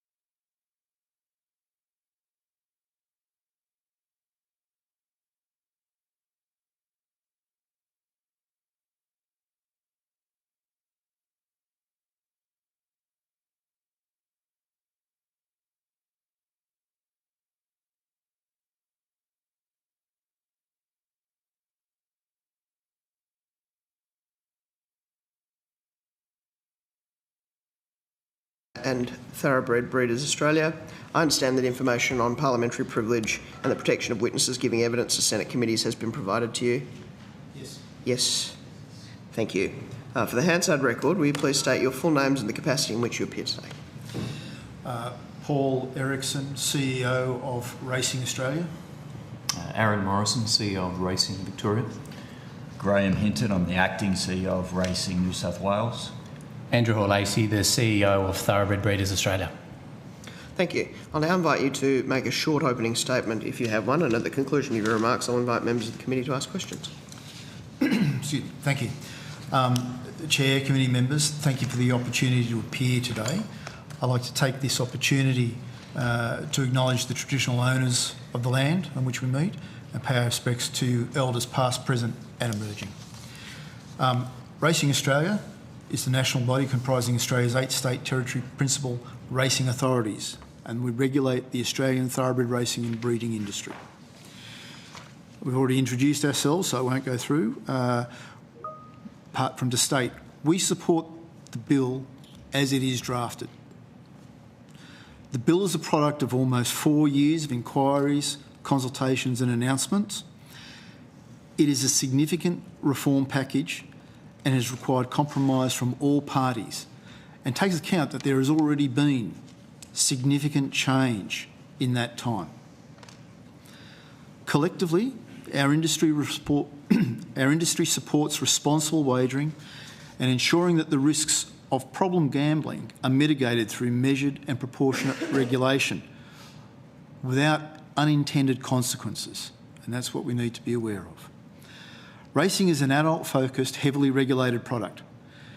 A key component is wagering, funding 85% of the industry. Without wagering, there is no racing industry. And this is recognised by the Murphy report, which recommended a carve-out of these reforms for the racing industry. The thoroughbred racing industry employs over 100,000 full-time equivalent people. 50% of those, over 50%, are in regional areas. We have 387 race clubs, 2,500 meetings a year, 19,000 races, 137,000 horse owners. There are 35,500 active thoroughbreds racing. Together, the thoroughbred racing and breeding industries generate around $15 billion in economic activity. This is not a small industry. We are a significant employer, national employer and economic contributor, and contributor to state and federal revenues. Wagering turnover funds the whole ecosystem of racing. In its simplest terms, the industry is funded through the imposition of fees on the turnover of wagering operators, similar to the way the taxation works. As wagering turnover reduces, revenue to the industry reduces, racing activity reduces, and people, the clubs, horses, regional communities will feel the negative consequences. And that will mean loss of jobs because it will not able to be funded. I'd like to pass to Aaron and Graham for some further remarks. Thanks, Paul, and thanks to the committee. Graham and I are here representing the principal racing authorities. We're essentially the regulators at the coalface of one of Australia's biggest and longest standing national industries.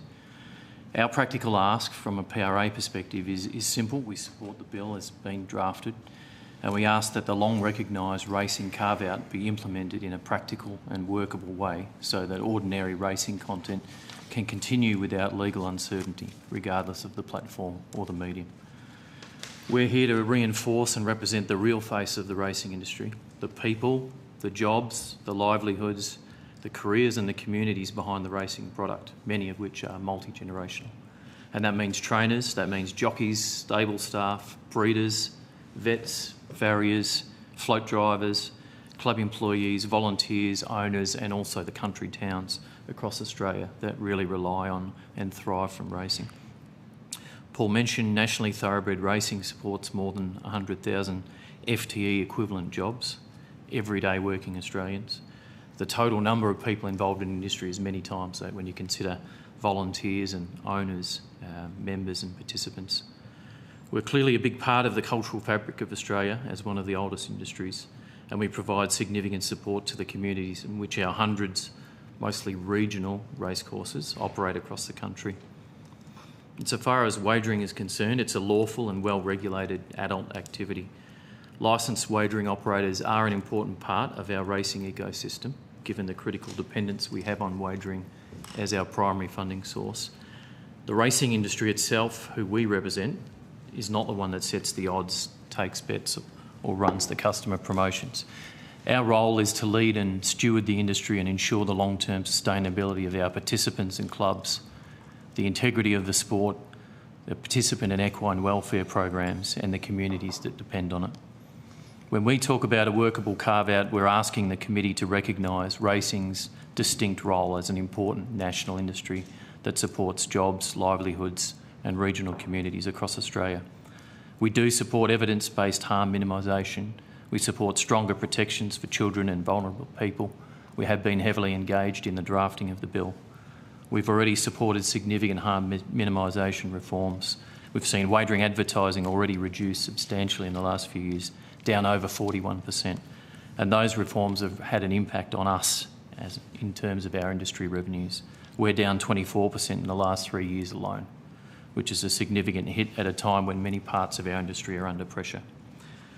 So our request again is simply that the recognised racing carve-out that's part of the bill is a practical and proportionate and workable solution, and that the bill also recognise we've already seen some impacts across the industry.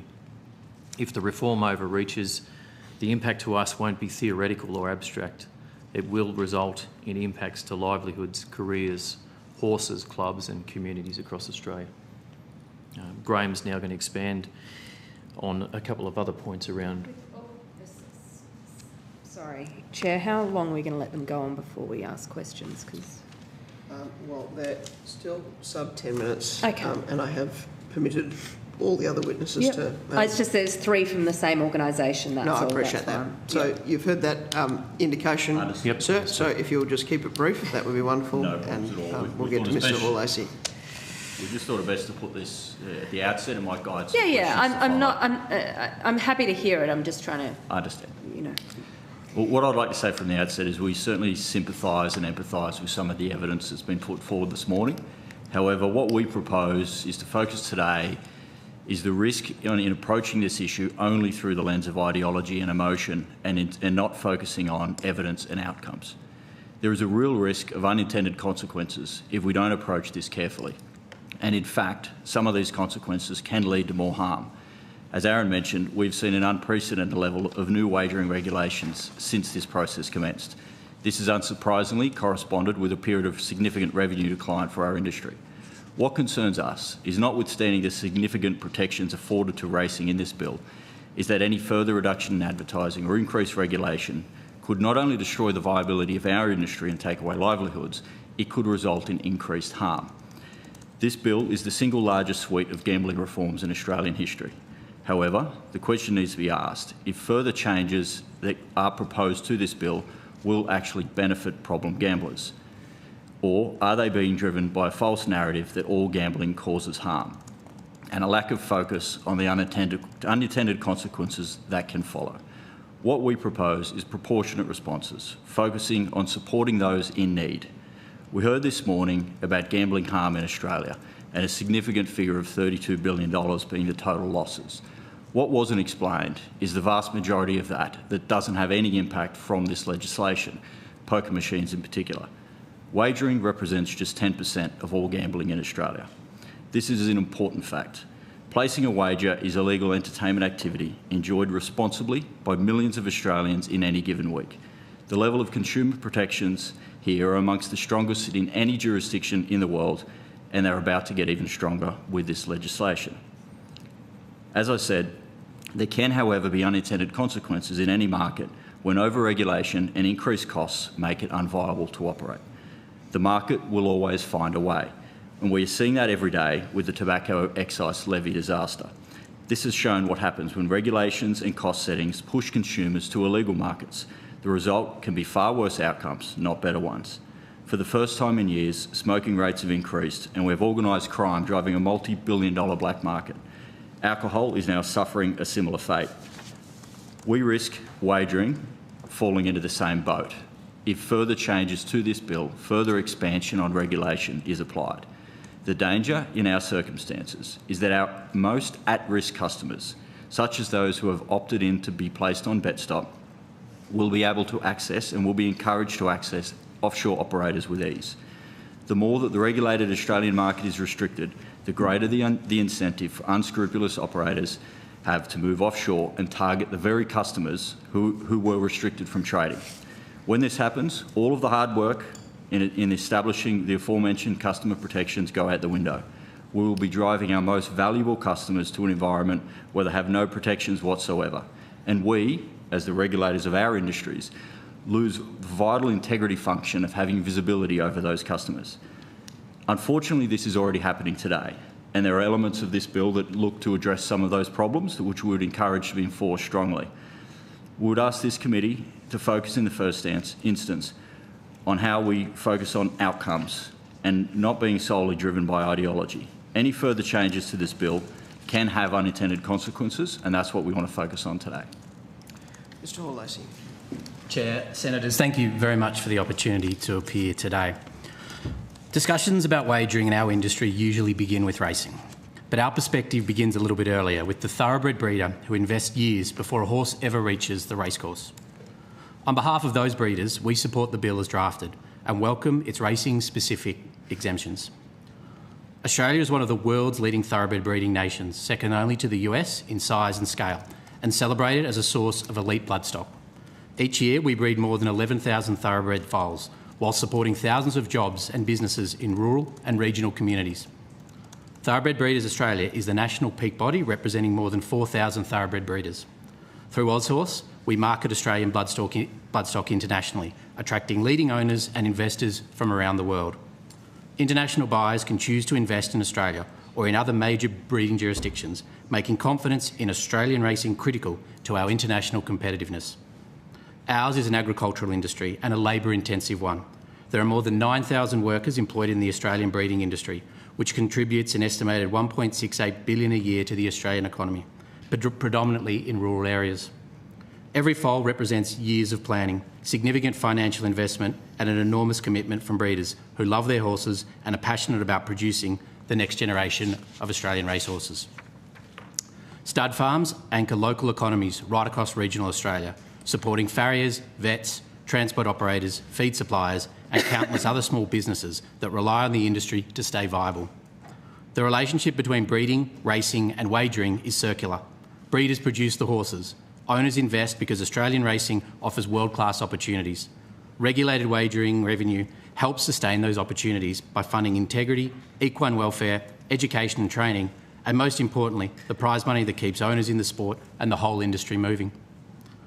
The first foals of the new breeding season are already arriving as breeders decide whether to breed again amid the same rising costs facing farmers across Australia: fuel, fertiliser, feed and labour. Uncertainty weighs on those decisions, and any loss of breeder confidence flows beyond stud farms to regional communities and the businesses that depend on them. Much of this inquiry is centred on wagering advertising. We recognise it needs to be regulated to protect children and vulnerable Australians, but those rules also need to support our highly regulated, legal and licensed wagering market, not push consumers towards illegal offshore alternatives. We believe the bill should provide greater clarity around the definition of racing content, so the racing-specific provisions operate as intended and recognise the full racing ecosystem, including breeding, ownership and bloodstock sales, supported by ACMA guidance developed within industry. Ultimately, our message is simple.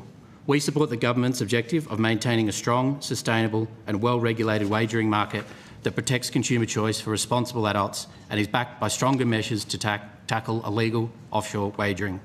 We urge Parliament to finalise this bill and provide certainty for Australian breeders, who are first and foremost farmers. Doing so will give them the confidence to keep investing, keep breeding and keep producing the horses on which the entire Australian thoroughbred racing industry depends. Thank you very much. I've just got a couple of questions before I turn to the Deputy Chair. The first relates to this concept of the exemption around the racing industry and the rationale for it. With the, I think, the economic rationale for or benefit of the horse racing and horse breeding industry was clearly set out in your opening statements. My question is there a corresponding or demonstrated lower risk of harm in relation to gambling in your industry as opposed to in other forms of gambling or other industries? Yeah, I think the best point of reference was a University of Melbourne. It was called the Hilda study. And what they did is they surveyed 15,000 nationally and went through a range of questions, not just around gambling, but gambling was one of the subsets. And I might take on notice the exact stats, but what we pulled out of that report was if you were to rank the highest forms, sort of the prevalence of gambling harm within those surveyed, it ranked poker machines by far the worst, then lotteries because of the volume of participation, and then wagering on sports and racing was below that. So from a prevalence of harm, it is very much consistently the lower end of that range. Okay. In terms of the concern about pushing gambling into an unregulated space as opposed to a regulated space, that may be an instrumental principle, but we've heard a lot of evidence this morning about the rather severe harm that this industry, or at least gambling and the industry, has caused to individuals, catastrophic in some instances. Yep. And there is a difference between people doing something that is illegal as distinct from something that is regulated and permitted by a society like Australia's. I guess, how do you address, not just from an instrumental perspective, but from a moral or principled perspective, that issue that this is an industry that is permitted and regulated by the Australian government or by state and territory governments, and yet there is a real volume of evidence that suggests that it's causing Australians some significant harm. I suppose that's why we push for a proportionate response. It's not ignoring that harm. You know, we've supported the bill, we've been a part of this process, we've supported the many changes that lead us to where we are today that are already in place. A lot of the evidence you heard this morning, a lot of the first-hand stories, look, it's quite compelling. Some of it is news to us, and certainly some of that behaviour is not something that we support. Some of those things specifically would condemn if true. But what we want to point out is a lot of that dates to the time and the period long before these changes were in place. It also was generalised as gambling overall, not focused on what this bill is focused on. So that's why we're very much keen to look at what this bill actually is aiming to address and where it can influence and improve the livelihoods of Australians. We think the proportionate response is the right one. And the reason we raise this offshore risk is that we feel if it goes too far, you create this risk of a predatory behaviour, and we believe it is happening now, and that's why the changes in the bill are important. But you heighten that risk, and you create an environment that someone who has identified they've got a problem and has utilised BetStop, which is one of the single greatest protections available to problem gamblers, they can still be targeted by these offshore operators. So we want to cut that off at its source and not encourage it, because we feel otherwise we're leaving the back door open and everything else has been in vain. If I may add to that, the experience that the UK has seen with the increase around affordability has been to drive people to the offshores, and that has been catastrophic for them. Catastrophic for the industry because no revenues were there to support it, but also catastrophic because it removed the protections for the punters. Mr. I don't know how you get handed bags Senator of Hanson-Young, coke from an offshore Senator operator. Hanson-Young, we will come to you in a moment. Still have a couple more questions. Okay. Mr. Hall-Lacey, can I just ask, in your submission, it states that the bill is the product of 4 years or 4+ years, and I think it was said in the other opening statement, of inquiry, consultation and policy development.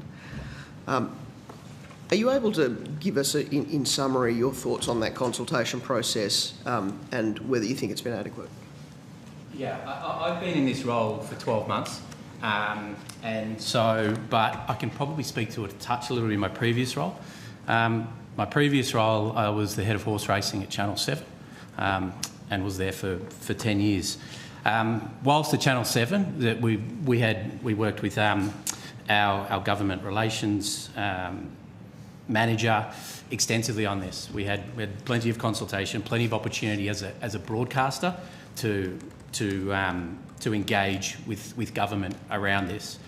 In the last 12 months, my team has briefed me that way back from 2022 that we provided a submission around this topic. And in the last sort of 3 to 4 months since I've been undertaking this role, we've had opportunities to talk to ministers, we've had opportunities to talk to government. So we've been quite proactive with that. I think that there's plenty been opportunity to engage with government on this. We've had plenty of opportunity to engage with this bill. We've had submissions to submit for this inquiry. We've had the opportunity to come and present here today. This has been 4 years of work by us and the government. So our feeling is that we've had plenty of opportunity to engage. Now, your submission states here that the Thoroughbred Breeders Association supports the bill as introduced. Just by way of summary, but can you explain to the committee which elements of the legislation you support in particular, and just a brief rationale? Sure.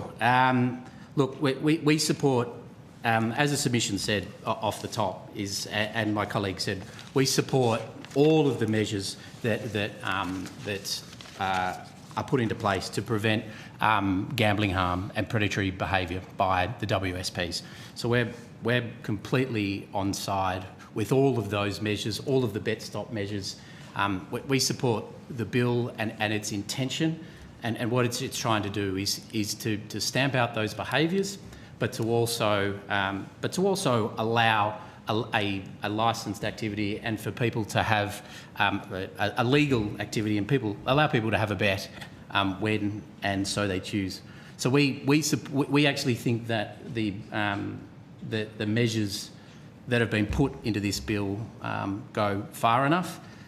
There's some our submission talks a little bit to the racing exemptions and a bit more clarity around them, but largely we support all the measures that have been put forward. My colleagues might be able to speak to that with a bit more authority too. Yes, sorry, my apologies. In terms of engagement, we've been engaged, Racing Australia has been heavily engaged with the National Consumer Protection Framework and contributions to that. The inquiry, the Peter Murphy inquiry report was just coming out when I commenced at Racing Australia, but since then we've been heavily engaged all the way through in terms of providing submissions, providing input. We're very comfortable with the engagement that has been there. In terms of the limits around with the National Consumer Protection Framework, that is where we think the majority of change has been in and has had significant impact. The consistent messaging, the banning of credit cards, the banning of incentives, sign-up incentives, that's there. We need to ensure it is enforced and we need to ensure that it's locked in. The customer bet lips, self-exclusion, bet stop. The strengthening of bet stop in this legislation is critical. I would prefer to see it even stronger.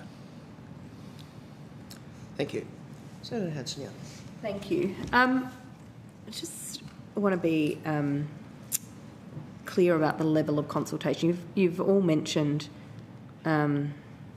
except Mr. Horlacy, I don't know, I didn't hear you say this, but the rest of you mentioned that you'd been consulted in relation to this legislation. In fact, I wrote down, there was a quote, it may have been you, Mr. Morrison, that you were involved in drafting of the bill.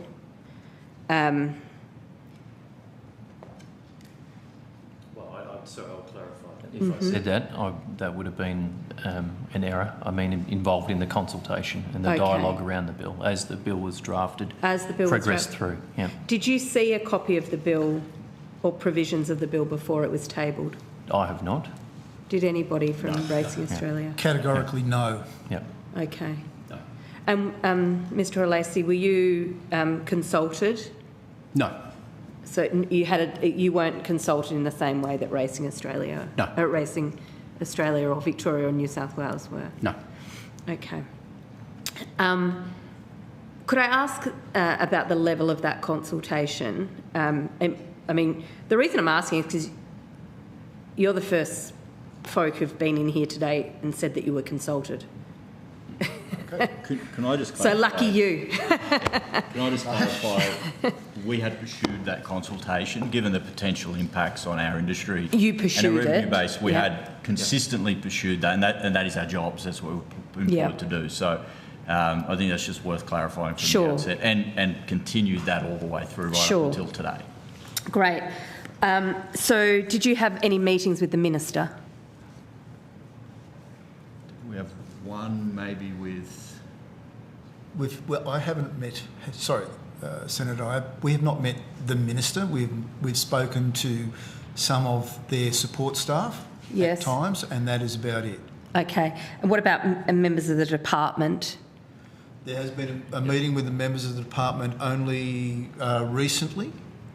Since the bill? Since the bill. Since the bill's been tabled? Yeah. Since the bill... Since the exposure draft. Since the exposure draft. Exposure draft. Okay. So the exposure, if I recall, the exposure draft was released. There were a number of sessions that were held. Yeah. And submissions and comments on that exposure draft were called for. We attended the sessions. And these were public sessions that were open to all. As I recall, we commented on the exposure draft, and the department had feedback meetings following those submissions, and we attended that. Was there anything that you had raised from the exposure draft that was changed once you'd been consulted? I don't recall anything. The discussions were predominantly around clarification of how the racing exemption would function. Okay. And it didn't require any. We did request that changes were made around the disruption of illegal markets. We wanted stronger provisions in there. Yep. They weren't made, but that's fine. Yeah, okay. We will work with ACMA and we will work with the department and the minister Yes. to ensure that there's a good result. Yes. Have you ever met with the Prime Minister about this legislation? No, I have not. Anybody else? No. Any other minister or member of the Cabinet? No. Okay. Are you a bit frustrated that the racing industry is here having to speak to these reforms when, in fact, a big chunk of this entire public debate is about sports betting and the sporting codes can't even be bothered showing up?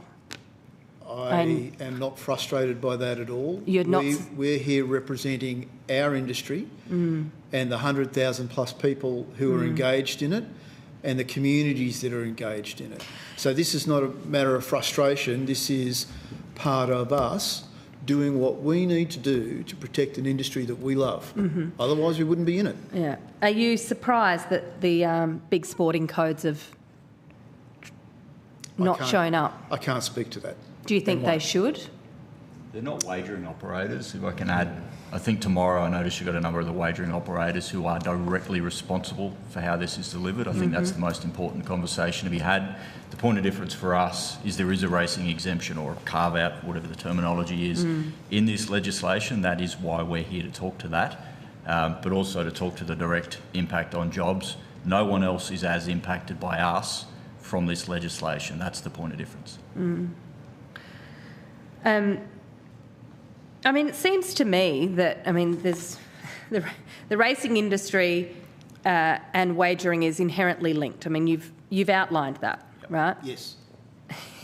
And I think people accept that. That's why the Murphy report had an exemption. That's why this legislation has an exemption.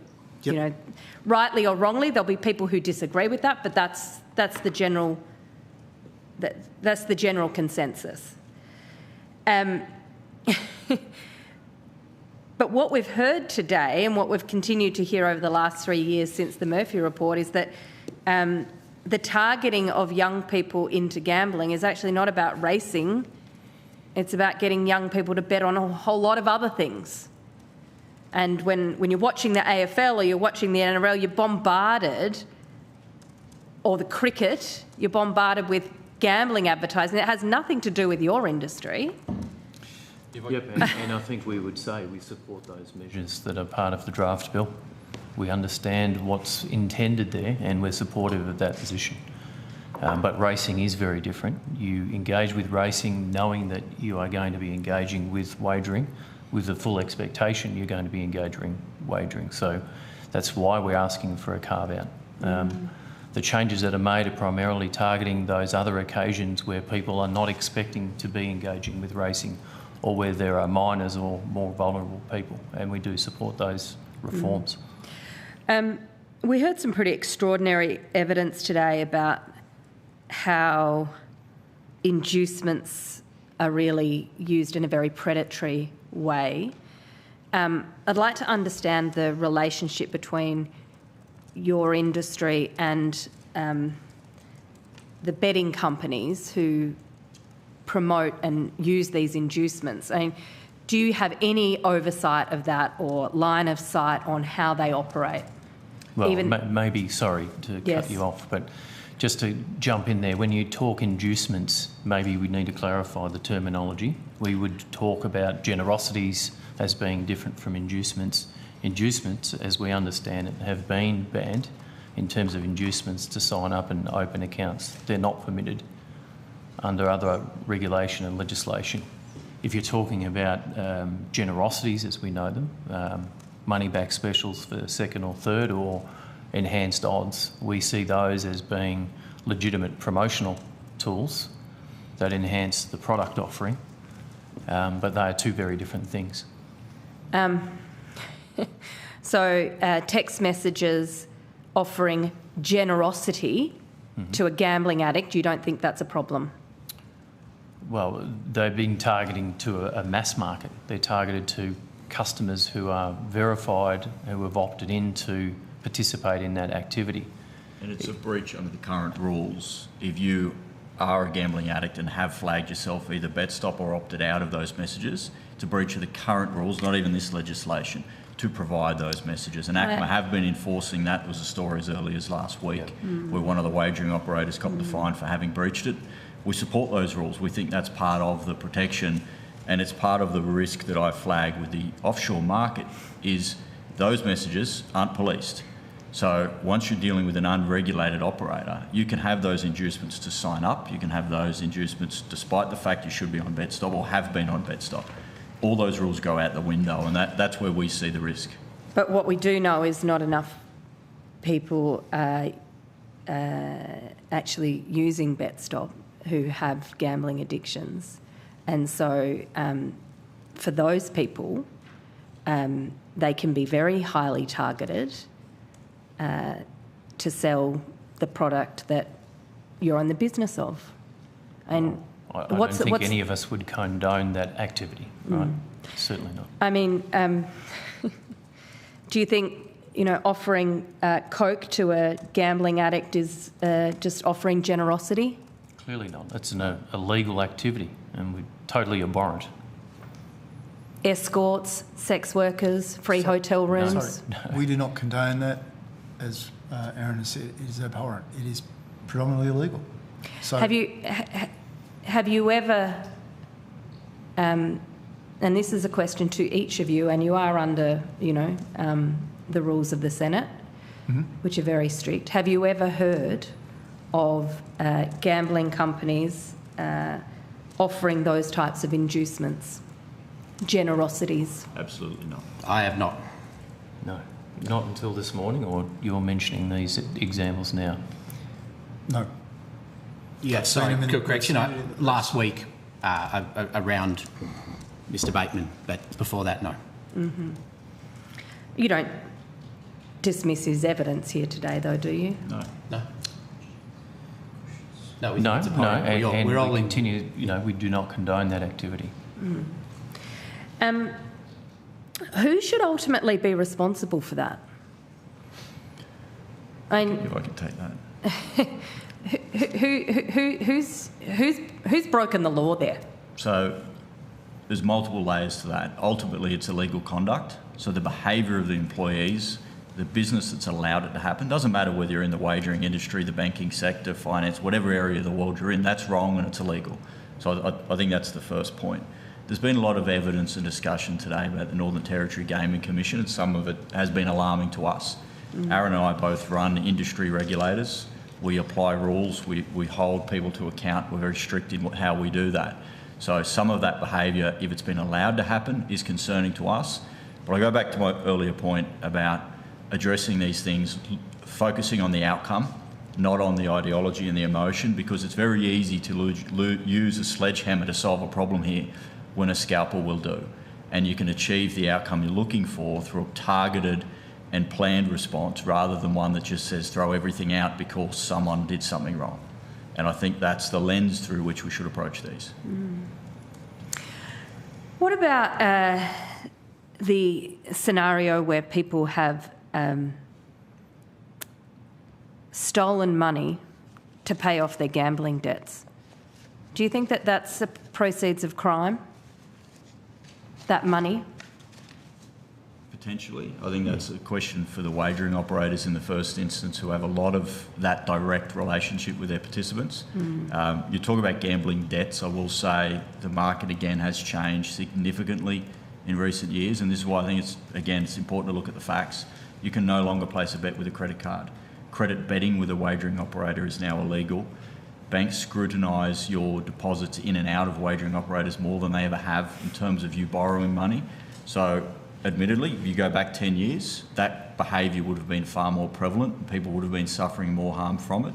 Today's environment, it's never been harder to do. We don't condone it, we don't appreciate it, but looking at these problems based on facts needs to be the first step, not looking at the ideology behind it. What do you think of the case study that Reverend Costello raised with us this morning of a young guy who's in jail for stealing $12.4 million to feed his gambling addiction? Do you think the wagering companies that profited off that money should be able to keep it? Not across the details of the case. I was on my way down here when he would have been up, but as a principle... It's not the only case. Principally, I would say no. Right.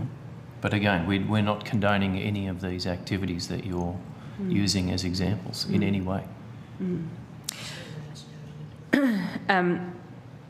Can I just make one? I just want to be clear about the role of the NT Commission.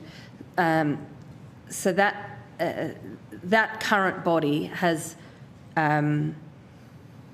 what interaction, if any, does it have with your industry? Well, they regulate mostly the corporate bookmakers in Australia, based out of the Northern Territory, and that's where their primary licence jurisdiction exists. We interface very little with the Northern Territory regulator in actual fact. I mean, most of our focus is on different aspects compared to them. Yeah, we have a contractual relationship with the wagering operators whereby they access our copyright material to place bets on, from which we charge fees. That's a relationship between us and them purely on that nature. We don't license, we don't register them, we don't control them or regulate them. That is done through the state. One of the complexities of our constitution is that they are state-based controls. If you go back with the history of our industry, we certainly weren't supportive of NT licensing all the corporate bookmakers in the first place. We've inherited that problem, and if there is failures in the way that they are regulating them, we would support strengthening that system, which can be done at that state level within the constitutional structures that we have. But we've only heard limited evidence today. I think that'd be a matter for them or for yourselves to prosecute that directly. But each state then has its own overlay over and above that. Its own legislation, its own regulations that are enforced. Why do you think the Northern Territory has ended up being the place where all these companies are regulated? That was a tax break at the time, I think you'll find, Senator. Always looking for a loophole. Thanks, Chair. Thank you, Senator Hanson-Young. I'll now go to Senator Henderson, who is joining us online.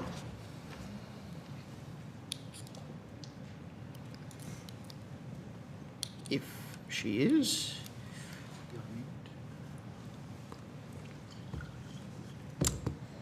Okay, in which case I'm going to go to Senator Smith. Thank you very much, Chair. So your argument is essentially twofold, that an exclusion or carve-out has long existed, and secondly, your argument is that you are a well-regulated, responsible industry as a subset of the broader gambling, wagering industry in Australia. That would be the two fundamental points. I think also that we represent such a huge interconnected ecosystem, right? We represent hundreds of thousands of stakeholders, jobs and productive contributors to the economy and socially. Okay. So in evidence today we've heard a number of other propositions which aren't included in the legislation. Are you opposed to, or can you see any unintended consequences for having a statutory duty of care? We feel that goes a step too far, and I feel that the raft of changes over recent years that has, in our view, has made a significant benefit, plus the suite of changes in this current reform package should be implemented in the first place before additional measures are considered. The risk with elements like a statutory duty of care is it's such an unknown liability to place on a wagering operator, and it provides that further incentive for an operator to move offshore and target the most at-risk customers.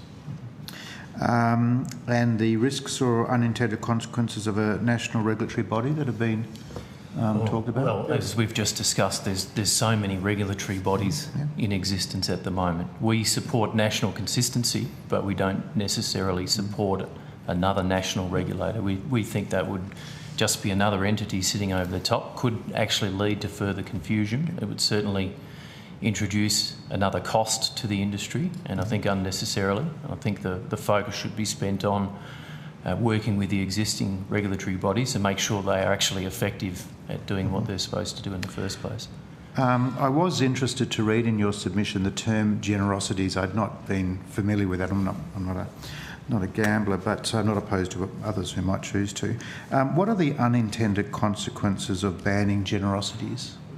Well, for us, they do represent quite a significant proportion of the turnover that we generate. That activity is activity that we generate fees on to support the funding of the industry. And I think it's something like 30% of the turnover of wagering operators comes through recycled generosity. So it would be a very significant number from a financial perspective.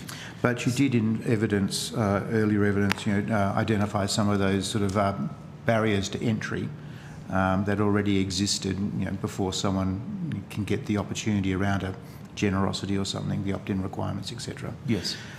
Just turning to the matter of, Mr. Erickson, in your evidence, so you support the status quo. Sorry, you support the bill in its current form. Yes.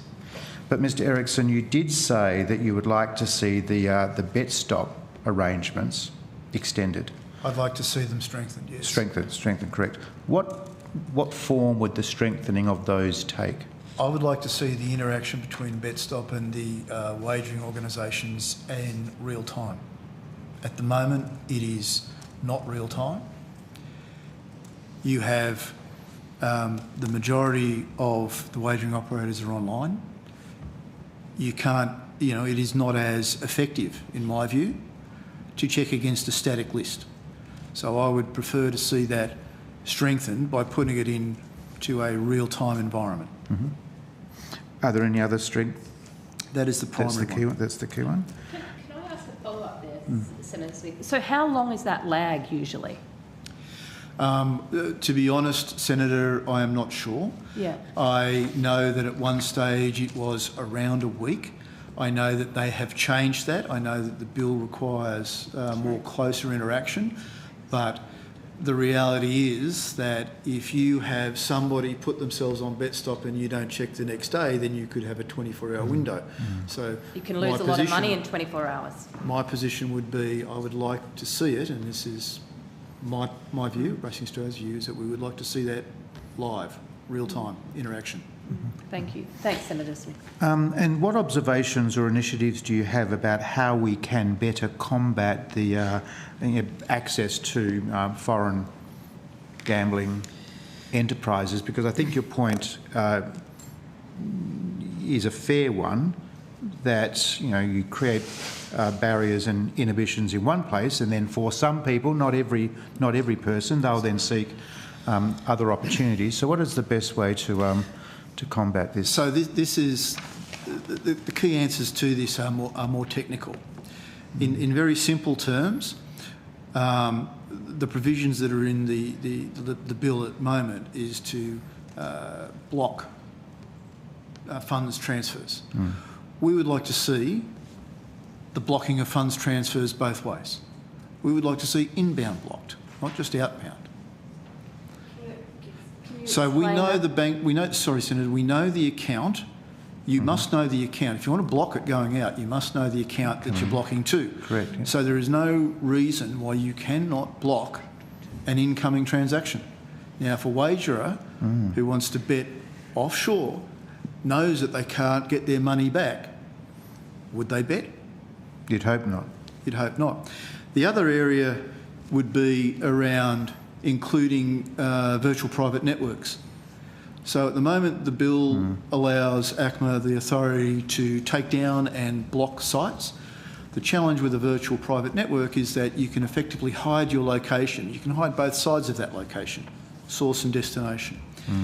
So we would like to see, and this was in our submission, the inclusion of VPNs, that they have to be part of the blocking and takedown process as well. In simple terms, at the moment, I can load a VPN onto my laptop, log into Citybet, which is one of the largest of these operators based out of the Philippines, which turns over, from a UN report, estimated hundreds of billions of dollars a year. and I can use that VPN to pretend I'm in the Philippines and place that bet. What we're proposing is to identify those sites, certainly the most prominent high-risk ones, and have a requirement for the VPN operators to block them, similarly to that you couldn't just Google it. So it eliminates that risk that you can play in that market, which provides an enormous protection for our most at risk. So it's currently not illegal for an individual to place a bet with a legal, unregulated offshore operator.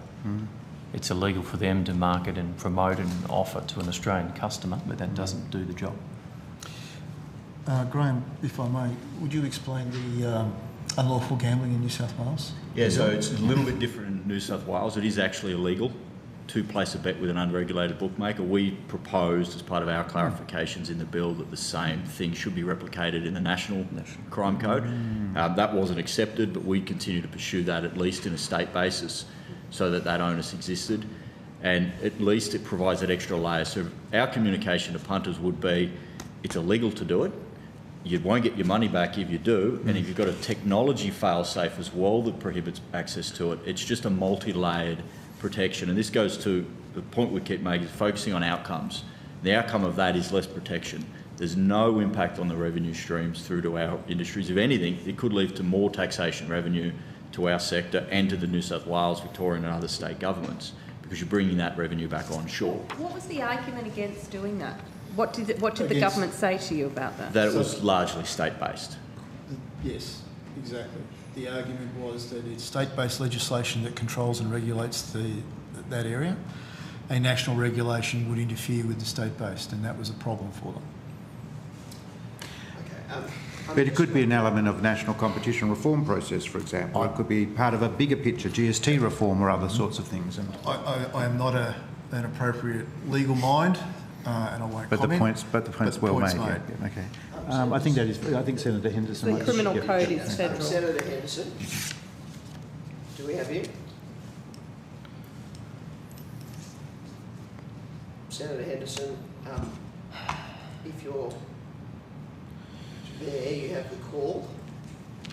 I'll just check for you, Chair. Otherwise, I'm going to move it to Senator Pocock. Thank you, Chair. Thank you very much for your time this afternoon.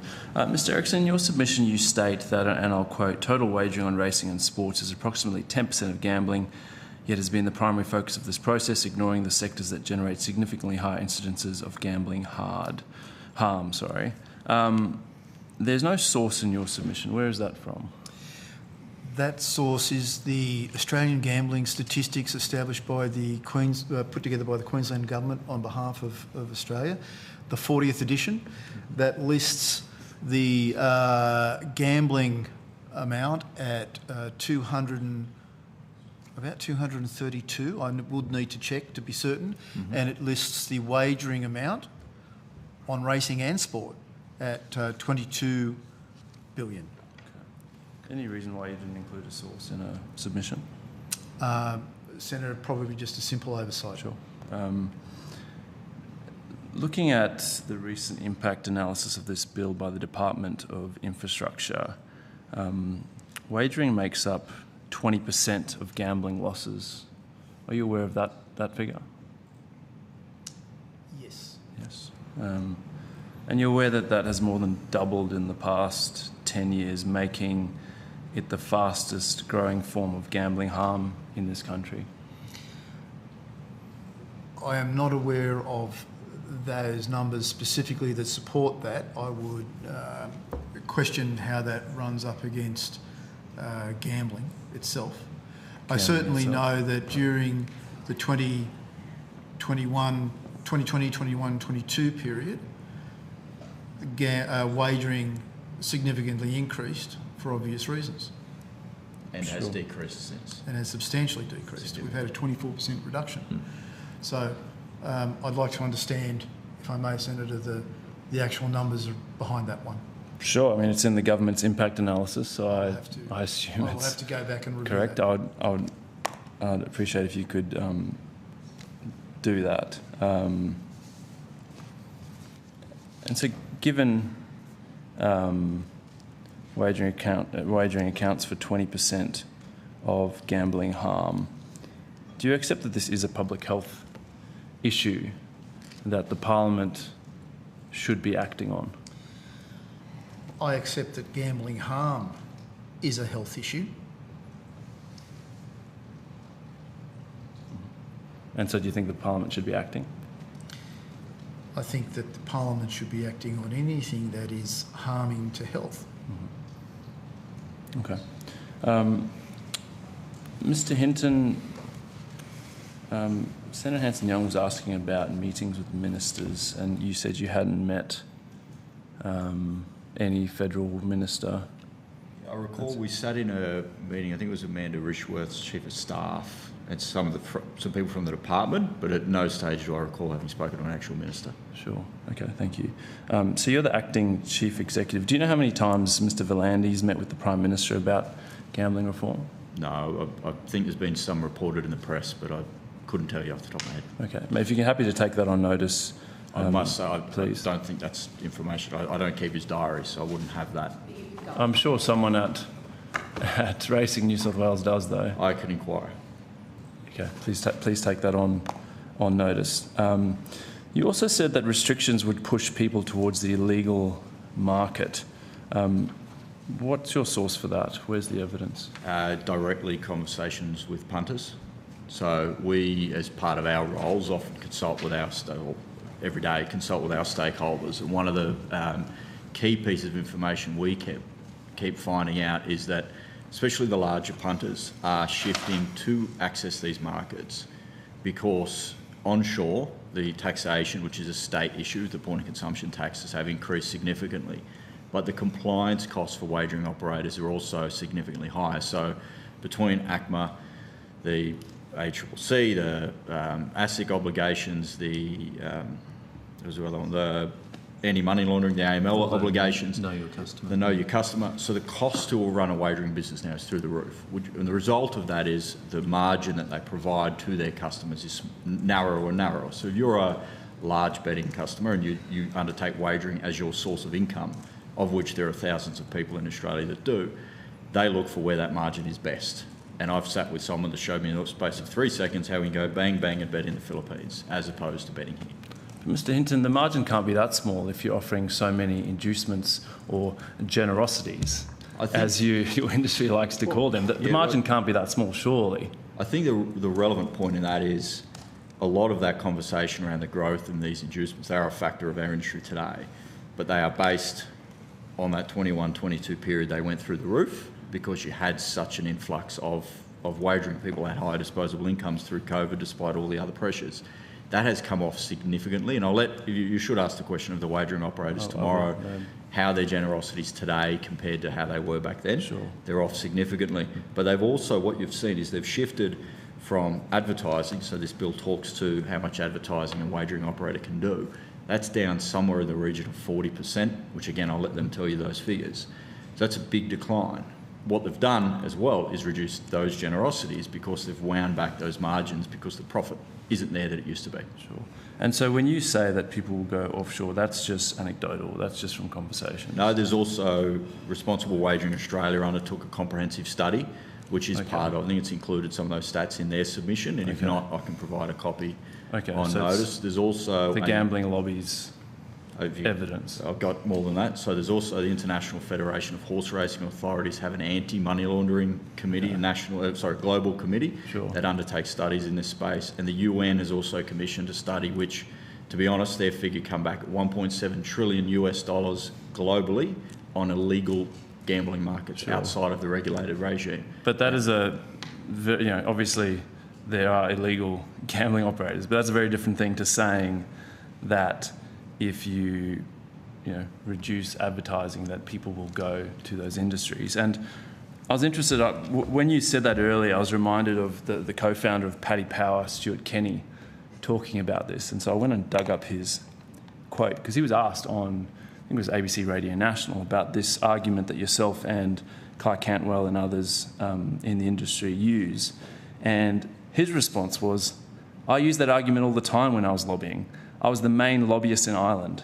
I knew all the politicians. That was the first line I always used. As the industry, we've been using that argument for 20, 30, 40 years. But look at Spain. They put in a blanket ban and there was virtually no pickup in the illegal offshore market. This is a load of baloney. I use it all the time. Now, I've never heard or spoken to him, so that might be his view. Our view is based on what we see.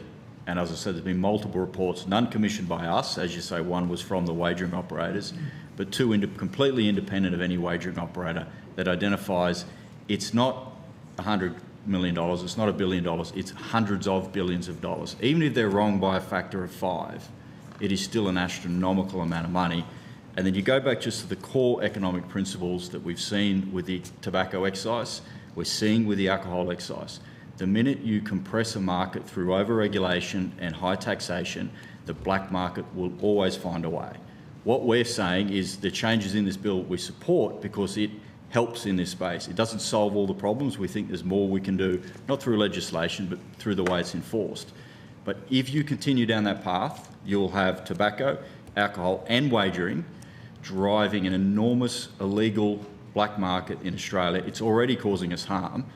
We propose you get in front of that and you don't allow it to happen on another industry. Sure.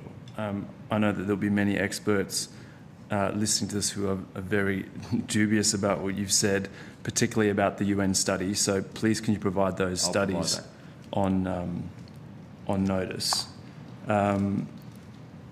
It also says in your submission, I think this is for you, Mr. Erickson, just finally, Chair, I know we're way over time, that you support opt-in/out functionality to protect minors. And so I take it that you're happy if it's moved to an opt-in model for advertising. I think the comment was around making statements around what is capable. We're comfortable with an opt-out. And in terms of protecting minors, that wasn't about protecting minors. The protection around the minors was age gating, and we're very comfortable with the restricted person definition and controls around here. But Mr. Erickson, I'm just reading your submission. It says Racing Australia respectfully submits that there are other methods, specifically age gating, frequency caps, opt-in/out functionality. And so you're happy with opt-in? We're not 100% happy with opt-in in terms of advertising. Why did you include it in your submission then? It's there in black and white. It is, Senator, and I will flag that it probably should not be. Based on what conversations have you had since you made your submission? That none on that point. Okay. None on that point. That's strange. It is no. It is purely yes. It is in black and white. We've read this submission a number of times. Everybody has missed it. Nothing is perfect. Sure. Is there anything else in your submission we should second guess then? More than happy for you to raise any other second guess point on that. I don't believe there is. I don't have any further comments to make on this that. Is fairly consequential though, because there's a huge difference between opt-out versus opt-in. And what I'm hearing from Canberrans is they say, if the government is so gutless that they won't ban all gambling ads, at least have an opt-in option, so I don't have to go through every subscription and age verify myself, as intrusive as that is. If I want to see ads, I can go through the process and say, absolutely, I'm a punter, I want to see ads. That may be your view. Our view is an opt-out is the appropriate one. Okay. And so are you going to update your... hand over their details to these tech platforms to prove who they are? That's a part of the existing government regime. That's outside of our scope to comment on. I mean, that's what's going to happen. If it was to be implemented properly, everyone would have to, go and do that if you want to protect yourself. Why should people have to? Why should people have to hand their personal details over to the tech platforms just to protect themselves from gambling ads? I reckon there'd be a lot of your punters who wouldn't be happy about that. I believe there's a lot of technology solution as well. If you look at the government's social media ban for over 16s, it isn't just dependent on importing your information. There's a number of measures they apply to identify that someone is over the age of 16. What again, we aren't And implementing this 80% of kids get around it. 80% of kids get around it. As always happens, that technology will improve over time. So I don't believe the government's proposed solution is to force everyone to provide every tech company their detail. They're putting an obligation on the tech companies through the social media ban to identify and find solutions for that. We believe that's the same approach they'll take for this. And so, Mr. Hinton, you would be happy with that approach if... Sorry, Senator Pocock, just last question. Sure.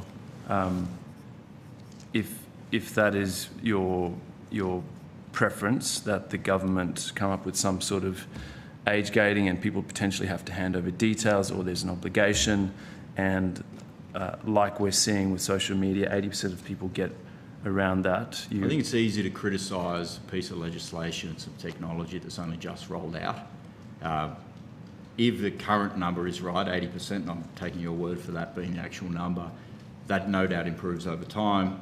The role of ACMA is to find solutions for those problems. It's not our job to decide that just because the current solution isn't perfect that we should throw everything out, throw the baby out with the bathwater every time. We believe there could be and should be a non-intrusive solution that allows a free market to operate and provide those protections at the same time. Thanks, Chair. Thank you, Senator Pocock. Senator Henderson, we have you online. I'm just flagging that we are now running very, very late, so as brief as you can be. Do we have you there, Senator Henderson?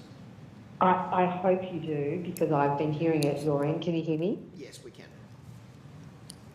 Fantastic. I'll be very brief. Look, there was evidence given a short time ago, and I'm sorry I'm appearing via audio only, so just a bit unclear about who gave this evidence. But there's been a major decline in gambling advertising of around 40%, and that's had a corresponding decline in racing revenue of 24%, or wagering revenues. I'm just wondering what the evidence is of the causation between gambling advertising and the decline in racing revenues. That was me, Senator Henderson, Aaron Morrison. I'm not suggesting that that's a direct cause. That's not the only factor. It's certainly a strong contributing factor to the downturn in revenue that we're experiencing. There's been a gradual decline. I'd say it's more than gradual. That would be understating it. A sharp decline since COVID, probably. We've seen revenues decline at a combination of various factors. Reduction in advertising and promotions, reductions in offers targeted to customers, off the back of a rising cost imposed on operators through increased taxation and other fees. There are so many reasons that have contributed to that decline. And what's the evidence you have that a lack of or a decline in gambling advertising has caused a decline in your revenues? I'm saying it's one of the causes of decline in revenues, because we're seeing less active account activity during that period of time. So we would attribute that to be one of the causes. Okay, so you're surmising you don't have direct evidence that it's because of gambling advertising? Yeah, I don't think it would be easy to measure the direct correlation between the two. Okay. Yep. Okay, if you could on notice provide us with a breakdown of your revenues and the various factors that you believe are driving that. I would have thought the cost of living crisis we've seen in recent years would also be a factor. Would you agree? Yep, I think that would be amongst a number of factors, but happy to do that exercise. Okay. Yep. Look, I just wanted to also ask you briefly about Mr. Luke Bateman, who gave evidence this morning. He lost an enormous amount of money principally through racing, and he gave evidence that inducements to bet was a key driver of the financial harm that he suffered. These very large betting inducements, as I would call them, you say generosities, I would say inducements, are targeted at those who are losing large amounts of money. Do you support these inducements, no matter how significant the losses of individuals are? Well, I think each of us would be consistent in our response, I'm sure. We don't support any kind of predatory behaviour. We don't support any harm that's caused through gambling. We're making the point that the vast majority of people are engaging with wagering, particularly on racing, as informed adults, consensual adults, without harm. We're disappointed to hear about some of these examples, and as we've said earlier, we find a lot of them to be abhorrent. We don't condone them. And it's important also to note that a lot of the consumer protections in place today weren't in place at the time that Mr Bateman suffered from that. So we're very empathetic for what had happened, and certainly find the behaviour and the conduct of the wagering operators, if true, to be unacceptable and abhorrent. But it's important to note, in today's regime, Mr Bateman or anyone in those circumstances could have placed himself on bed stop, and the wagering operators have a number of inbuilt protections today that they didn't have then that should have prevented this from happening. And if beyond all of that, the NT regulator or whoever had that oversight could have done better, well then they should do better, and that is a tangible outcome that we should focus on after this piece of legislation is passed. So we've also heard this morning from Mr Kempster. He gave a very recent example of a person who lost $500,000 in 33 days. Now that's happened very recently. Again, I would put to you through some pretty abhorrent conduct, very much geared to inducements targeted to those who are very vulnerable and who are losing very significant amounts of money. These betting inducements are not available to people who are winning. They are only being targeted to those who are losing, generally, significant amounts of money. So would you condemn those sorts of losses are driven by inducements? We don't condone behaviour that is predatory, that drives people to spend beyond their means. We're big believers that our industry is funded on wagering, and wagering should be an entertainment expense. We believe people should be encouraged to educate themselves on that and understand that.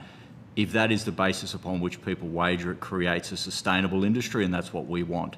So in the circumstances you've just given, I'm not privy to the details, I didn't hear the evidence, but I think you'd be well placed to ask the wagering operators tomorrow how they'd respond to that, and in particular what regimes they have in place today to prevent that from happening. And I'll go back to, if there are targeted outcomes that can help alleviate some of these risks, then that's what we should focus on.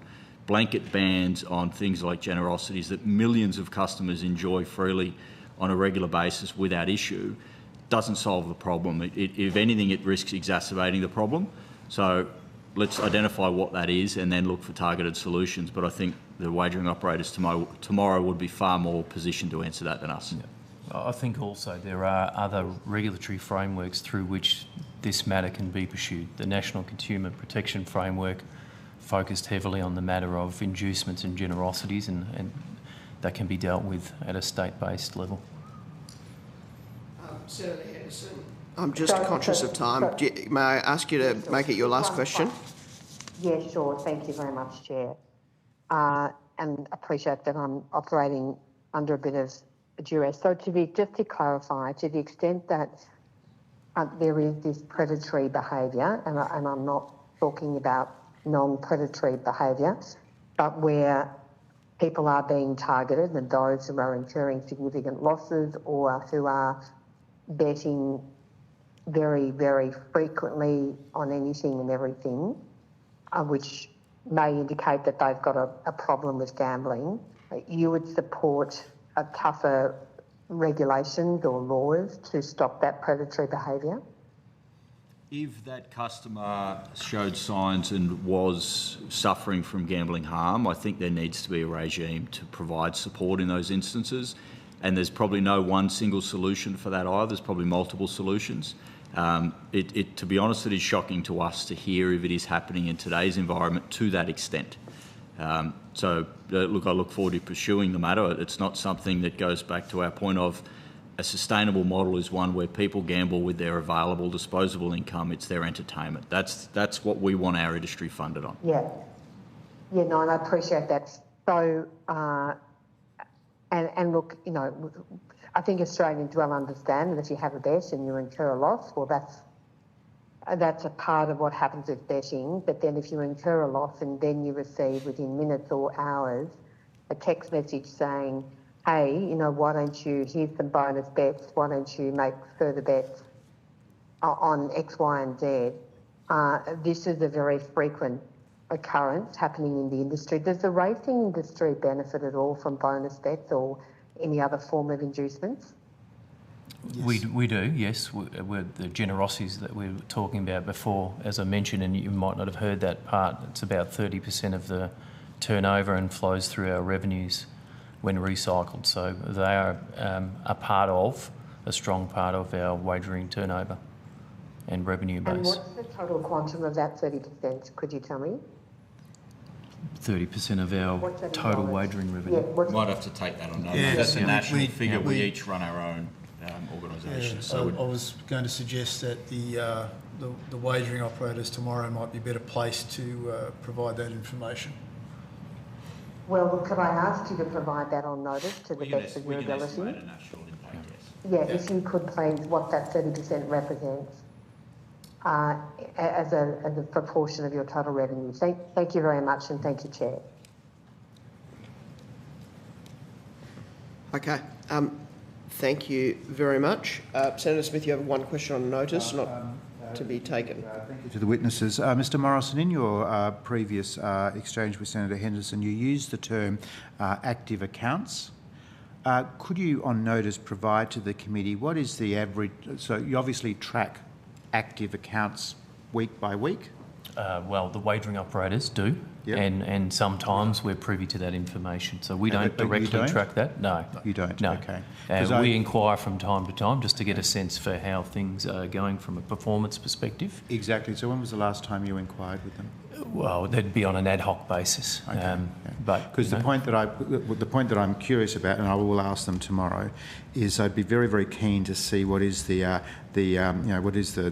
time sequence of account activity increasing, decreasing over a calendar year, and then what would be the anticipated impact of an opt-in on that account activity time sequence. Okay. Yeah, but I can ask them that tomorrow. I agree. You're best placed to ask them about that. Thank you. Yeah. Yeah. Thank you very much. We're grateful for you appearing today and the evidence you've given. The committee appreciates the work that goes into appearing in these hearings, so thank you. If you've taken questions on notice, which you have, if we could endeavour to have those answers as soon as possible, but certainly by no later than the deadline to the Secretariat. Thank you very much. Thank you very much.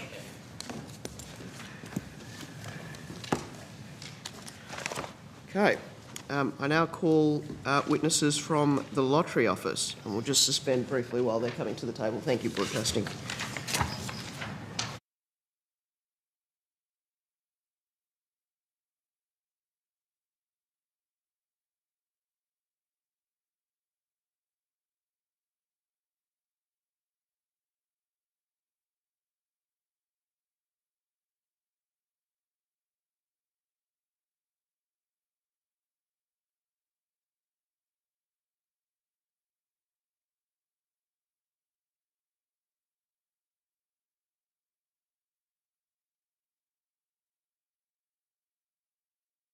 I welcome representatives from the Lottery Office. I understand that information on parliamentary privilege and the protection of witnesses giving evidence to Senate committees has been provided to you. Yes, there's nodding at the table. For the Hansard record, will you please state your full names and the capacity in which you appear today? Yes, Jacqueline Wood, and CEO of Global Players Network, trading as the Lottery Office. And Mark Byers, Public Affairs Manager of the Lottery Office. Wonderful. I'm inviting you to make a short opening statement, and the committee appreciates your patience. I appreciate we're also running a long way behind time, but in light of that, as brief as is feasible, and then at the conclusion of your remarks, I'll invite members of the committee to ask questions. Sure, no problem. I thank the committee for the opportunity to appear today. I'm the CEO of a proudly Australian-owned business which operates foreign match lotteries. The business I run is properly and fully licensed here in Australia. We employ more than 50 Australians, primarily on the Gold Coast. We operate in a well-regulated industry subject to a robust legal framework. We hold a Northern Territory Internet Gaming licence, which was recently renewed in March 2026 for a further 20 years. Our products are approved under that licence, and we are subject to ongoing regulatory oversight, extensive probity checks, approvals, reporting obligations, and auditing of our ticket sales and matching operations by licensing NT. In over 20 years of operation, We've never been subject to an adverse finding or a breach of our regulatory and legislative obligations. Overall, to be clear, I think that's the problem. We'll get to that, Senator. Yes. Overall, we represent less than 1% of the Australian lottery market. The government's gambling reform legislation grew out of a desire to improve harm minimisation, which is a goal that we support. The government's own review found that our products had no greater harm profile than domestic lottery tickets. We proactively implement additional safeguards to support responsible gambling and protect consumers. There have been some suggestions that foreign match lotteries operate outside appropriate consumer protection and harm minimisation frameworks. This is not correct. Our customers are subject to mandatory identification requirements, deposit and spend limits, self-exclusion tools, take-a-break mechanisms and behavioural monitoring safeguards under the Northern Territory regulatory framework. These measures are outlined in our submission in Appendix C. Importantly, these protections exceed those that can be offered in a retail environment. Frustratingly, foreign match lotteries have been conflated with lottery betting. In our 23-year history, we've never operated a lottery betting business. You can imagine our disappointment when our business was mischaracterised in Parliament. We have never exploited loopholes. We've never offered lottery betting. We've always paid out every winner, every time. We are proud of our economic contribution. We work with more than 180 suppliers, including many local small Australian businesses. Through our partnership with Blue Shift, we support over 870 newsagents who offer in-store deposit and referral services for our customers. For newsagents, this revenue is significant at a time when other lottery companies are moving to an online preferred model. The Lottery Office is an Australian company that makes a significant Australian tax contribution. Over the next 20 years, we'll contribute $1.8 billion in revenue to the Northern Territory, including $180 million over the forward estimates. The Lottery Office Charity Fund has supported more than 50 Australian charities, helping cancer patients, the homeless and some of the most vulnerable in our community. Throughout this debate, the Lottery Office has played a constructive and good faith role in working with the government and policymakers. In 2023, I met with the late Peter Murphy to discuss foreign match lotteries in the context of the inquiry that she chaired. We discussed how lotteries, including our products, are generally low risk and low harm, and I shared with her the efforts we take to minimise gambling harm. She assured me that lotteries would be excluded in the recommendations of her report. She said there were more substantive areas that needed to be reformed. More recently, we've also engaged constructively with the Department of Infrastructure, Transport, Regional Development, Communication and the Arts through their review into foreign match lotteries. The department's review found no differentiated harm or customer spending profile from foreign match lotteries to domestic lotteries. It recommended further research and extending the ban on credit card purchases to foreign match lotteries. We agree with those recommendations. Significantly, neither the Murphy inquiry nor the department's February 2026 review recommended banning foreign match lotteries. The better alternative to the government's proposed ban would be to extend the credit card ban and bet stop to all online lotteries. That approach would save Australian jobs, secure tax revenue and provide better consumer protection. Senators, I'm also here because there's a very human side to this. Some of our workers have joined me today because they're worried about their future. That's because the government's proposed ban of foreign match lotteries means they will lose their jobs. Luke, who is our business analyst, is our longest serving employee, having worked for us for over 20 years. Luke's wife, Catherine, has also worked for us for 15 years. For Luke and Catherine, losing their jobs would mean they could not pay their mortgage. Kyra is our youngest employee at just 22 years old. She's been with us for 8 months as our junior digital designer, whilst also finishing her university degree. Like many young people, Kyra is facing rising living costs, including rent, groceries and fuel, whilst also trying to save towards her goal of owning a home in the future.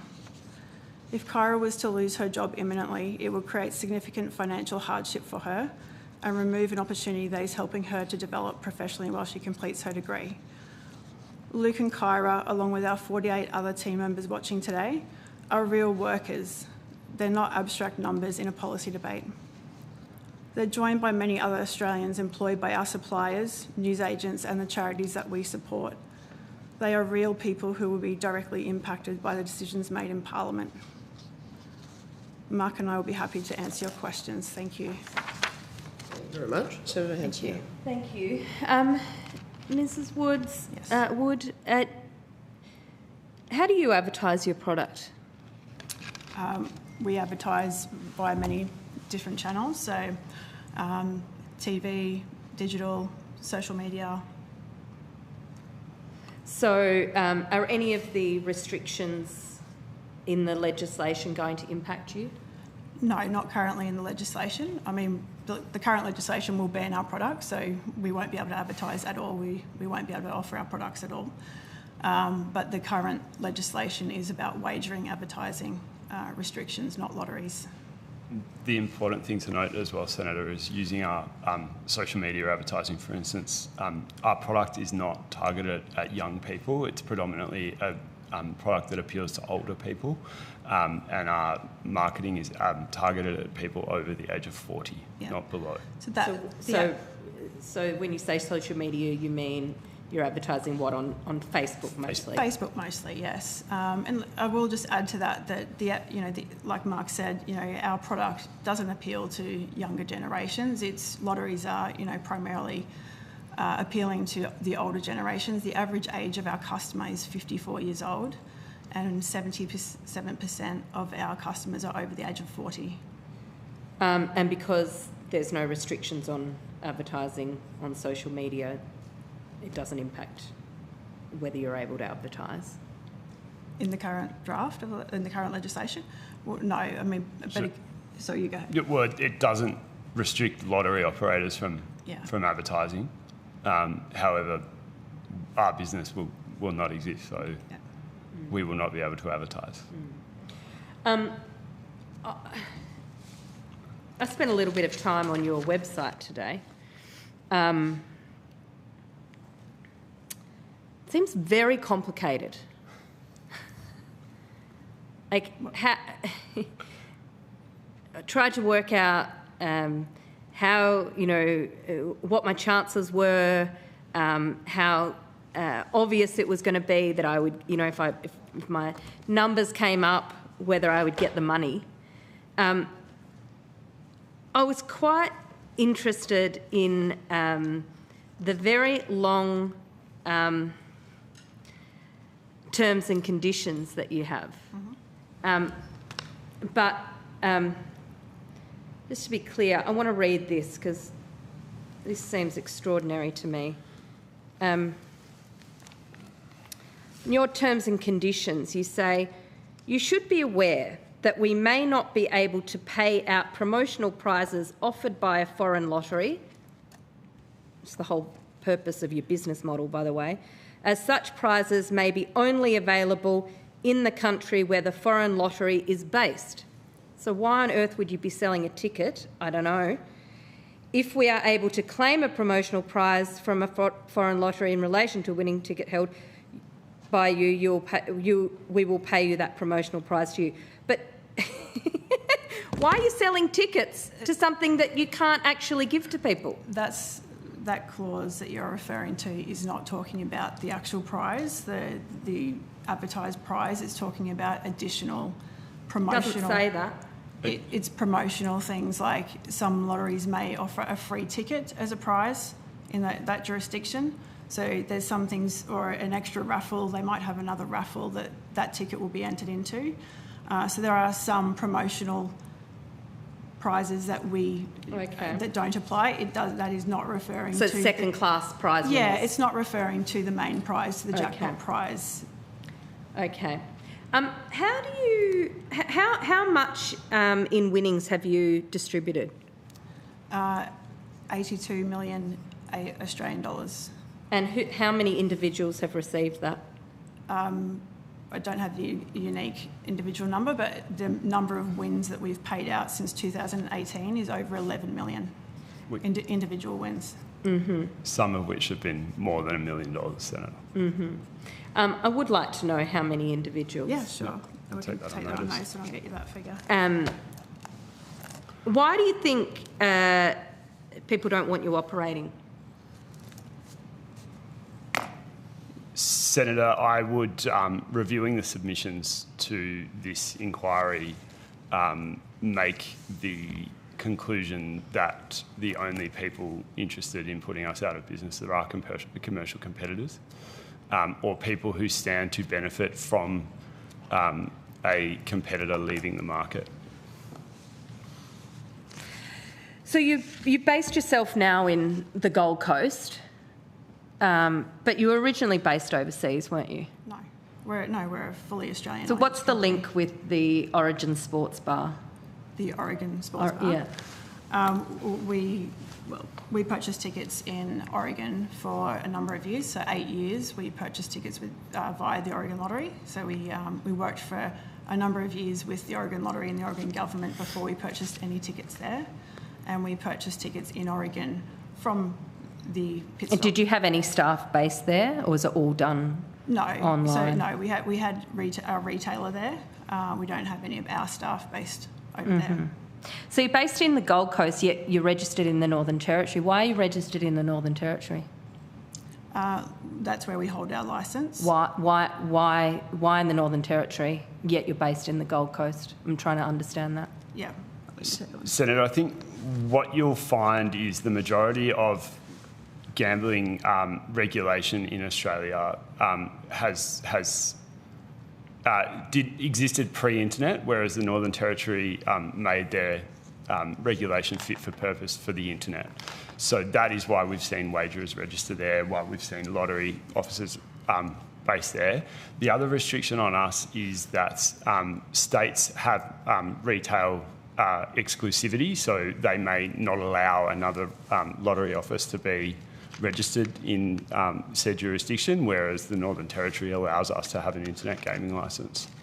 And I think if we could add, from what you mentioned in my opening statement, that we're licensed and regulated by Licensing NT in the Northern Territory. We're not regulated by the Racing and Wagering, what are they called? Sorry. Yeah, the Northern Territory Racing Commission. Yes, the Commission, sorry. How much tax do you pay? It's legislated in the Northern Territory at 50%. So in the last financial year, we paid $12.7 million to the Northern Territory. We are currently on a transitional arrangement to get to the 50% because it was increased last year. So we estimate the next financial year to be $20 million, and then steadily increasing after that once we hit the 50%. And what's your annual revenue in the last financial year? I'm happy to provide that confidentially. It's commercially sensitive information I'd rather not say publicly, so we're happy to provide that to you. We'll take that on notice and provide. Yeah.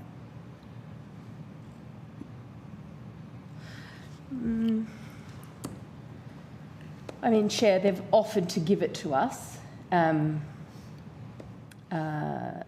If you could give it to us, can you give it to us by the end of the day? Yeah, certainly. Okay. Yeah, I'm happy to do that. We're a private company, so we would prefer not to disclose that publicly. In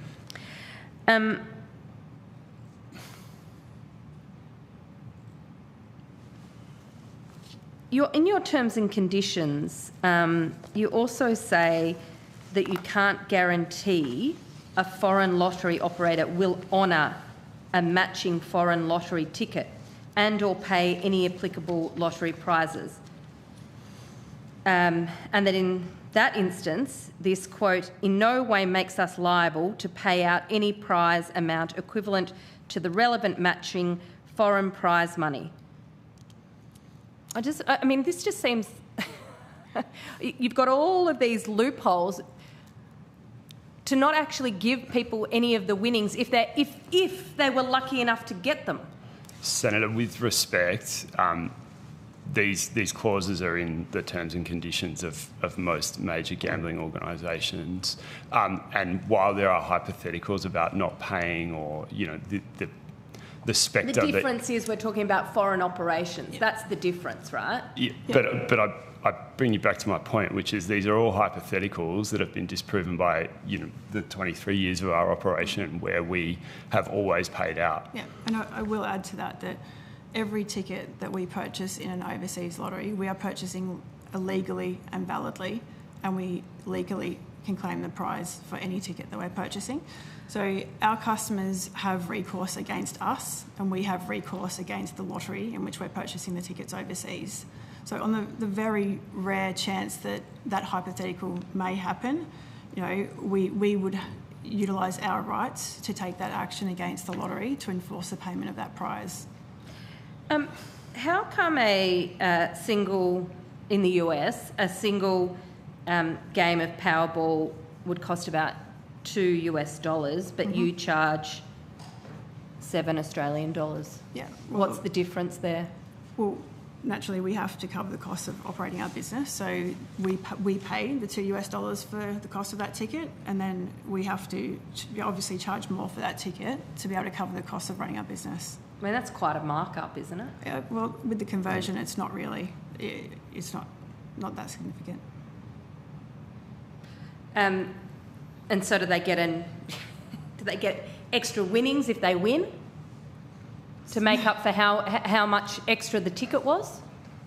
No, I mean, obviously we need to mark up the ticket price. We can't just charge exactly what we're paying for it, or we wouldn't be in business. So we need to charge more for it to be able to cover the operating costs. I mean, if you convert US dollars to Aussie dollars, a $2 ticket should be about $2.90. That's being generous. So you're charging $7. Yeah. It's a rip-off. It's not a rip-off. No, we're a growing business, so we obviously cost us a lot to run our business, to grow our business, and that's the margin that we need to be able to do that. I've got no other questions, Chair. Thank you, Senator Hanson-Young. Senator Henderson is online, I believe, and has questions. Look, thank you very much, Chair, and Mrs Wood. Mr Byers, thanks very much for your time today. Look, can I ask who stands to gain if your business is banned in Australia? Most definitely, Senator.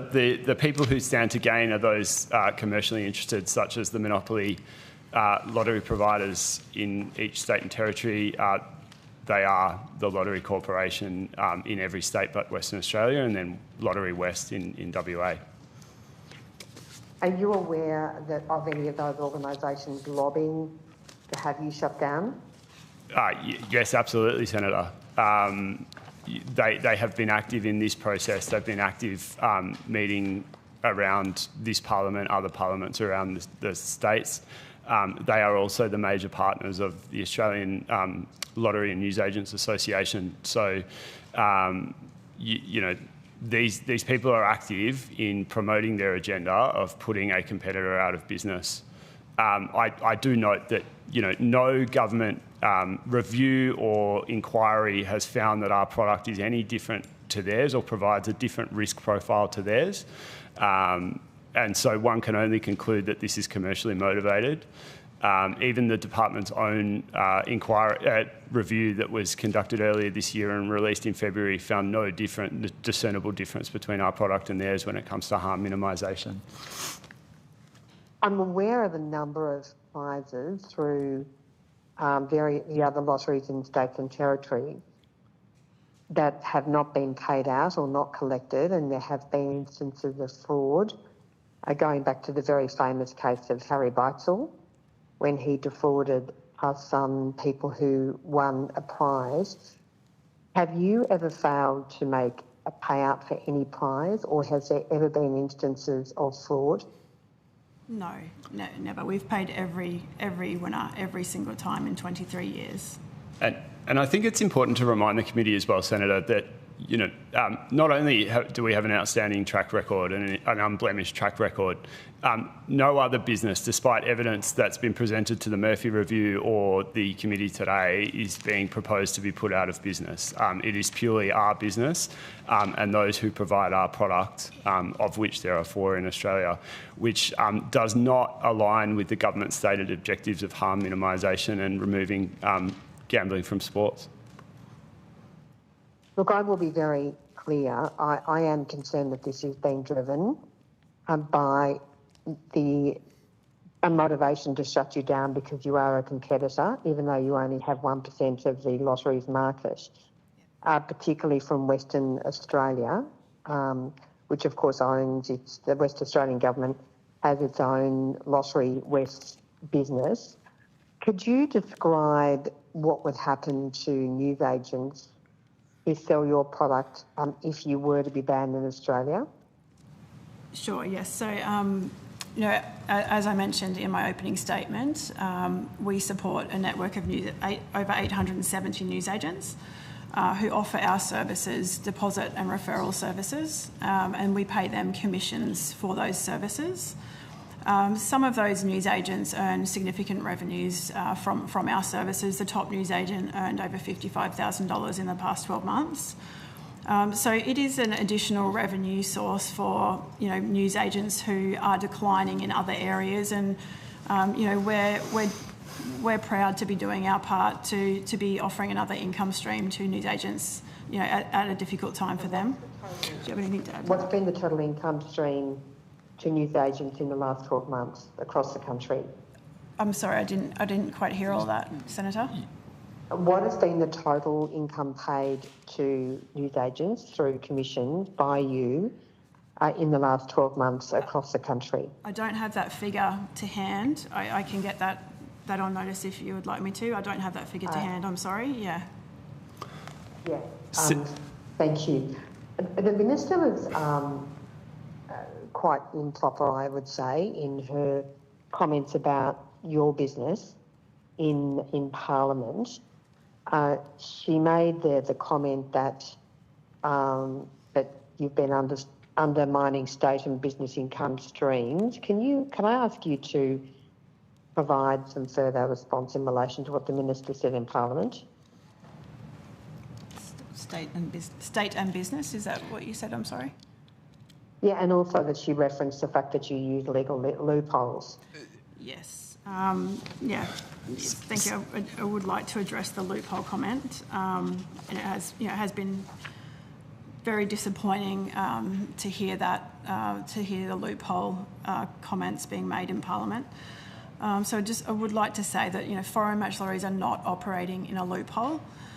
They are expressly licensed, defined and regulated under the Northern Territory's Gaming Control Act. Foreign match lotteries are not a prohibited product under the Interactive Gambling Act. And if Parliament must expressly legislate to prohibit our product, then it is by definition not operating through a loophole. It is operating lawfully within the existing statutory framework. The proposal doesn't close a loophole, it changes a government policy in a way that overrides a long-standing territory, jurisdiction and licensed activity. Okay, I'll be as quick as I can, but what would be the impact on the Northern Territory government if you were to be banned? Well, and would there, do you believe that there would be any constitutional implications? Because that would effectively tear your contract up with the Northern Territory government, wouldn't it? Effectively, yes. For a match lottery product, yes. How much revenue is flowing to the Northern Territory government as a result of your agreement? Yeah, no problem. So we currently pay, the tax is legislated at 50%. So we currently pay a significant tax to the Northern Territory government over the next 20 years of our licence. Our new licence was renewed in March of this year for 20 years. So we forecast that we will pay $1.8 billion in tax to the Northern Territory over the next 20 years, including $180 million over the forward estimates alone. It's a significant... so this would have significant impact on the people of the Northern Territory? Yes. Absolutely, Senator. And it would also have a national effect of removing what little competitive tension there is in the lottery market around the country. There was a lot of talk by the Minister, and there's been a lot of talk by the Lottery Corporation that, lotteries should be for the public good. And while we agree, and the historical basis of lotteries is for the community good, I do remind senators that these are private companies, with the exception of Lottery West, that have been sold and are traded on the ASX. They are not some charitable organisation that is operating in the community good. They have a fiduciary responsibility to their shareholders. Can I quickly go to the questions that Senator Hanson-Young raised, which were legitimate questions about your terms and conditions? You referenced that all lotteries operate in a way where they don't necessarily guarantee through their terms and conditions the payment of prizes. I am aware that that's the case with some of the secondary organisations which sell Lottery Corporation tickets. I think Oz Lotto is one, where they only guarantee the first division prize and they make no guarantees in relation to any other prize. Could you please on notice provide us with more detail about that, so we can have an understanding about those sorts of terms and conditions which apply across all lotteries in the country? Absolutely, Senator. We can take that on notice.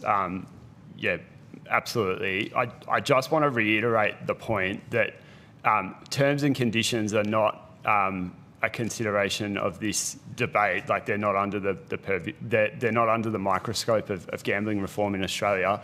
What is being proposed here is the banning of a legal and licensed product, while we allow other more high-risk products to continue to operate in this country. No, I understand that, but I think the point that Senator Hanson-Young raised is a legitimate point. So if you could please provide information in relation to other lotteries, I would be in relation to their terms and conditions, so we can properly understand that. I'd be grateful. Sure. Thank you, Senator. Yeah. Thank you very much. Senator Smith, you have one question, and then... Thank you very much. At what point did you realise that you would be captured by this bill?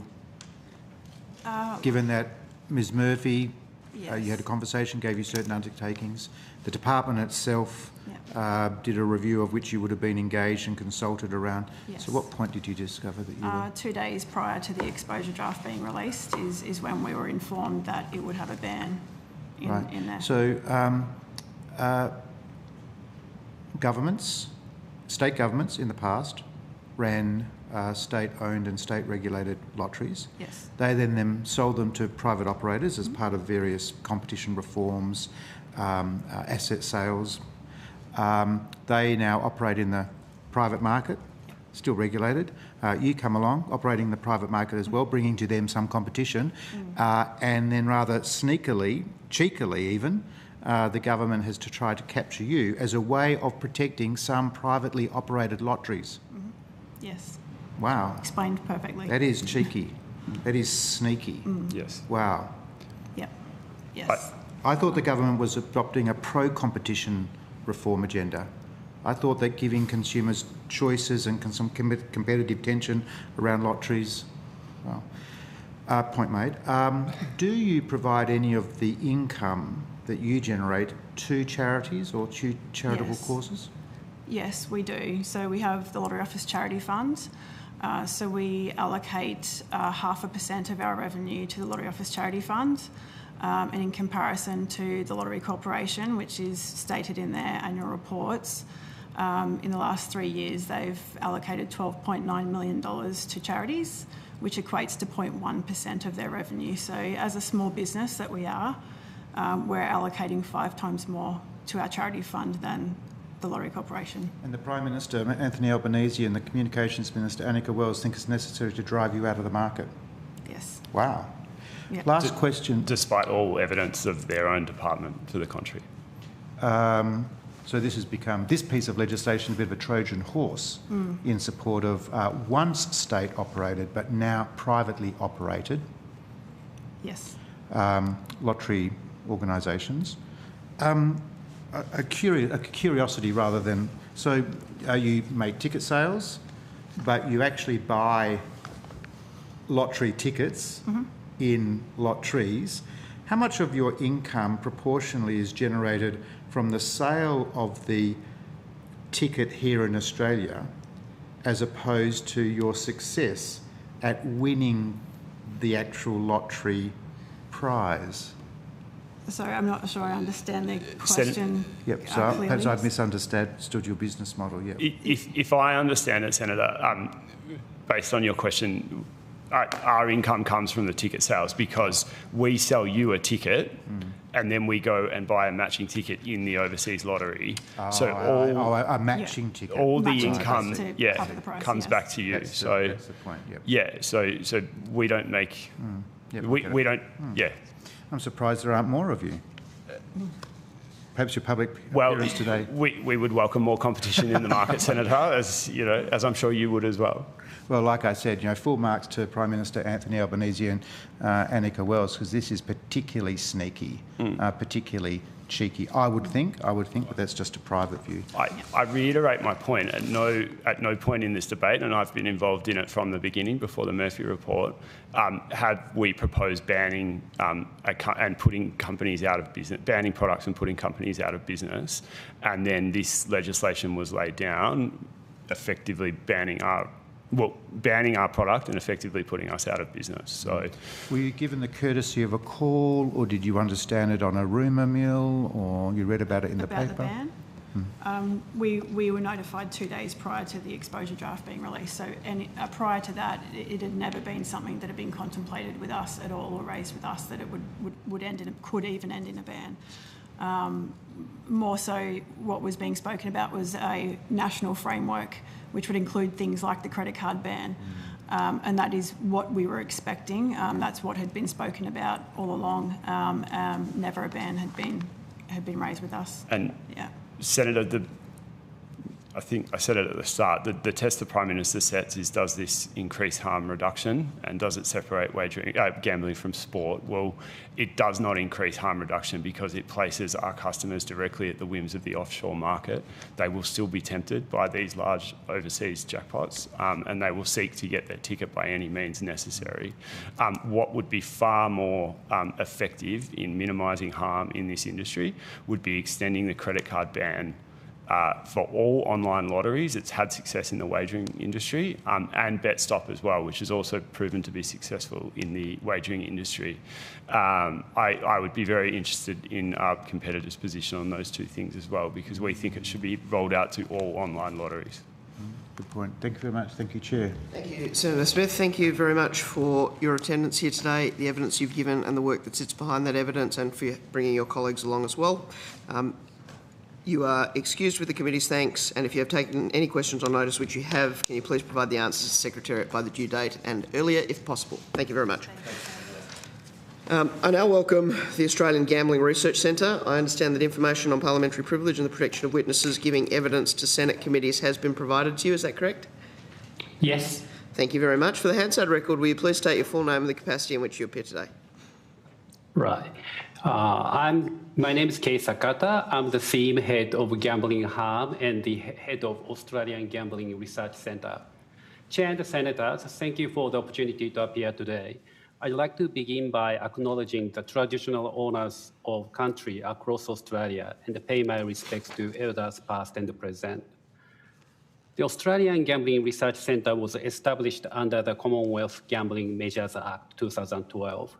To undertake research into gambling participation, gambling-related harm, and measures to reduce the harm. Gambling is a public health issue.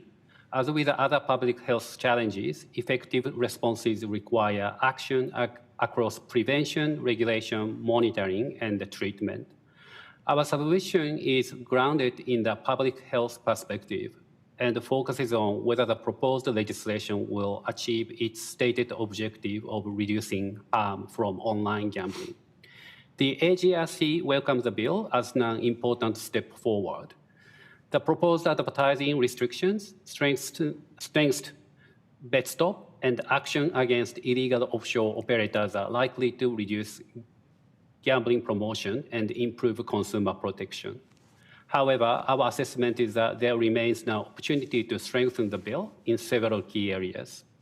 First, the evidence suggests that stronger advertising restrictions generate substantially greater community benefits.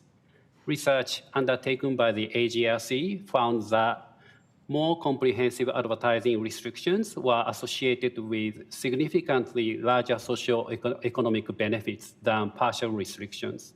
We therefore recommend that the Australian government consider whether the current package of restriction is sufficient to fully achieve the bill's harm reduction objectives. Second, gambling advertising on streaming and digital platforms should operate on an opt-in basis rather than requiring consumers to opt out. We also recommend prohibiting discounts, credits, rewards, or other incentives that encourage people to accept gambling advertising. The default should be protection from exposure, particularly for children, young people, people registered with BetStop, and financially vulnerable Australians. Third, we encourage the committee to consider whether the proposed restrictions adequately reflect how children and young people actually consume media today. Many children continue to watch television beyond 8:30 p.m., while increasing numbers across content through streaming services, YouTube, and other digital platforms. Advertising control should be designed around the contemporary viewing patterns rather than traditional broadcasting assumptions. Fourth, we recommend stronger restrictions on direct marketing, inducements, affiliate marketing arrangements, and influencer promotion. Evidence increasingly shows that personalized marketing and inducement-based promotions can encourage riskier gambling behavior, particularly among those already experiencing or at risk of gambling harm. We also see a need to close potential loopholes that may allow gambling promotion to continue through affiliates, tipsters, and social media influencers. Finally, we believe that implementation and evaluations are just as important as the legislation itself. The bill should include an independent statutory review after 12 months, a broader effectiveness evaluation within 3 years, ongoing monitoring of gambling participation and harm. In closing, AGRC supports the direction of the bill to reduce gambling harm. Our recommendations are intended to strengthen the reforms, maximize their public health impact, and ensure that policy decisions continue to be guided by robust evidence. Thank you. I look forward to answering the committee's questions. Thank you very much, Senator Smith. Thank you. Thank you for your patience with us this afternoon. A matter that's not been canvassed very much during the course of the evidence today is what an effective review mechanism might look like. What, in your view, do you think would be the features of an effective review mechanism in terms of who it should be conducted by, in what time frame it should be conducted, how that review should be made publicly available, given that it may not be necessary to re-prosecute all of the debates that we've heard over the last 4 years, but also to ensure that that review is done in a very, very timely way, so to ensure that there can be a constant process of calibration of various initiatives as required. Thank you for the question, Senator. One aspect is evaluating policy programs need to consider implementation process, how measures have been implemented as intended. So I imagine this, I'm not quite sure even like this legislation have some evaluation framework. So what are the measurement of success? What are we actually tracking? Because I do not believe that, change would, just because we implement this legislation, we will not see immediate impact. We probably need to have like a realistic time frame of reduction in gambling harm or exposure to gambling advertisement and promotions and all that sort of stuff. So first stage is we need to focus on how measures are implemented appropriately and then we move on to impact evaluation. So it needs to be like a two-stage. But most importantly, we actually have to have an evaluation framework. What is, what measurement of success we are monitoring over the years.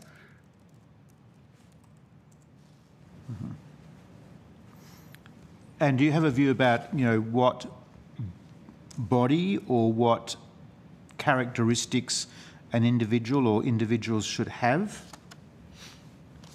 Because as you know, it's a very contested area. Yeah, so independent bodies should conduct evaluations, reviews and evaluations. Is there anything in the evidence that and I'm just assuming you've been able to listen to all of the evidence today, is there anything that you've heard that particularly deserves amplification or deserves to be rebutted? Yes, I will raise two issues. One thing was opt-in mechanism.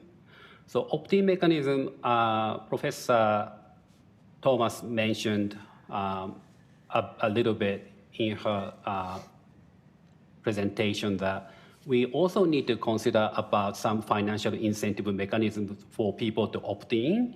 That component need to be carefully considered. Could you just explain that to me?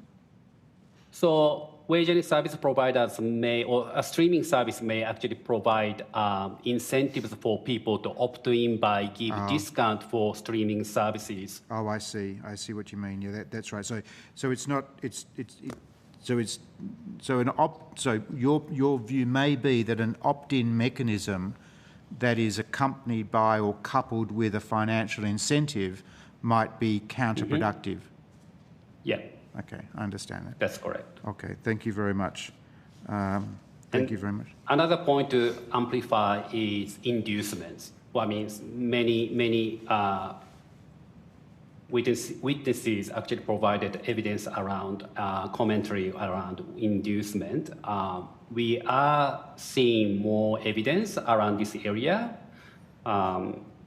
Central Queensland University has published a few papers around inducement. They're pointing out inducement lead to riskier gambling behavior. So inducement need to be properly addressed in this bill. Last question. However you call it inducement or generosity or whatever. Well, that was... Promotions, marketing, direct marketing need to be... Okay, well, that is interesting. You've read my mind. Do you accept the delineation that some witnesses have given to inducements versus generosities? No, I mean, generosity seems like an inducement to me, but it really depends on how you define. But it's important to note that, some people actually, talked about how we need to actually define inducements, or we need to define influencers, or, how do we actually define notable people. But sometimes we have to be quite careful about unintended consequences. We probably need to decide whether legislation should be more principle-based legislation, because otherwise, the more you try to define, you, in a way, creating more loopholes. So that part probably committee needs to consider the best approach to navigate this process. When we talked about inducements earlier in the day and the dopamine receptor and it as a driver in the design of and the effectiveness of inducements, and the key element there was this reward consideration that a gambler might contemplate. When we're reminded of that, the delineation between generosity and inducement starts to evaporate, because it's all about this reward proposition and the and how it how it triggers that dopamine receptor response. Would you agree with that? I'm not specialist in the field, so sorry, Senator, I'm not probably able to provide appropriate answer to your question. Okay. Thank you very much, Chair. Thank you. Thank you, Senator Smith. Senator Henderson, do you have any questions? No, I don't, thanks, Chair. Okay. Well, thank you very much. We appreciate you giving evidence and the effort that goes into preparing and then appearing at a hearing like this. I apologise on behalf of the committee that you were running so late, but we appreciate your effort to be here and you go with the committee's thanks. If you've taken any questions on notice, could you please provide your answers to the Secretariat by the due date? And thank you very much again. That concludes today's hearing. Thank you to all witnesses who appeared, to Hansard and Broadcasting for their assistance and the Secretariat. The committee stands adjourned.